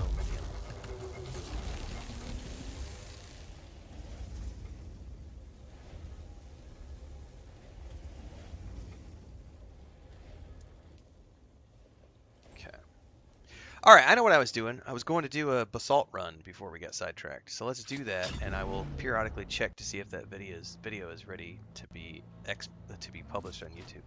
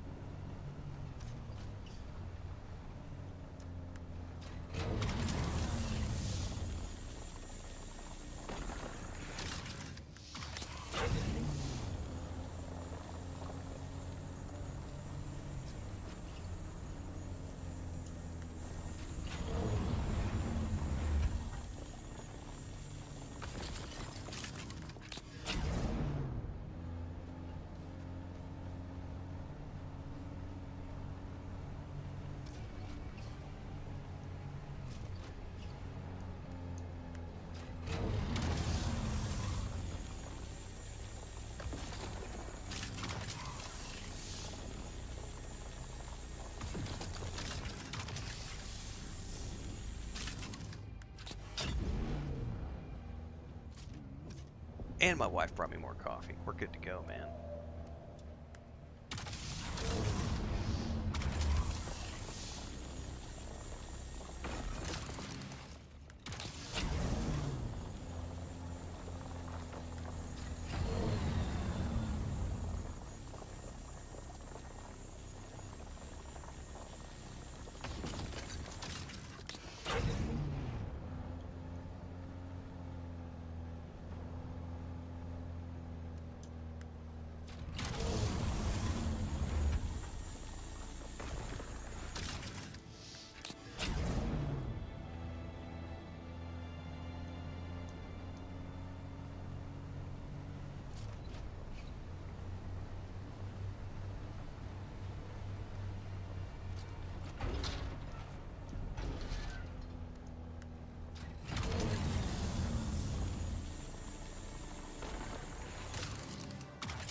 I can't get to that one. Oh, all right. Video's good. We are gonna push this live on social media and public.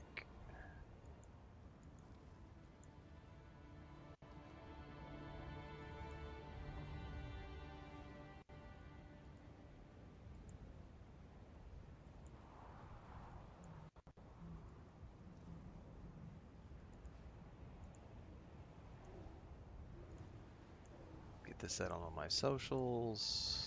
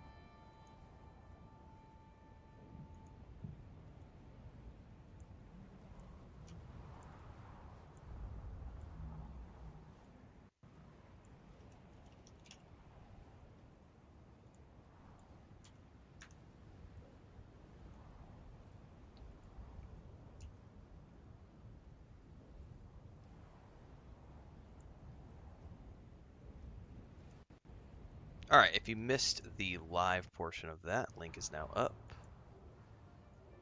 on YouTube and Twitch. I'm going to sticky that at the top of the chat. As everybody has time, you can go watch that if you didn't get a chance to catch it when we were live doing it.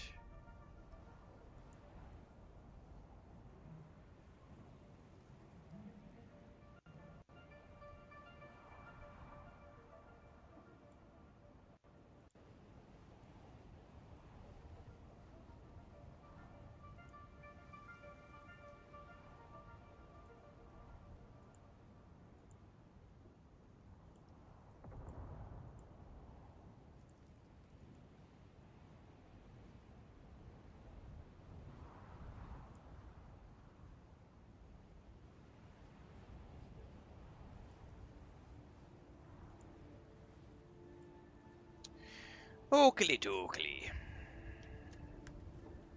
Now, back to gaming. Now that I'm done with the news.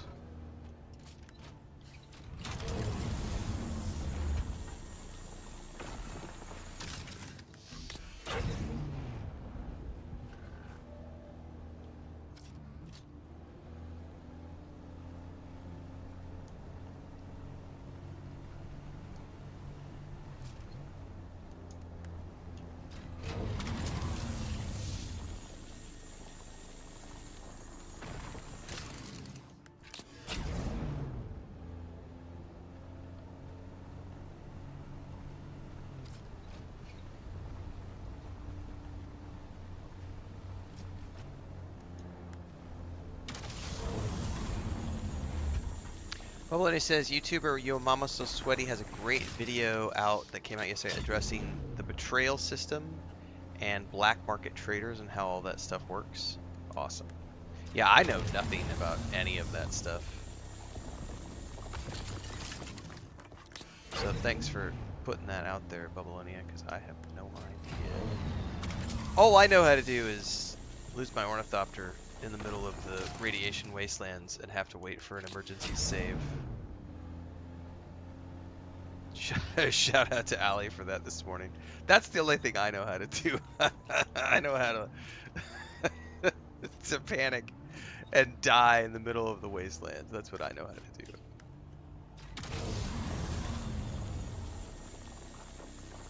That radiation is the bane of my existence. Like, it's the least fun aspect of the game for me is the radiation stuff. Like, I love everything else about this game, but every time I have to go to the radiation zone, I'm like, ugh, no, why?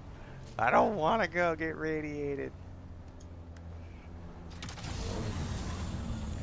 Yeah, I totally died this morning. Oh yeah, I dropped my, I landed up in the ornithopter, and I got stuck underneath my ornithopter and got drill shotted to death by some enemy NPCs who were drill shotting me while I was stuck underneath my ornithopter.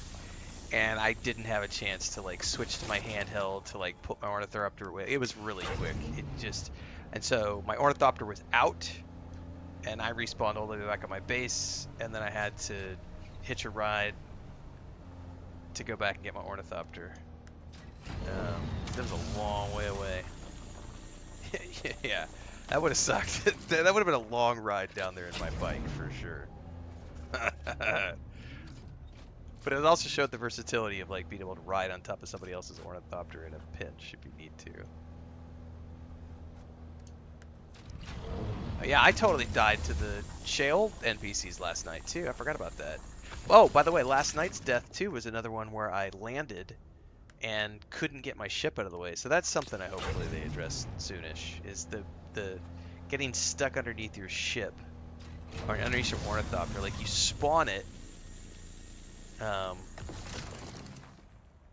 Right, if I wanted to, Bubbleonia, or excuse me, Blackthorn, if I wanted to, I could totally skip the T5 radiation and just say fuck it and wait and go get my tier 6. Although to be fair, the NPCs in the NPC enemies are still very hard in the deep desert. I don't think I would want to try those in T4 gear. I'm sure that you could. I'm not sure that I would want to. Oh, I was already planning on doing the deep desert at some point, but I'm definitely going to be going in there for the T6 mats once they're ready. Somebody is trying to buzz me again. I know who that is. My poor mining array is going to get picked off one day by our stunt flyer.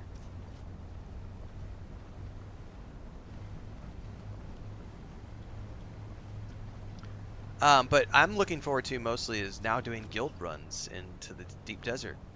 PvE guild runs, and we'll go do guild harvesting, and we'll go do tier 6 testing stations and all that fun stuff. And then maybe when everybody's ready and we've got enough tier 6 resources together, we build a tier 6 carrier, we decide we're going to brave the deepness of the deserts, and we eventually decide that we're going to go make a spice blow run.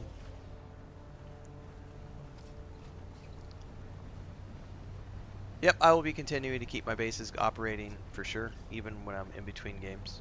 Yep.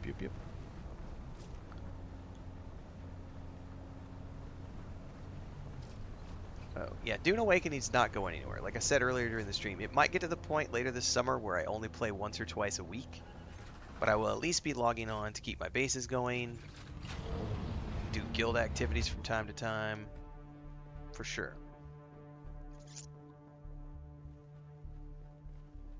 It's like Lotro. I'm only playing Lotro like once a week right now. It's like, it's not a serious commitment.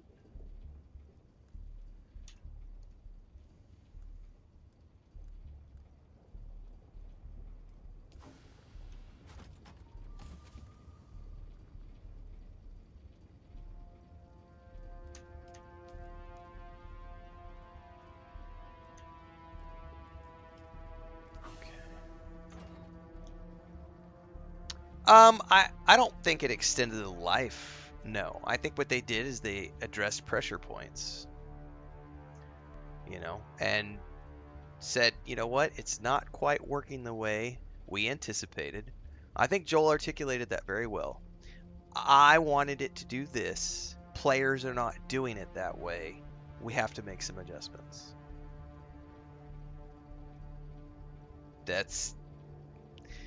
I've said this before. When you design games for a living, what you put down on paper sometimes doesn't work once you start getting hundreds of thousands and millions of players accessing your game.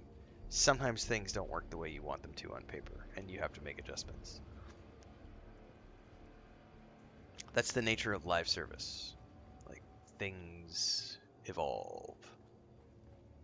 But I think they did it in a way that says we have a vision, we're sticking to our vision, but we are going to address these concerns because, hey, we want to make sure that everybody's got a chance to have fun.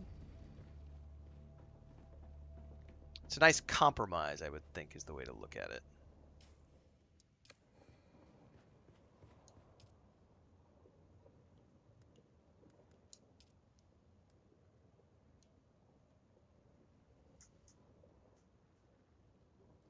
I need to hold off on that. I need some water before I...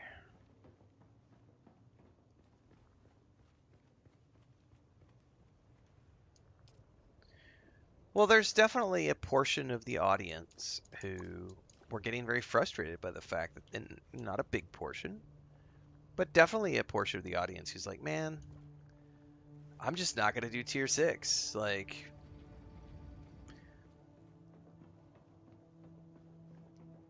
the biggest challenge right now that Funcom has to address is the players who are going to look at the changes that are coming and they're going to say it's not enough, it's not fast enough. Because there are legitimately going to people who are going to say things like, it's not good enough. I need it now. Why didn't you do this before? Why didn't you already have this in the game? You should have already done this. This is bullshit. There are going to be those people. There are legitimately going to be people who are going to sit there and say it doesn't matter how many changes are coming. It's the fact that it wasn't already done, and I want now. That's the biggest challenge that Funcom has to face. I play only on the controller, peace and quiet, so I can't answer that question because you're asking me as if there was another way to play, and I don't play any other way. I will randomly switch over to the mouse and keyboard like I'm doing right now, but I only play on controller, so. Oh, yeah, Bubblinia. There's already Reddit threads up. It's not enough.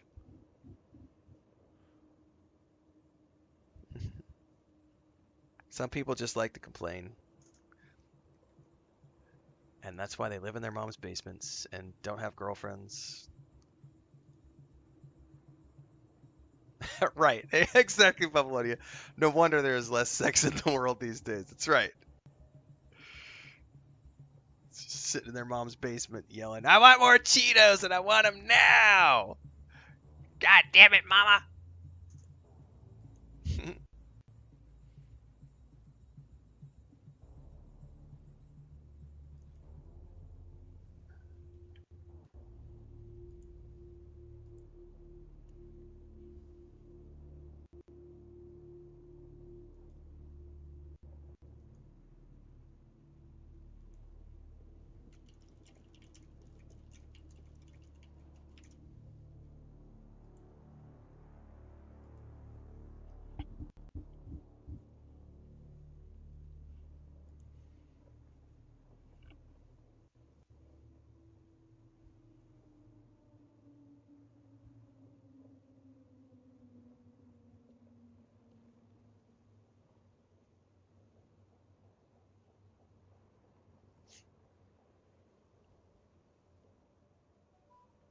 No, there's definitely I already nuked 3 comments off of my YouTube video of people saying stuff like that. Showcaser. They're only doing this because I refunded the game. They're only changing it because they have proof that no one's playing their game. Yeah, okay. Did you guys see the Steam numbers last night? They hit 175,000 players again last night on Steam, but no one's playing the game. Everyone's quitting because of the deep desert. Have you seen this shit? I can't make this up. Here, let's go pull up the Steam numbers. Hang on.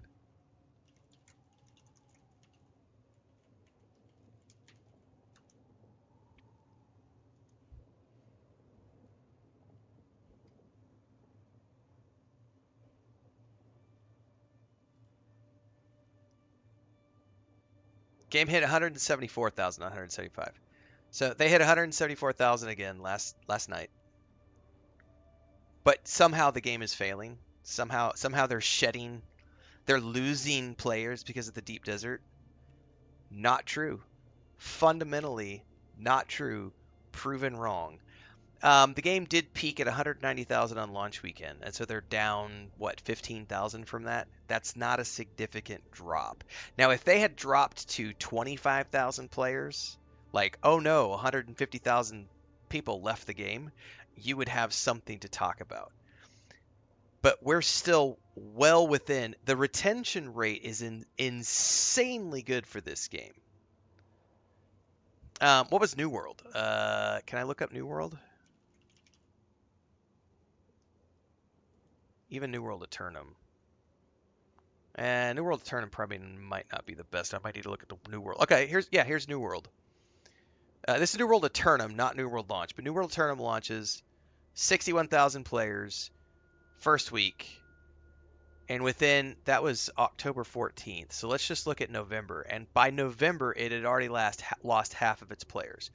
That's what the average, by the way, that's not failure. That's the average retention rate for most games these days, is it just bleeds players within the first 2 weeks and you get to nothing. You drop down to 5 to 10% of your total audience within 2 weeks. So the fact that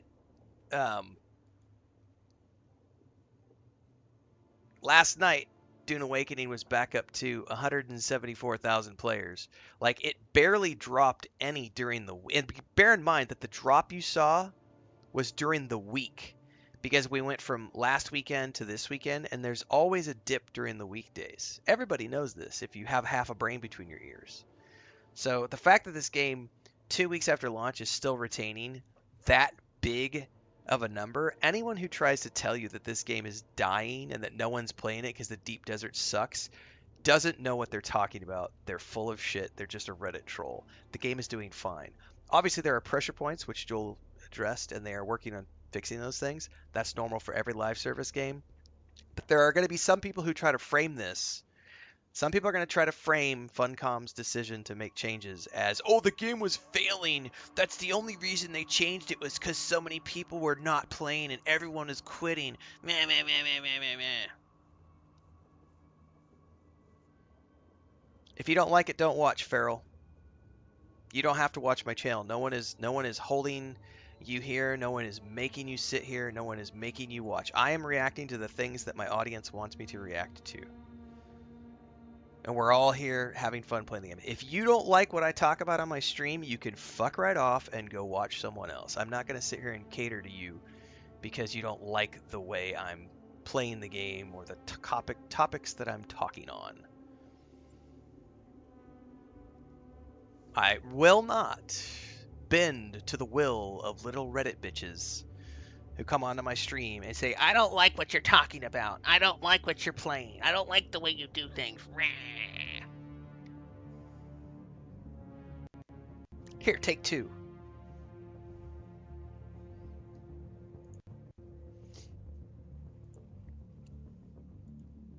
I'll take a sip of coffee on that and raise a toast.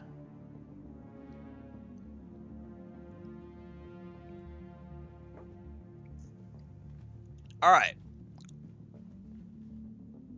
Let's do a little more plasteel, because that's what our plastone. That's what I went out there for.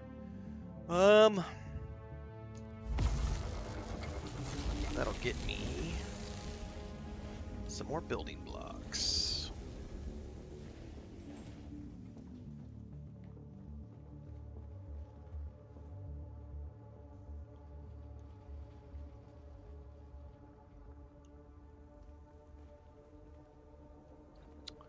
Okay, those are building. Out of sheer curiosity,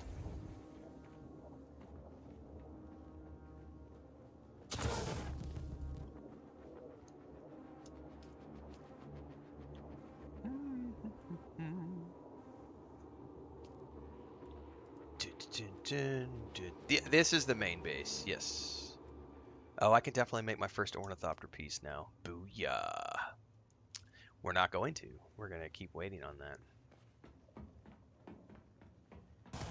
Yeah, so let's fly up and take a look, because we did some base building earlier for about an hour before the news dropped, and I paused to go do the news. Alright, so we have the garage, which will eventually get torn down. So we have this main structure. Don't know what I'm doing with it yet. All I know is it's built. Then up here, we have been working on bringing this down today. So we have encased the stairwell, and I was working on the rooftop before I ran out of plastone. So we're bringing this down now. This whole thing is going to come down. We'll have another structure at this tier, and then we're going to bring it all the way down to connect with this somehow. I don't know yet. Don't know how yet. We're going to make it work. So, yep. And I got to get rid of those because those were just used as like scaffolding. And then I have no clue what I'm doing on this side yet. I'm not too worried about this side because mostly I was worried about just having something that looks super impressive when you come in from Pinnacle Station. Because now you come out of Pinnacle Station and you see that right there. Oh, I haven't. He might be, but I didn't ban him. I think he fucked off. Yeah, if he would have stuck around and kept being a little bitch, I probably would have banned him. But I think he fucked right off because I haven't seen him say any more commentary. I think he got the hint.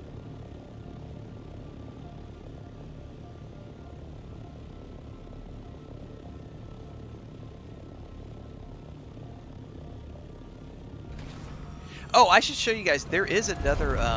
By the way, somebody else has a really beautiful Atreides base over here. Let's go see if I can find it before I go back to base building.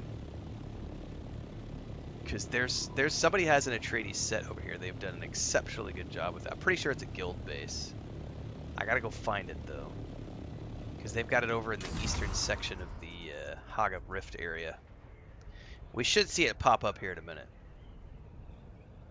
Because it's a big base. Yeah, Barbarossa, those are good changes. For sure.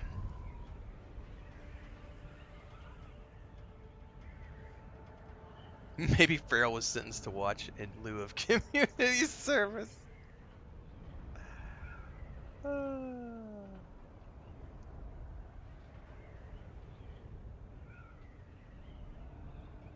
No, that's a different one, Blackthorn. Somebody had, I saw it over here somewhere, and now I'm trying to find it. It should have been really visible. Man. I know it was over here because we just saw it the other day and I was commenting on it on stream. Did they get rid of it?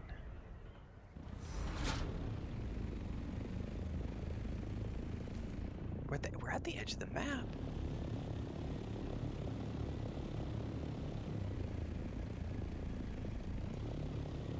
Dude, there was an awesome Atreides base over here yesterday. Maybe it's over here further south. God, I've got it on stream somewhere. Because they had built it up on the top of one of these cliffs, and I went around it and was like commenting on... I need to stop taking the drugs. I could have sworn somebody had a really cool Atreides base over here, and now I'm not seeing it.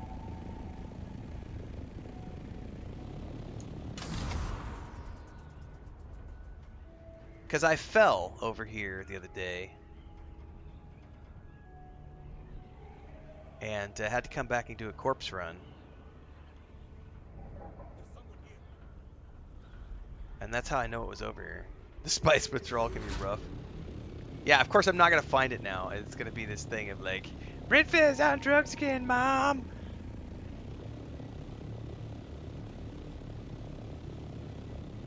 Well, damn it.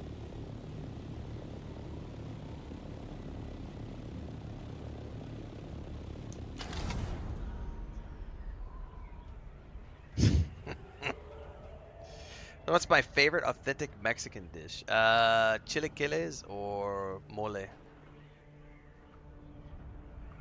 Mole is way more complex than chilaquiles, but chilaquiles you can make it so many different ways. You can have it with chicken, you can have it with steak, you can have it out of cheddar, you can have red salsa, green salsa. What the hell? I know there was an Atreides station over here because I was marveling. It's like it's only the second one I've seen of people using like the full Atreides.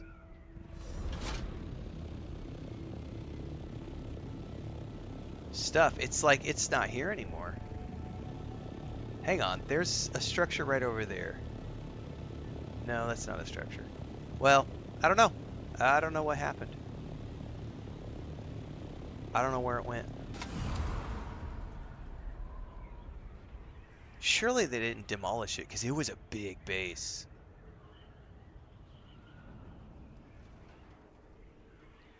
I mean, it had a massive pentashield window on it. Like, it looked like a guild structure. And now I can't find it anywhere.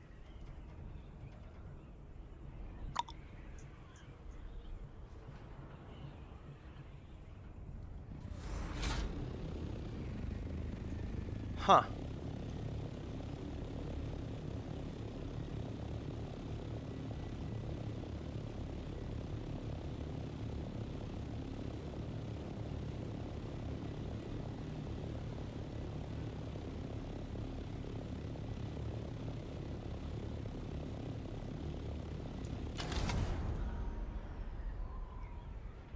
I'm gonna roam the fucking rift now because I really want to see if I can find this.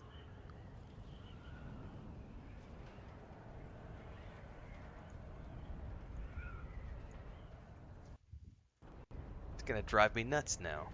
There's no way someone would demo the base that was that big and badass. It's got to be in a different part of the rift, maybe.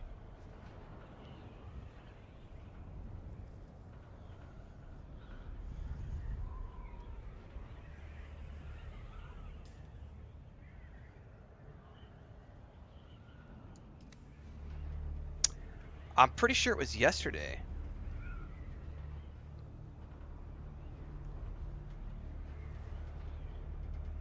It was yesterday or the day before, because I fell off of a... It was the day when I fell off my ornithopter, and my ornithopter kept going. Which was... I could have sworn that was yesterday. There was a day where I accidentally jumped out of my ornithopter, and it just kept going and going and going and going and going and going and going. And so I jumped off the cliff to kill myself so that I could get a quick respawn. And when I came back to get my corpse, I flew by that Atreides base. I think that was yesterday. The problem is I don't remember. A large sandstorm is approaching. Ah, crap! There's a sandstorm coming. Well, I know I saw it, which means I'm gonna have to go back and like check my past streams and be like, where did that happen? I know I saw it. I'm gonna have to land and hide. Let's just go straight into the rift.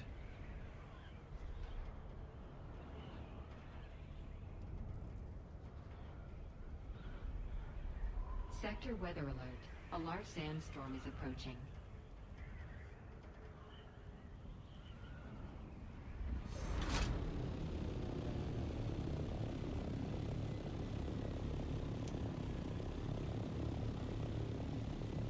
Does this count, I wonder?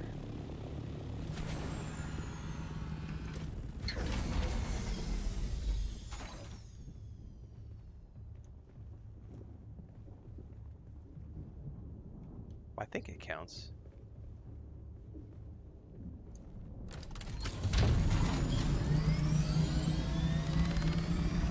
Well, you know what I'm going to do while I'm sitting here?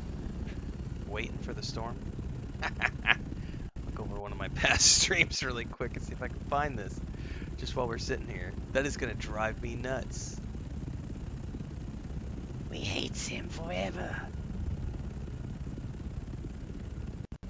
Sector weather alert. A large sandstorm is approaching.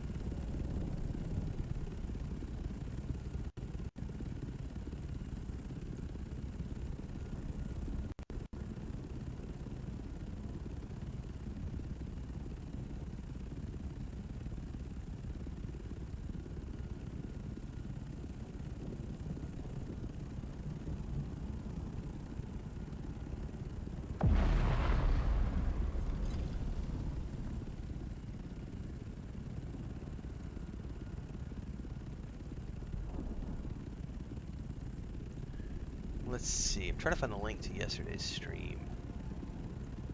I don't know if it was yesterday.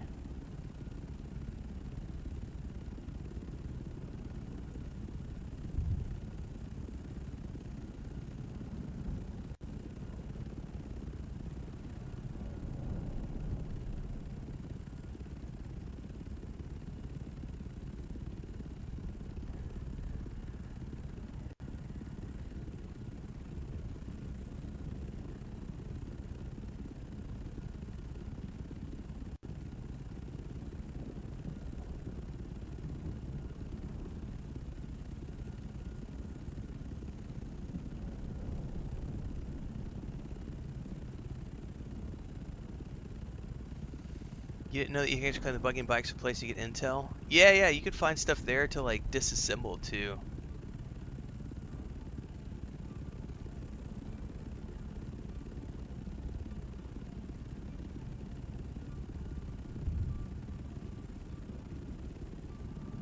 Huh. Well, I'm not finding it in yesterday's stream, but I'm also just sort of glancing at it right now, not paying much attention. So now I'm just gonna, it's gonna drive me nuts until I go find it.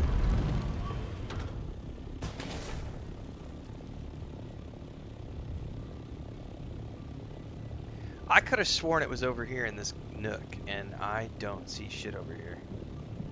So I'm gonna consider that a lost cause until I go back and find the stream. Because they had built a pillar base like I have. Like they had built it up around a pillar over here in the Haga Rift. And it was an Atreides style base with a big ass pentashield door. It's the only other Atreides one I've seen on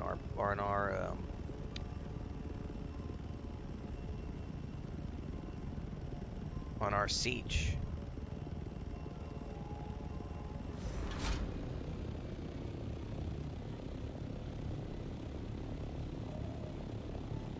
I could have sworn over here somewhere was where I jumped off. Or no, where I saw it anyway. I jumped off in a different area. Oh well. Drugs are bad, kids. Even spice.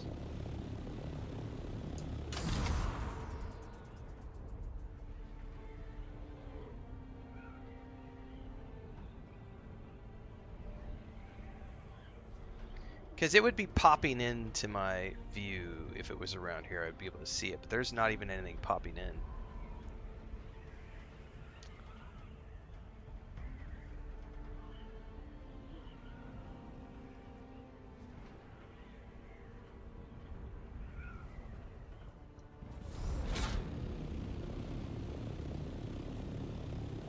But anyway, getting those bikes and stuff that you can claim is great for early level stuff because you can tear them up and use it for other things. So even if you're not going to use it yourself, you can always use it for something else.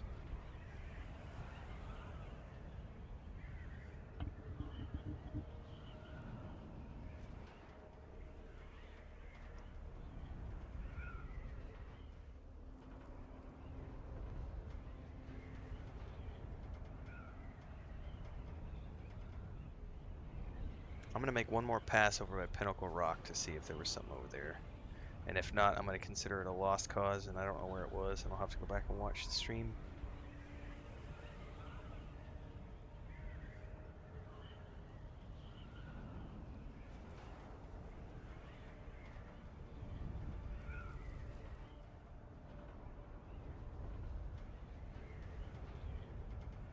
I would like to think that that base was big enough and cool enough that no one would have tore it down. And the game's not been out long enough for somebody to have like lost it to taxes or something. Or to a sandstorm. Well, poodoo.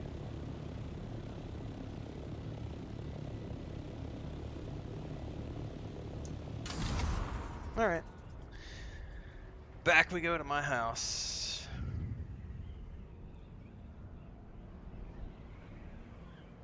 Yeah, I think the Haga Rift, this whole area has some of the best views in the game because of all the peninsula, like all the rock pillars and stuff.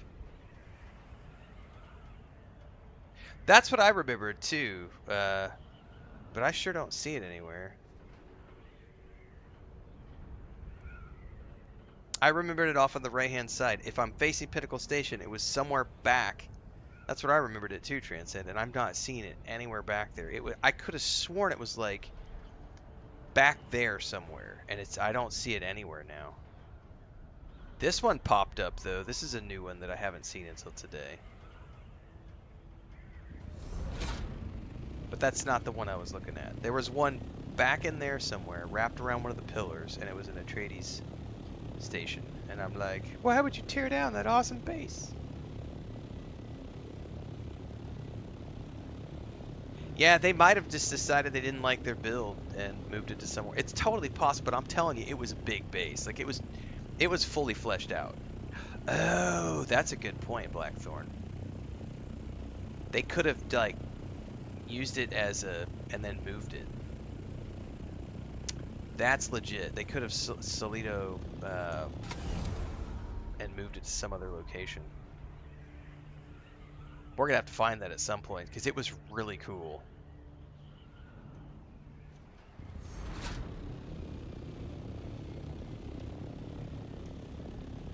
Oh, wait. Transcend said they just found it. You see it? Where? Hang on! Well, that's...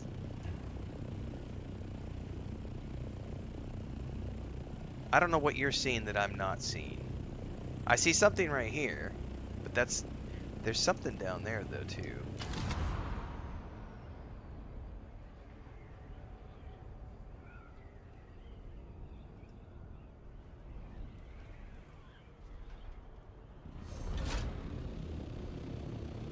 Yeah, but that's not the one. This is just somebody's... This is somebody different. Somebody else has started a base build right here. But that's not an Atreides base. But this is also... Somebody's got something new going on right here. This is impressive. This is with the Chom stuff.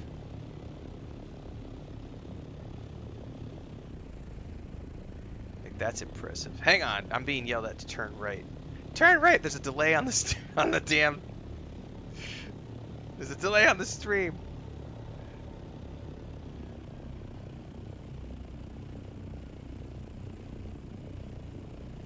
Oh, did they move it up here to the cliff top?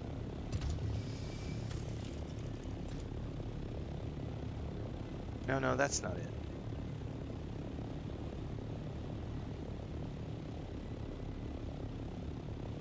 I transcend to seeing something that I'm not seeing, I think.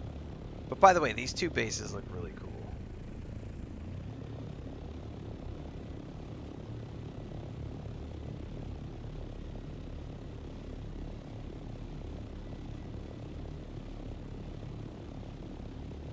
I'm being told to go back to the top of my base. Hang on.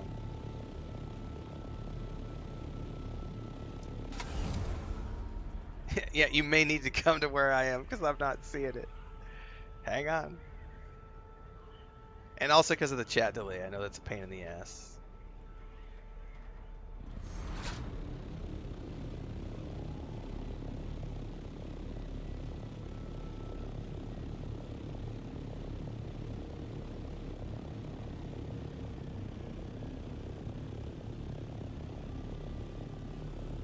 Alright.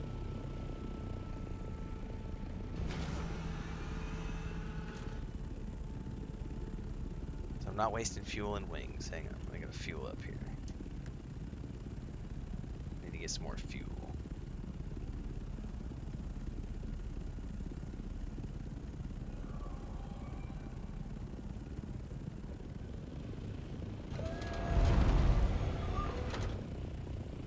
I'm gonna go land to get some more fuel really quick.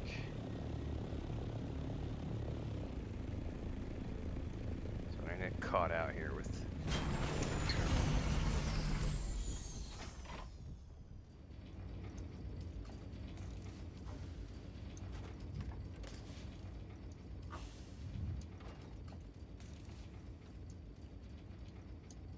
They got him going back up.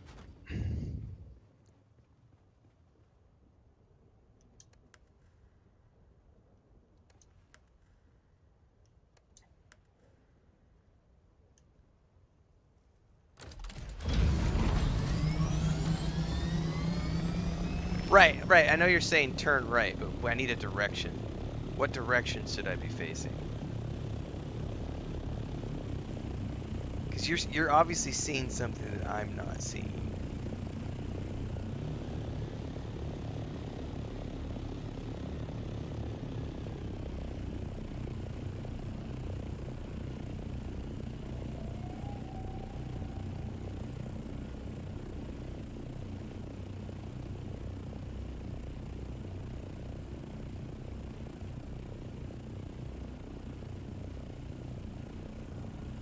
Alright, land on my roof. Yeah, west, east, like, you gotta give me a point of reference. I'm facing northeast. Which way? Take the blue pill.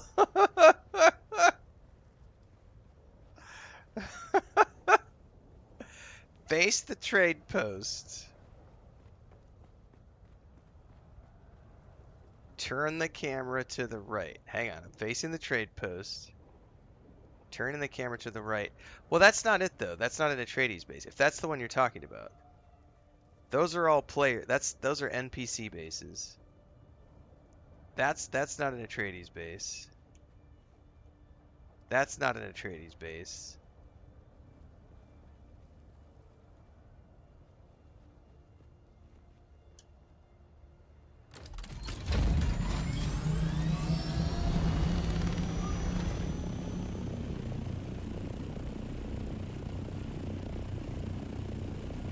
Yeah, it's not that one. It's not that one. It was way bigger, and it was like I could have sworn it was way back, like in there somewhere. By the way,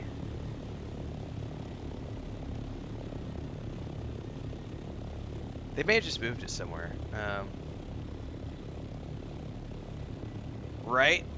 They've obviously got a perfect location somewhere. I'm gonna do a little more flying around now and see if I can't. See if maybe they moved it. They clip this as a lecture on reality versus fiction, kids.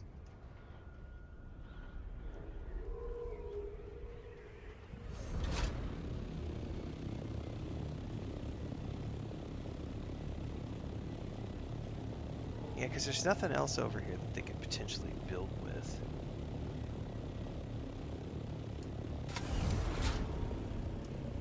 Alright, well, if you're on the way over here, I'm going to go back to my base, and you can maybe lead me to what you think you know where it is, and maybe we'll find it.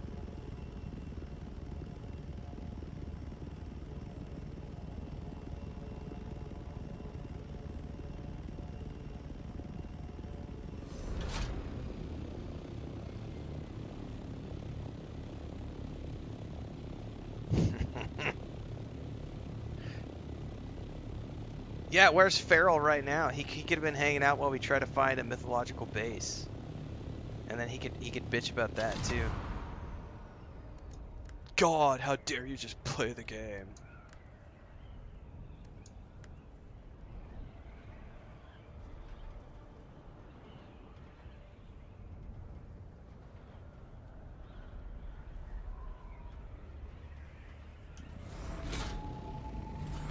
Alright, I'm gonna hold tight here so that we don't burn fuel.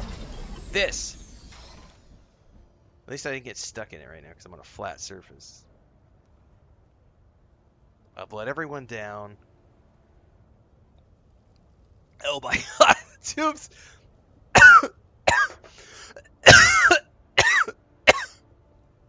Oh my god. Tombs. Jesus. It's probably Farrell's base. Alright. Is it the one at my current location? I'm gonna go find wherever Transcend is. Hang on.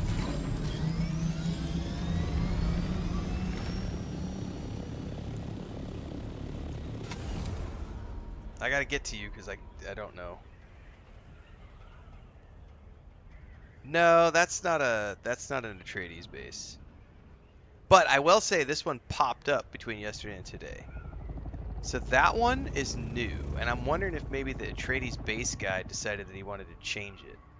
But I could have sworn the one I saw the other day was somewhere back in here along the canyon walls, because I was flying around when I saw it. And now it's not here. And I'm gonna prove it to y'all. I'm gonna go back to my streams and find it when I'm not live, and I'm gonna pull it out and show it to everybody. But I sure as shit don't see it anywhere down in here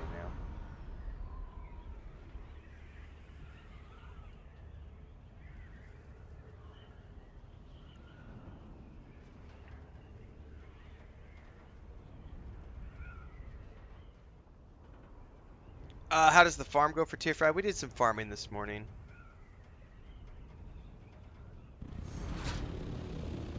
And then I was doing base building, and then Joel did the news, so I got sidetracked. And now I'm sidetracked trying to find this effing base that I could swear is in here that is not here, and it's making me look bad because everyone thinks I'm on drugs now, but taking too much spice.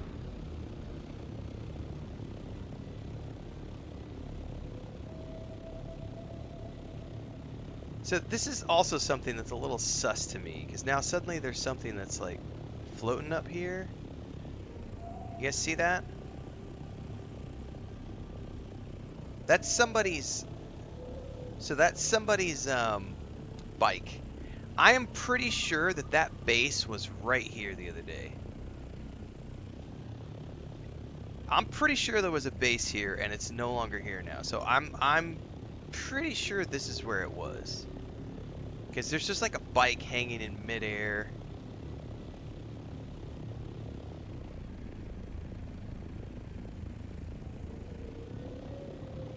It's Feral. He got banned from the game, and so his base got yeeted.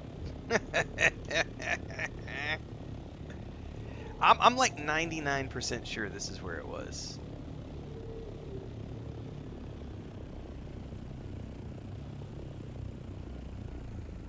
And there's just nothing here now other than a bike hanging in midair. Well, that's a future thing. It's either yesterday's stream or the day before stream. I'm gonna have to go back and comb those and find it. This is what happens when your generator runs out of fuel. I don't know that a single storm can kill your base, though. I thought it was supposed to be multiple storms in the Haga Basin. It would take multiple storms to kill a base. I thought. Maybe I could be wrong. God, I mean, I've put in a couple of hours and then destroyed a section, but that was a big base. That looked like dozens of hours of resources to just get pissed off and be like, I don't like this base anymore.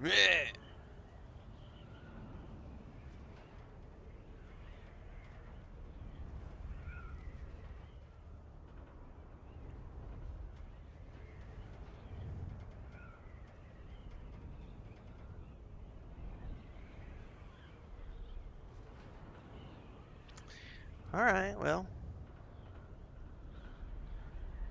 Transcenses my base almost got destroyed by a storm. Really? A single storm does that much damage? I thought it was supposed to be multiple storms to take out a base if it didn't have shields.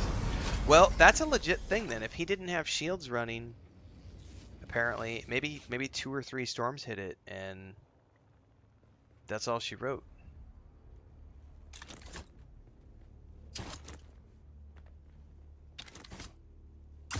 It was Farrell's base, and he got rid of it just to spite me?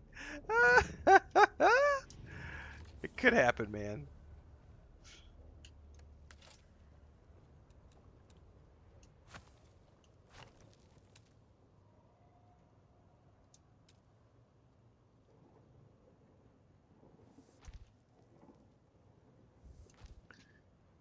Well, I don't think the weeklies. I mean, yeah, it could have happened. Yeah, if he didn't. I mean, I didn't think that Coriolis storms were supposed to wipe it out that quick. I know the deep desert they wipe them out immediately, but I could have sworn it was supposed to be multiple storms in the Haga Basin, but maybe not. That's true though. If they haven't logged in for a few days, that's true. The storms, they multiple storms do roll through every single day. So if they've not logged in for like 24 hours, I never thought about that. Like in my mind, I was always thinking like, oh, I've probably got a couple of weeks if I don't pay my electric bill. But it might just be, oh no, it's a 24-hour, 48-hour period if you don't pay your taxes. It comes and eats your base. It might be, that might be legit.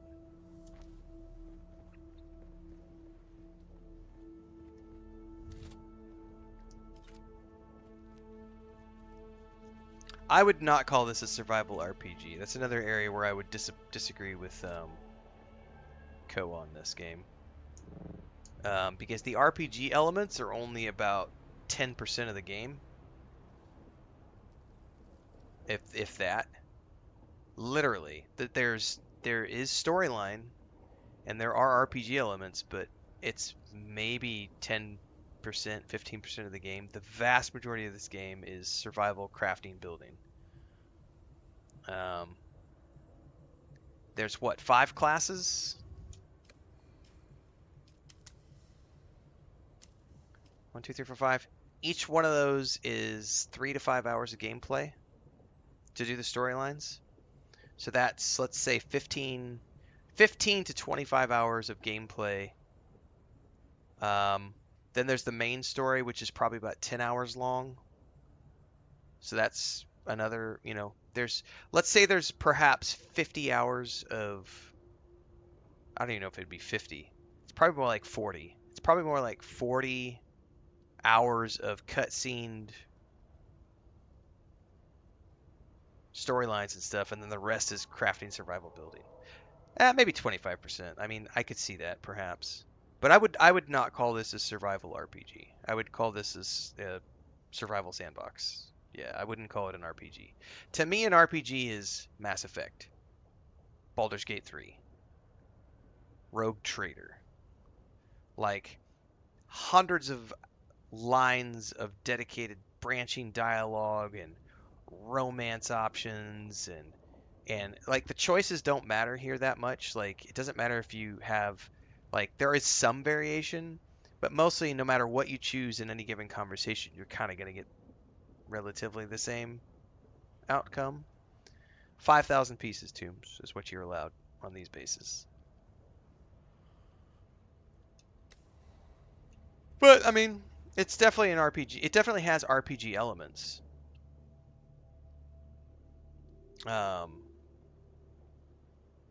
and that's what I talked about when I said it was very surprising to me that this game has captured my attention the way it has, because I am an RPG player first and foremost, and this is not what I would traditionally consider to be an RPG.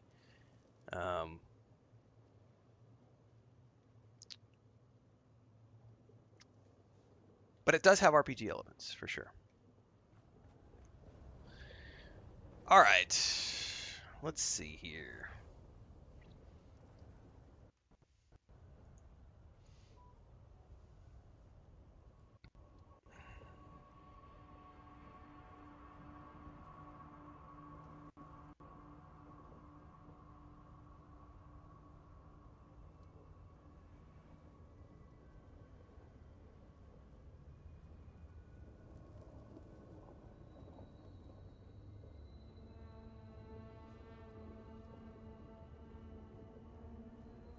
A sandbox crafting RPG?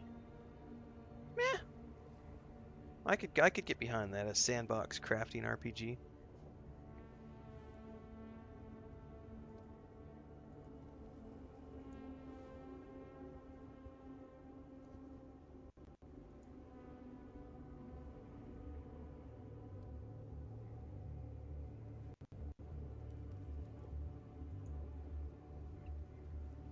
So I would be genuinely interested to see what this weekend is going to be like population wise, now that Funcom has made that announcement. How many of the people who were scared of the deep desert are now going to be like, hell yeah, even though the changes haven't been. But I would be very interested to see what the numbers are like this weekend for Dune Awakening, knowing that we had another peak of 175, almost 175,000 players on Sunday.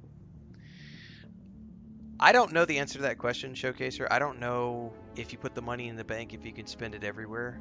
I don't know. I do not know.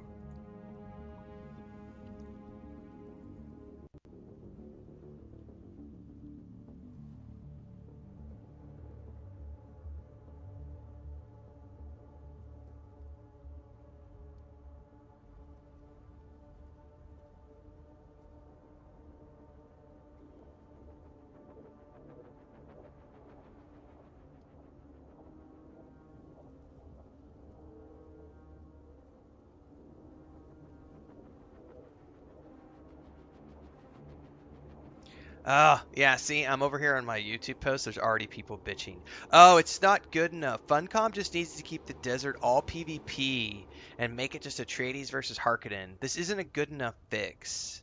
It's obvious that the vast majority of players in this game are solo and don't want to join a sweaty guild. This isn't a good enough change. See? There's always people who are gonna bitch about nothing. That's funny.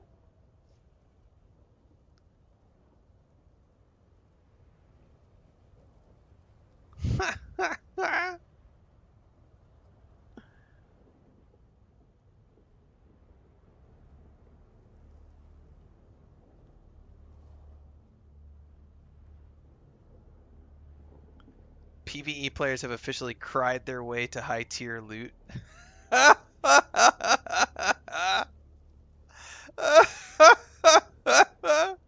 It doesn't matter what you do, people are gonna bitch. Oh my god. Oh god. Oh yeah, I'm not even in the Discord right now. I'm sure it's chaos right now.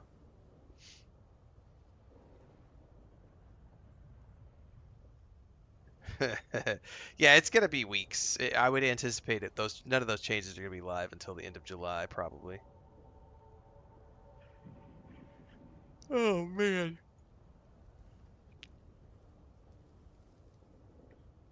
Murrex says the only thing I'm complaining about is not enough time to play Dune. Maybe Badger says sometimes folks get all caught up with tags and what a game is and forget that it's simply about do you enjoy playing it. That's all that really matters. But when games have to fit a tag, yep, that's been on the agenda for months, Christian James. We are absolutely playing Death Stranding 2 tomorrow morning. Prepped and ready to go for the early access, and that will become the main game starting tomorrow. So Dune Awakening is going to be an afternoon stream game for the next few weeks. So there won't be any morning. There will not be any more morning streams for Dune Awakening, as I've pretty much wrapped up the game, to be honest with you.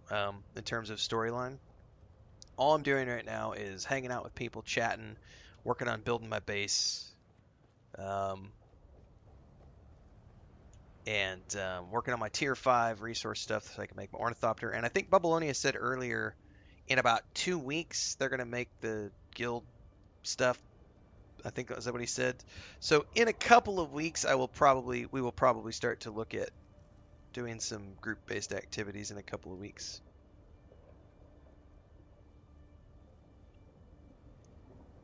But right now, we got too much other shit to do still. I got a massive base to build, man. This is gonna take me the rest of the month, and it's probably gonna take me the rest of the month to get my ornithopter built, my assault ornithopter. I need to probably timestamp this if we're gonna do some more base building. What time is it? 5 o'clock. Not 5 o'clock, sorry. I'm 5 hours in. Yeah, we'll probably do another. We'll do another little bit before I go, cause I gotta grill up some ribs today, so I can't do like an 8-hour stream today. Cause I gotta go cook. So let me go take a bio, and then we will come back, and we're gonna do some more base building.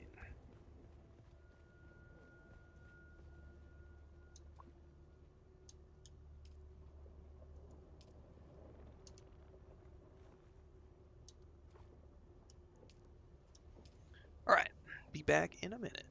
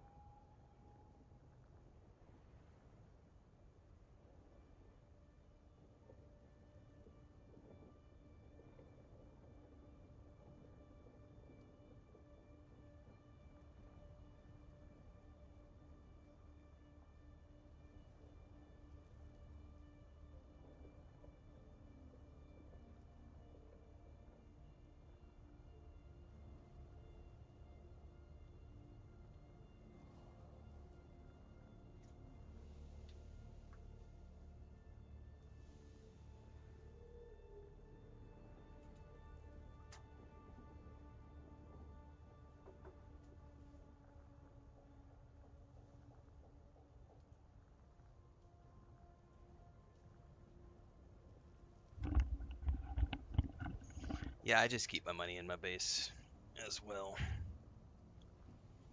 I think I put money in the bank at one time because the quest wanted me to do it. But after that, I've just kept it all. Kept it all at home.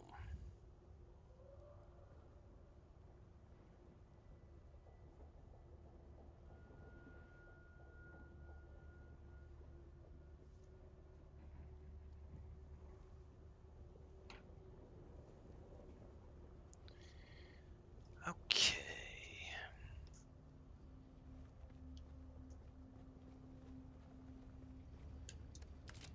I got another 1600 plasteel. We're good to go.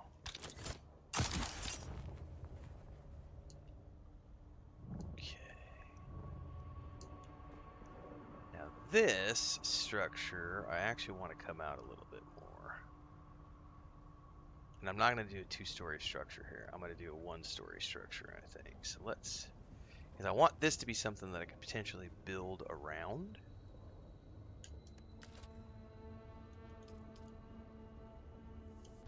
So we're going to bring it out at least one more.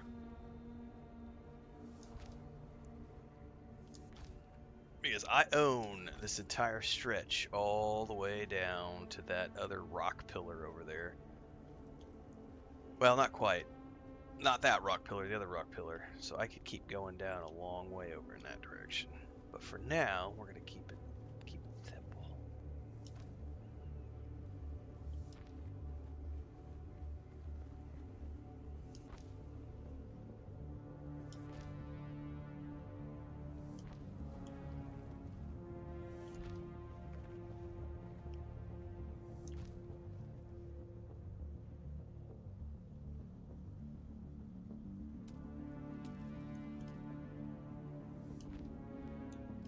Oops. Oh, peace.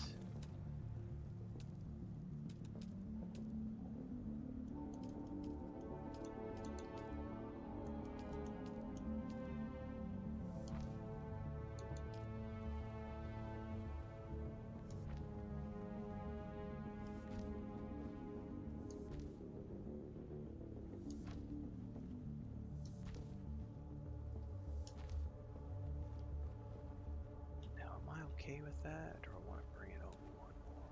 1, 2, 3, 4, 5. I mean, I could go out one more.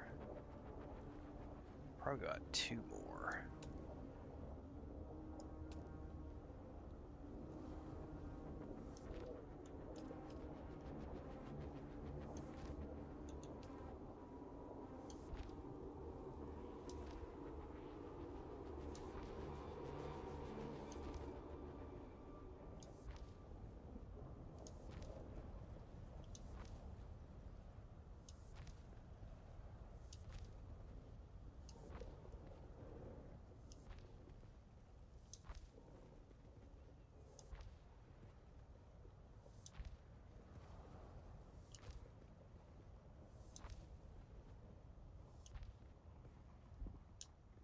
Oh, insufficient stability. We'll have to fix that.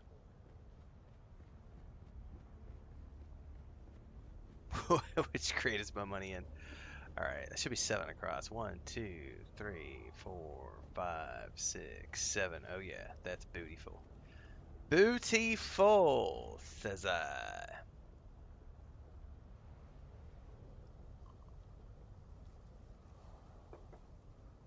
Yeah, I think the only time I've even felt a little bit challenged was I went over here down into this. It's right on the edge of the shale district. It's where you go to get these. There's a resource here that you need for the hydraulic pistons. This place right here, edge of Acheron, that place in T4 gear, I about got my ass handed to me. Like, it was a little rough. I got overwhelmed by like 6 guys at a time because I ran into the building and was like, oh shit, bunch of heavies. But now I've got T5 gear and T5 weapons, so I'm really kind of eager to go back there and see what it feels like now that I'm in even con gear.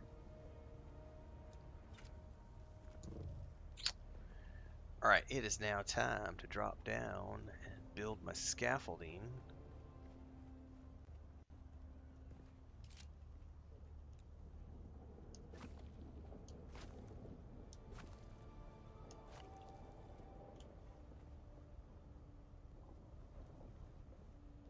still need to fill in that, don't I?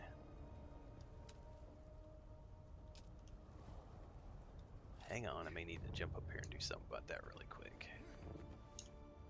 I forgot I need to probably cap this off is what I'll do for now.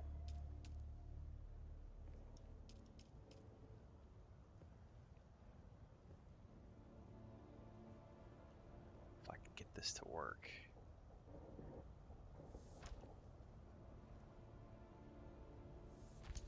Yeah, we'll cap that shit. Oh no, I did it the wrong way. Hang on.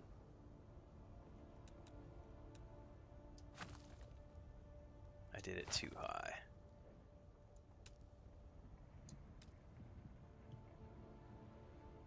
There we go.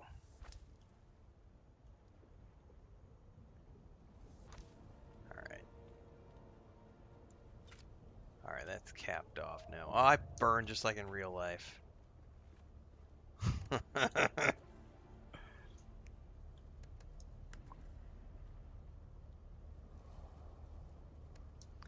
Don't believe a word Bubblina says. He's a very strict taskmaster, and he's going to make it all be mandatory participation in about 3 weeks. I'm just joking. I'm just joking. It's like, you fuckers owe me spice. Alright, this is going to be tricky because I have to figure out how to build my scaffolding here so that I can actually build all the... I might be able to do it right from here. Let's see about this.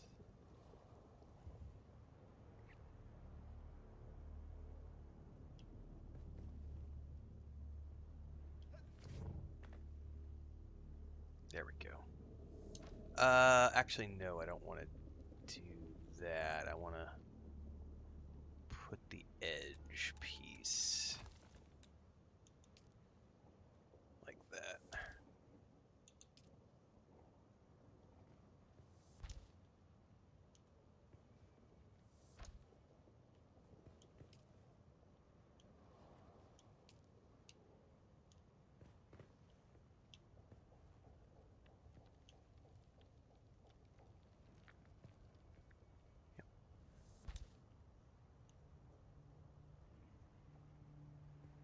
Maybe?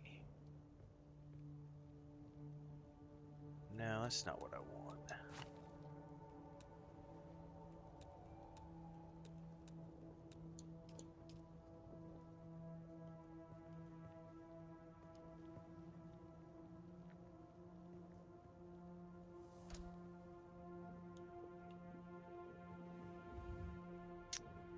I'm gonna have to figure that out here in a minute.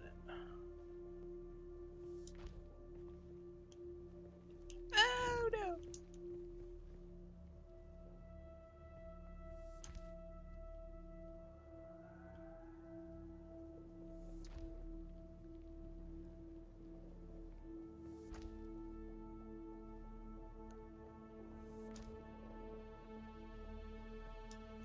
I can't tell if that's the right angle.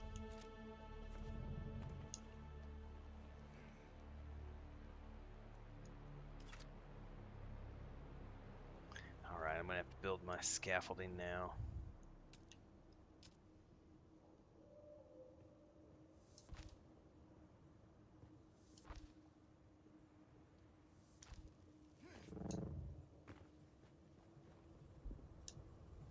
Don't forget irrational stability BS. You get on out there.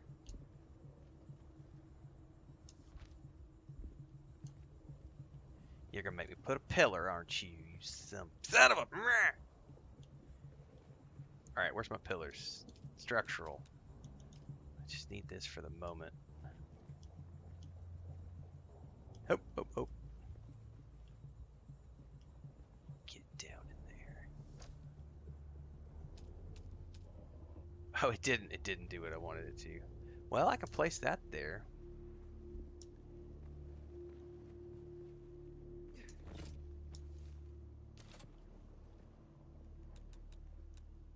Where did that pillar go?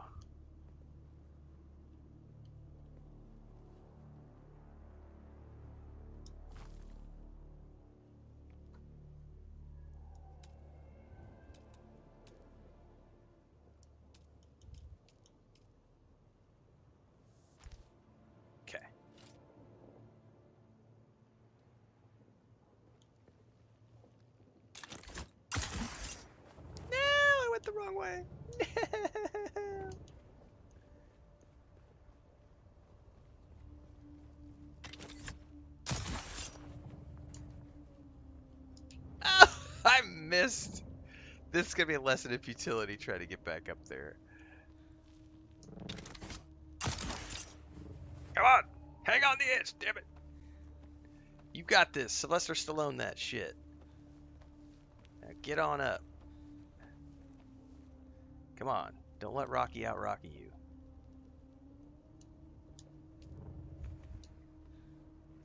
I can't get over the edge.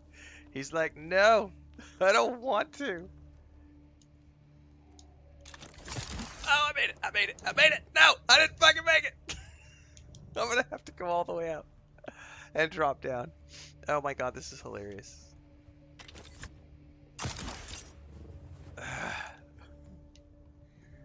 Jump over. Thank you. Whoever said video games are not physically exhausting, you don't know what you're talking about. Alright. I need my light. Give me my light. I need to see what I'm doing.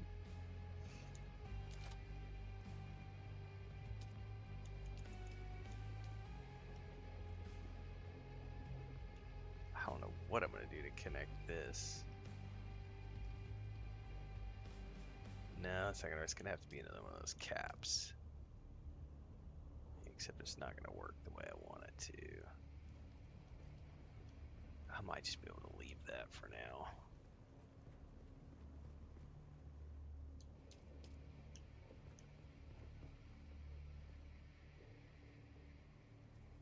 Okay. There's that. There's that. That. I think that's the edge.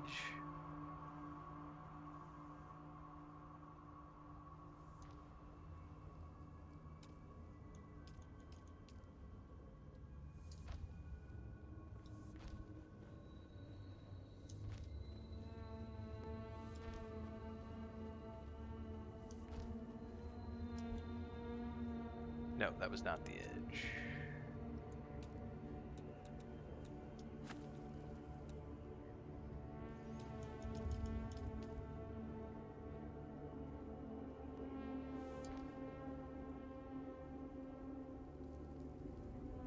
This is going to be where I don't quite know what to do yet. I'm going to have to look at that.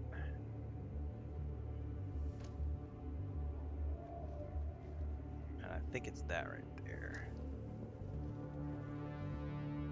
Which then brings this down into here.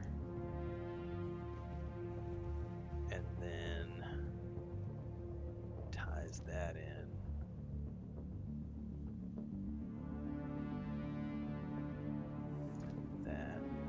God, I'm looking around the corner. Alright. I think that's everything I need here, so we could probably get rid of the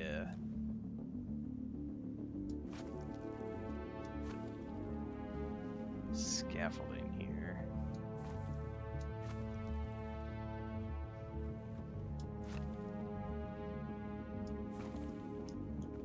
Okay. Okay. Oh, shit, shit, shit.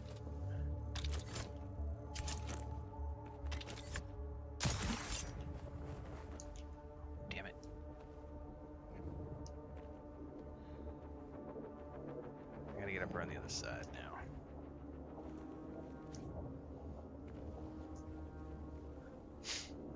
Need to get the angle just right.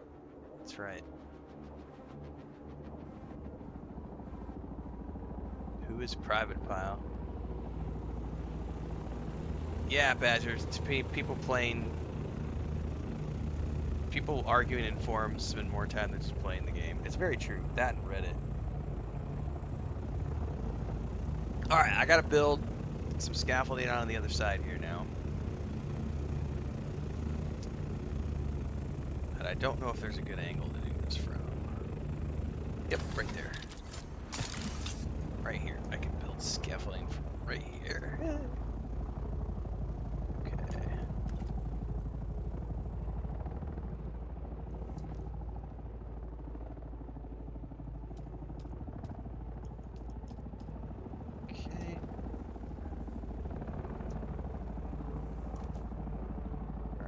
should get me out far enough to work on this.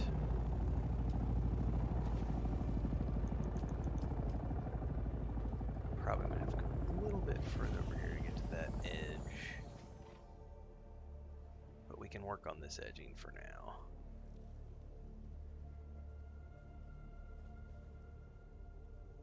Is there something buried in the wall there? No. Why won't it flip the way I want it to?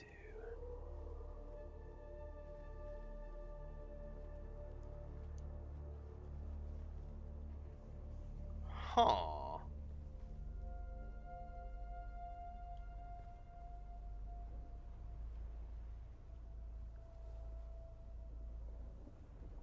Okay, there's that one.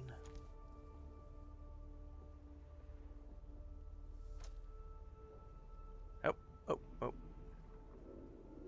Yeah, it's not flipping the way I want it.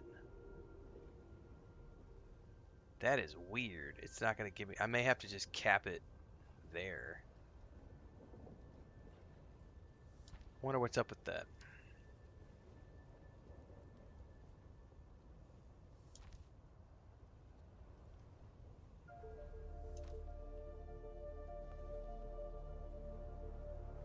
That one's also being a little funky with me.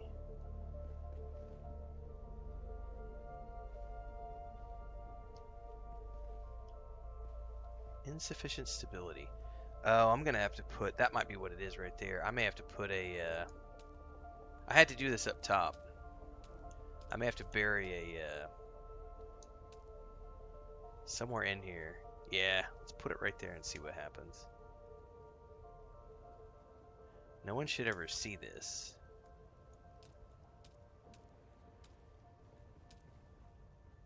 Ah, that's what it was. It didn't want to do anything because it was lacking support. Okay.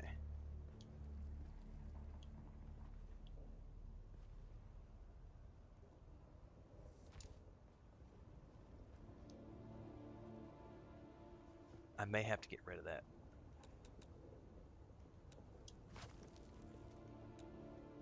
Yep. Sometimes you gotta live a little creative.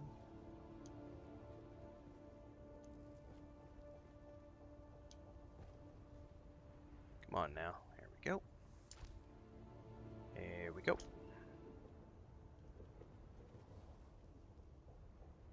There we go. Alright, we need to bring our scaffolding out.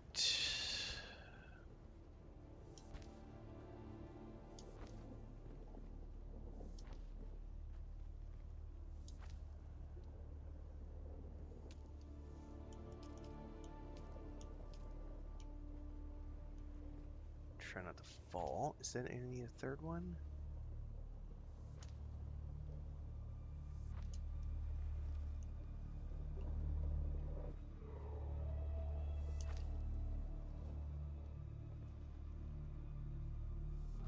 This might get a little funky right here. Hold that thought. I might have to get rid of some of those because I forgot we got a corner to bring down here. And I may need to remove some of those those pieces further down because of the cornering. Let's do the corner first.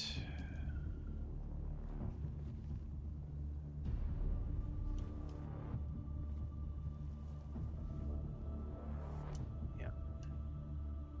I almost fell off. Okay, let me do that right there. Yep, we're gonna have to move that piece right there for another corner piece.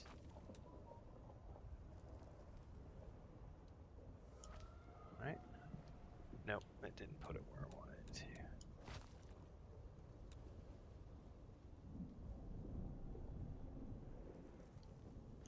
Well, let's flesh this out first.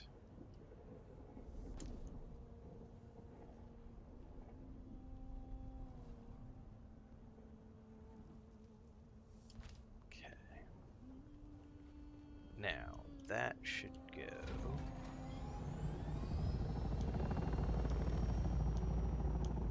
It needs to go right here. Oh, there we go. Capstone it. Okay. Okay. Now that thud should theoretically...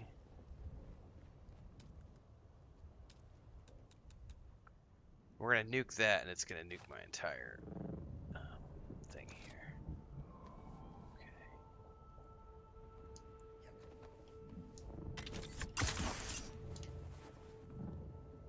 We're gonna grab my ornithopter, and we're gonna take fly around.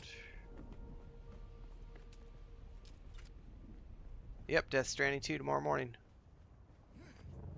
Nope, I'm doing early access for Death Stranding 2.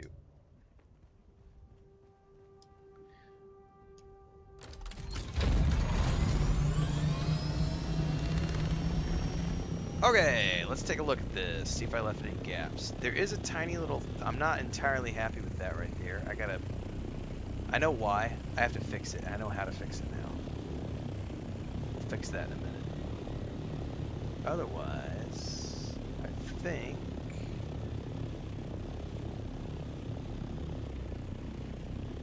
I'm very proud of myself, everybody. Look at that tiered structure.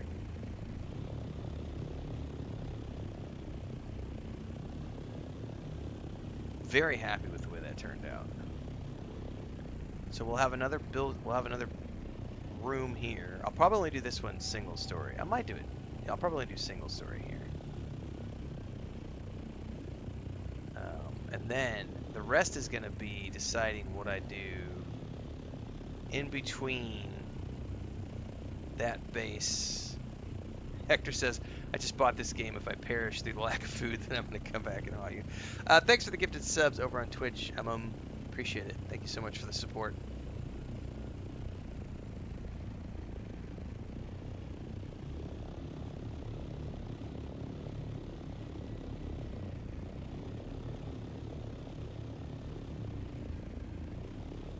Alright, we're getting there. We're getting there. Definitely getting there. Okay. Alright. I'm going to continue the aesthetic of the top part down. But I think I'm only going to do a single story for this part. Not a two-story structure. Which means we need to go to walls, and we go to the Atreides stronghold window, and we tell it to go...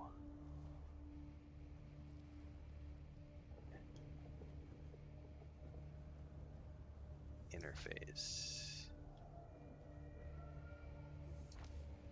Oh yeah, that is the point. We are gonna make this. Like I said, the whole idea was that you come in from Pinnacle Station, and as soon as you exit the station, you see this massive Atreides base, like right there, you know, half a kilometer away.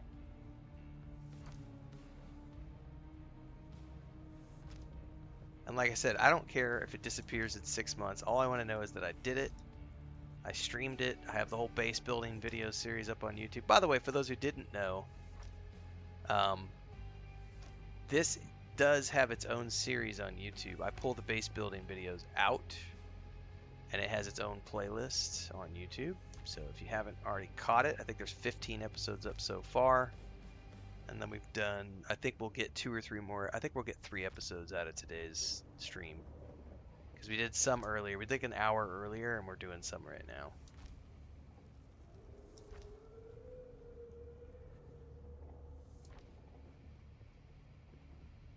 Sector weather alert. A large sandstorm is approaching.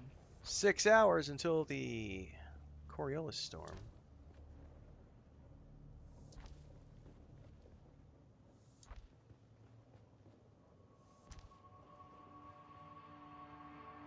Oh, I wonder if that's going to stick out the other side. I bet it did. I bet it did.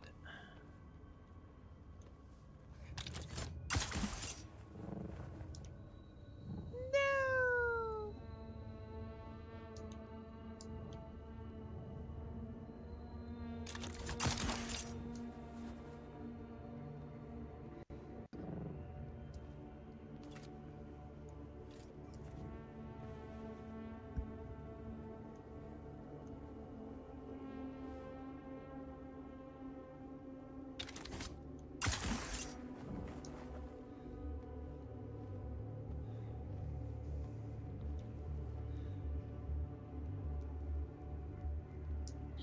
Eat your ass. Oh no, what are you doing? There we go. He was failing at edging, kids.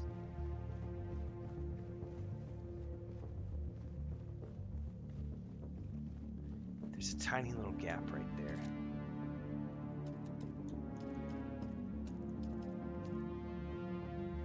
Alright. It's because I needed a pillar before.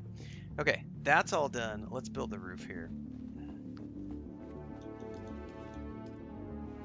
Remembering that we have a stairwell we're going to build. And I'm only doing this one single story, so...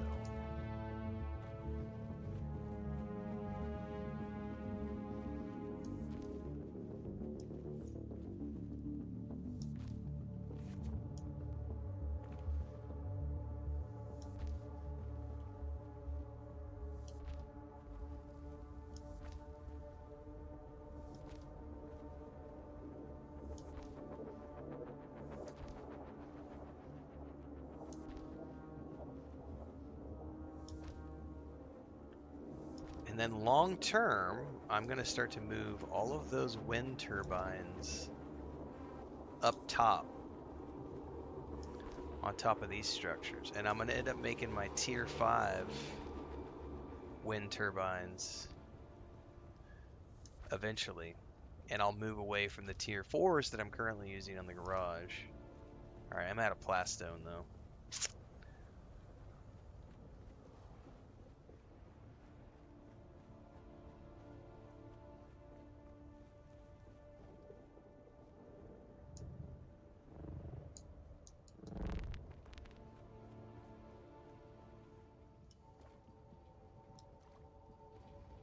Alright.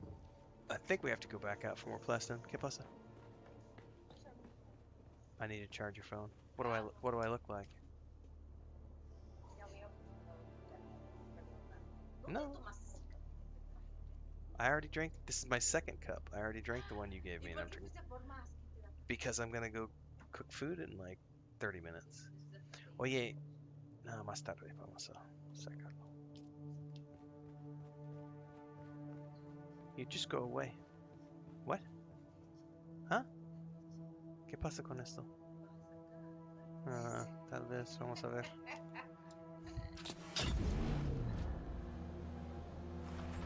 Hector says I'm not into the lack of hair or eyebrows. That's a little freaky, man.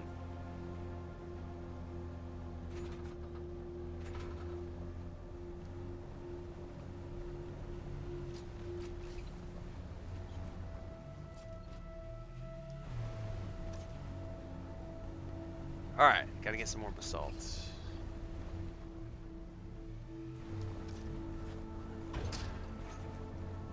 All right, gracias.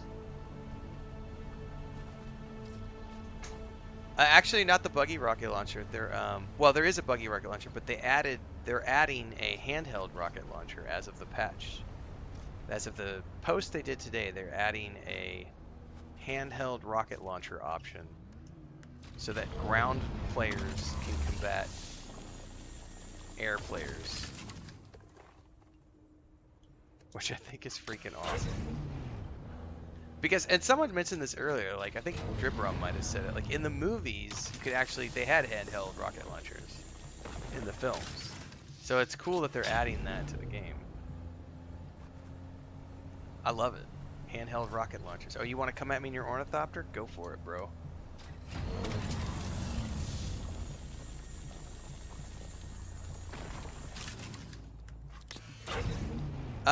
Right now there are buggy rocket launchers. Okay, hang on. Rave says there's already a tier 6 handheld, but they're not gonna add tier 5. Yeah, there's also like there's like a rocket launcher for the buggy, but not one for handheld. I don't know. They're adding more handheld stuff so that we have more options for foot to air combat. Ravesar says there already is a tier 6 one. They're adding a tier 5 one. Alright, I'm tired. It's a long day. I need to go reread the post to understand exactly what they're adding.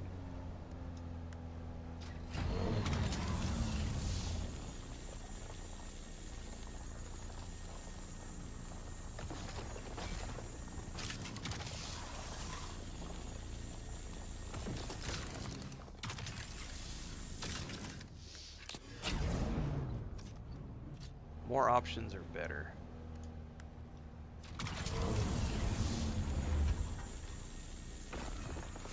The best part about it is that I'm just sitting here doing my shit, grinding my stuff, and it doesn't matter to me one way or the other because I'm nowhere near ready for the deep desert.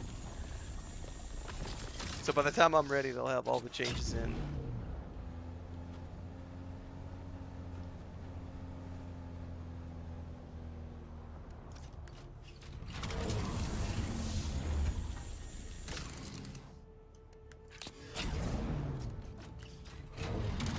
I know in that video they show a buggy with a rocket launcher. I didn't know there were already handheld rocket launchers. I knew the buggy one was in because they promoted it in that combat video.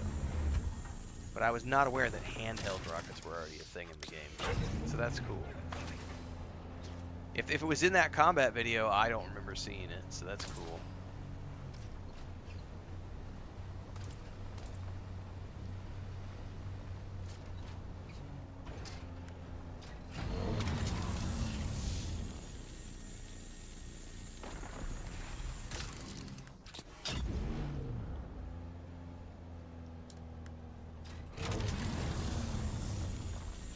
Oh, I love doing those reverse rage bait parody videos. The best part about it is they get like that feral guy who was here earlier. He is the exact audience that I make those videos for. They get all triggered, not realizing it's a parody video. And then when they realize that it's a parody video and they've been made to look the fool, they get even more pissed off. It's awesome. I love my job. You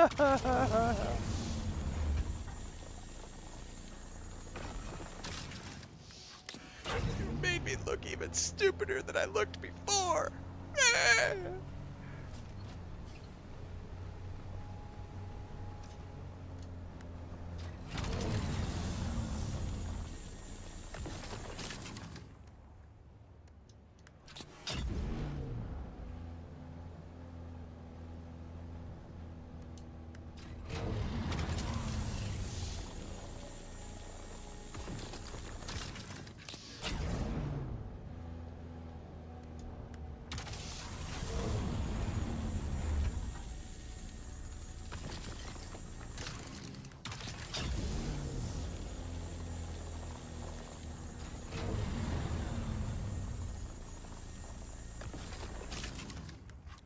Alright, we got one more, two more basalts right here, and then we're going to turn around and go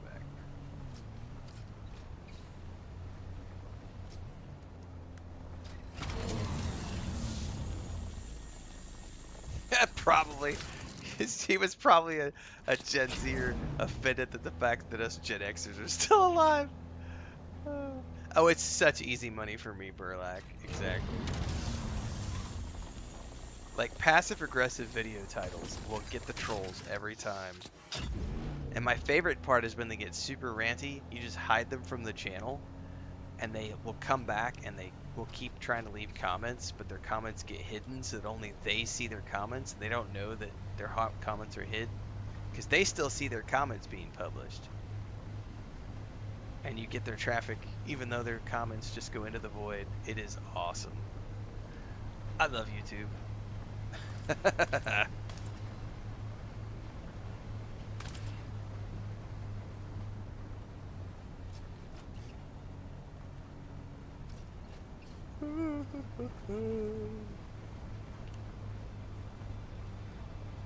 Easy money. Something about a fool and his money are easily parted with. A fool and his time are also easily parted with. Because only fools are willing to waste time arguing on the internet. Because you know who wins? Me. It's like a lawyer. The only person who wins in an argument on the internet is me, because I've got your engagement on the video. I've got your clicks, I've got your comments, I've got your view time, and I get paid. So please feel free to try to argue with me on a YouTube video. I will win. Oh, you're only making 2 cents. I don't care. Every cent adds up, bitch. Every cent counts. Get 100 of those cents together, I made $1. You get 1,000 of those, I got more. I got like 8,500 videos. Every single one of those is bringing in pennies per day, and they all accumulate. It's brilliant.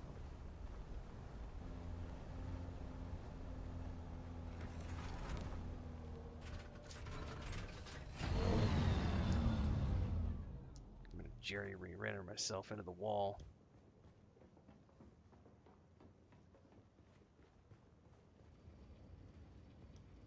All right, more and oh man, I'm gonna have to build another.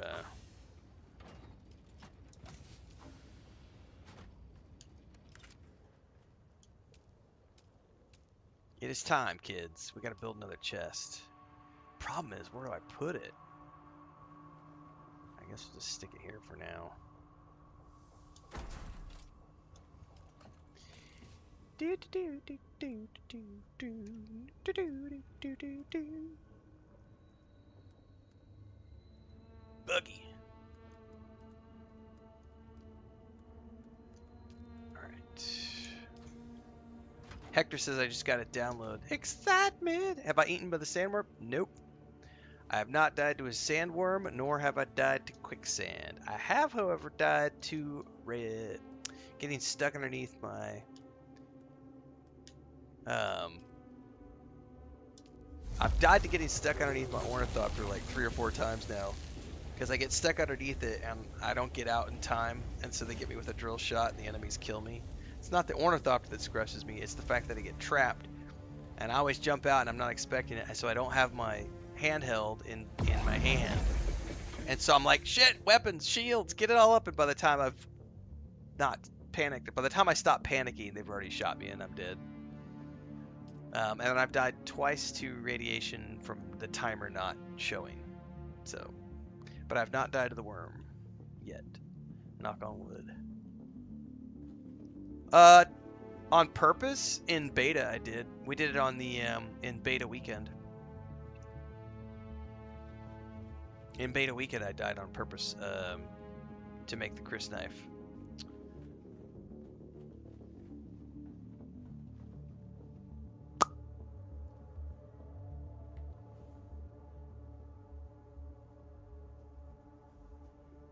Well, folks, I think that's it.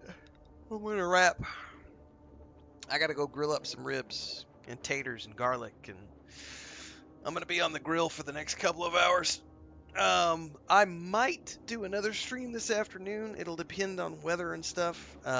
If I do, it'll be late afternoon / evening. Don't forget, guys, tomorrow we start Death Stranding 2 bright and early. So don't forget, for those of you who only tune in for the Dune Awakening, for the next few weeks, Dune Awakening becomes the afternoon chill session. So we're only going to be doing 2, maybe 3 hours of Dune Awakening every day for the next few weeks. Because we're going to be heavily, and probably for the next 2 days, I'll probably do more. I might not do too much Dune Awakening over the next couple of days because I have Head Start access with Death Stranding 2. So I want to make sure I prioritize that and get my money's worth out of it. But we're not stopping with Dune Awakening. Like, I've got this huge base we're building right now. Don't forget the base building videos come out of their own YouTube series. So if you're not on YouTube right now, follow along. If you're watching on Steam right now, don't forget that the daily streams happen on YouTube and Twitch. And we will be back with more Dune Awakening soon as we continue our adventures in base building and Tier 5 resource production and working our way towards getting all of our Tier 5 stuff prepped and ready to go, so by the time Funcom patches the Tier 6 stuff in, we'll be ready to go for the Deep Desert. Have a great day, everybody.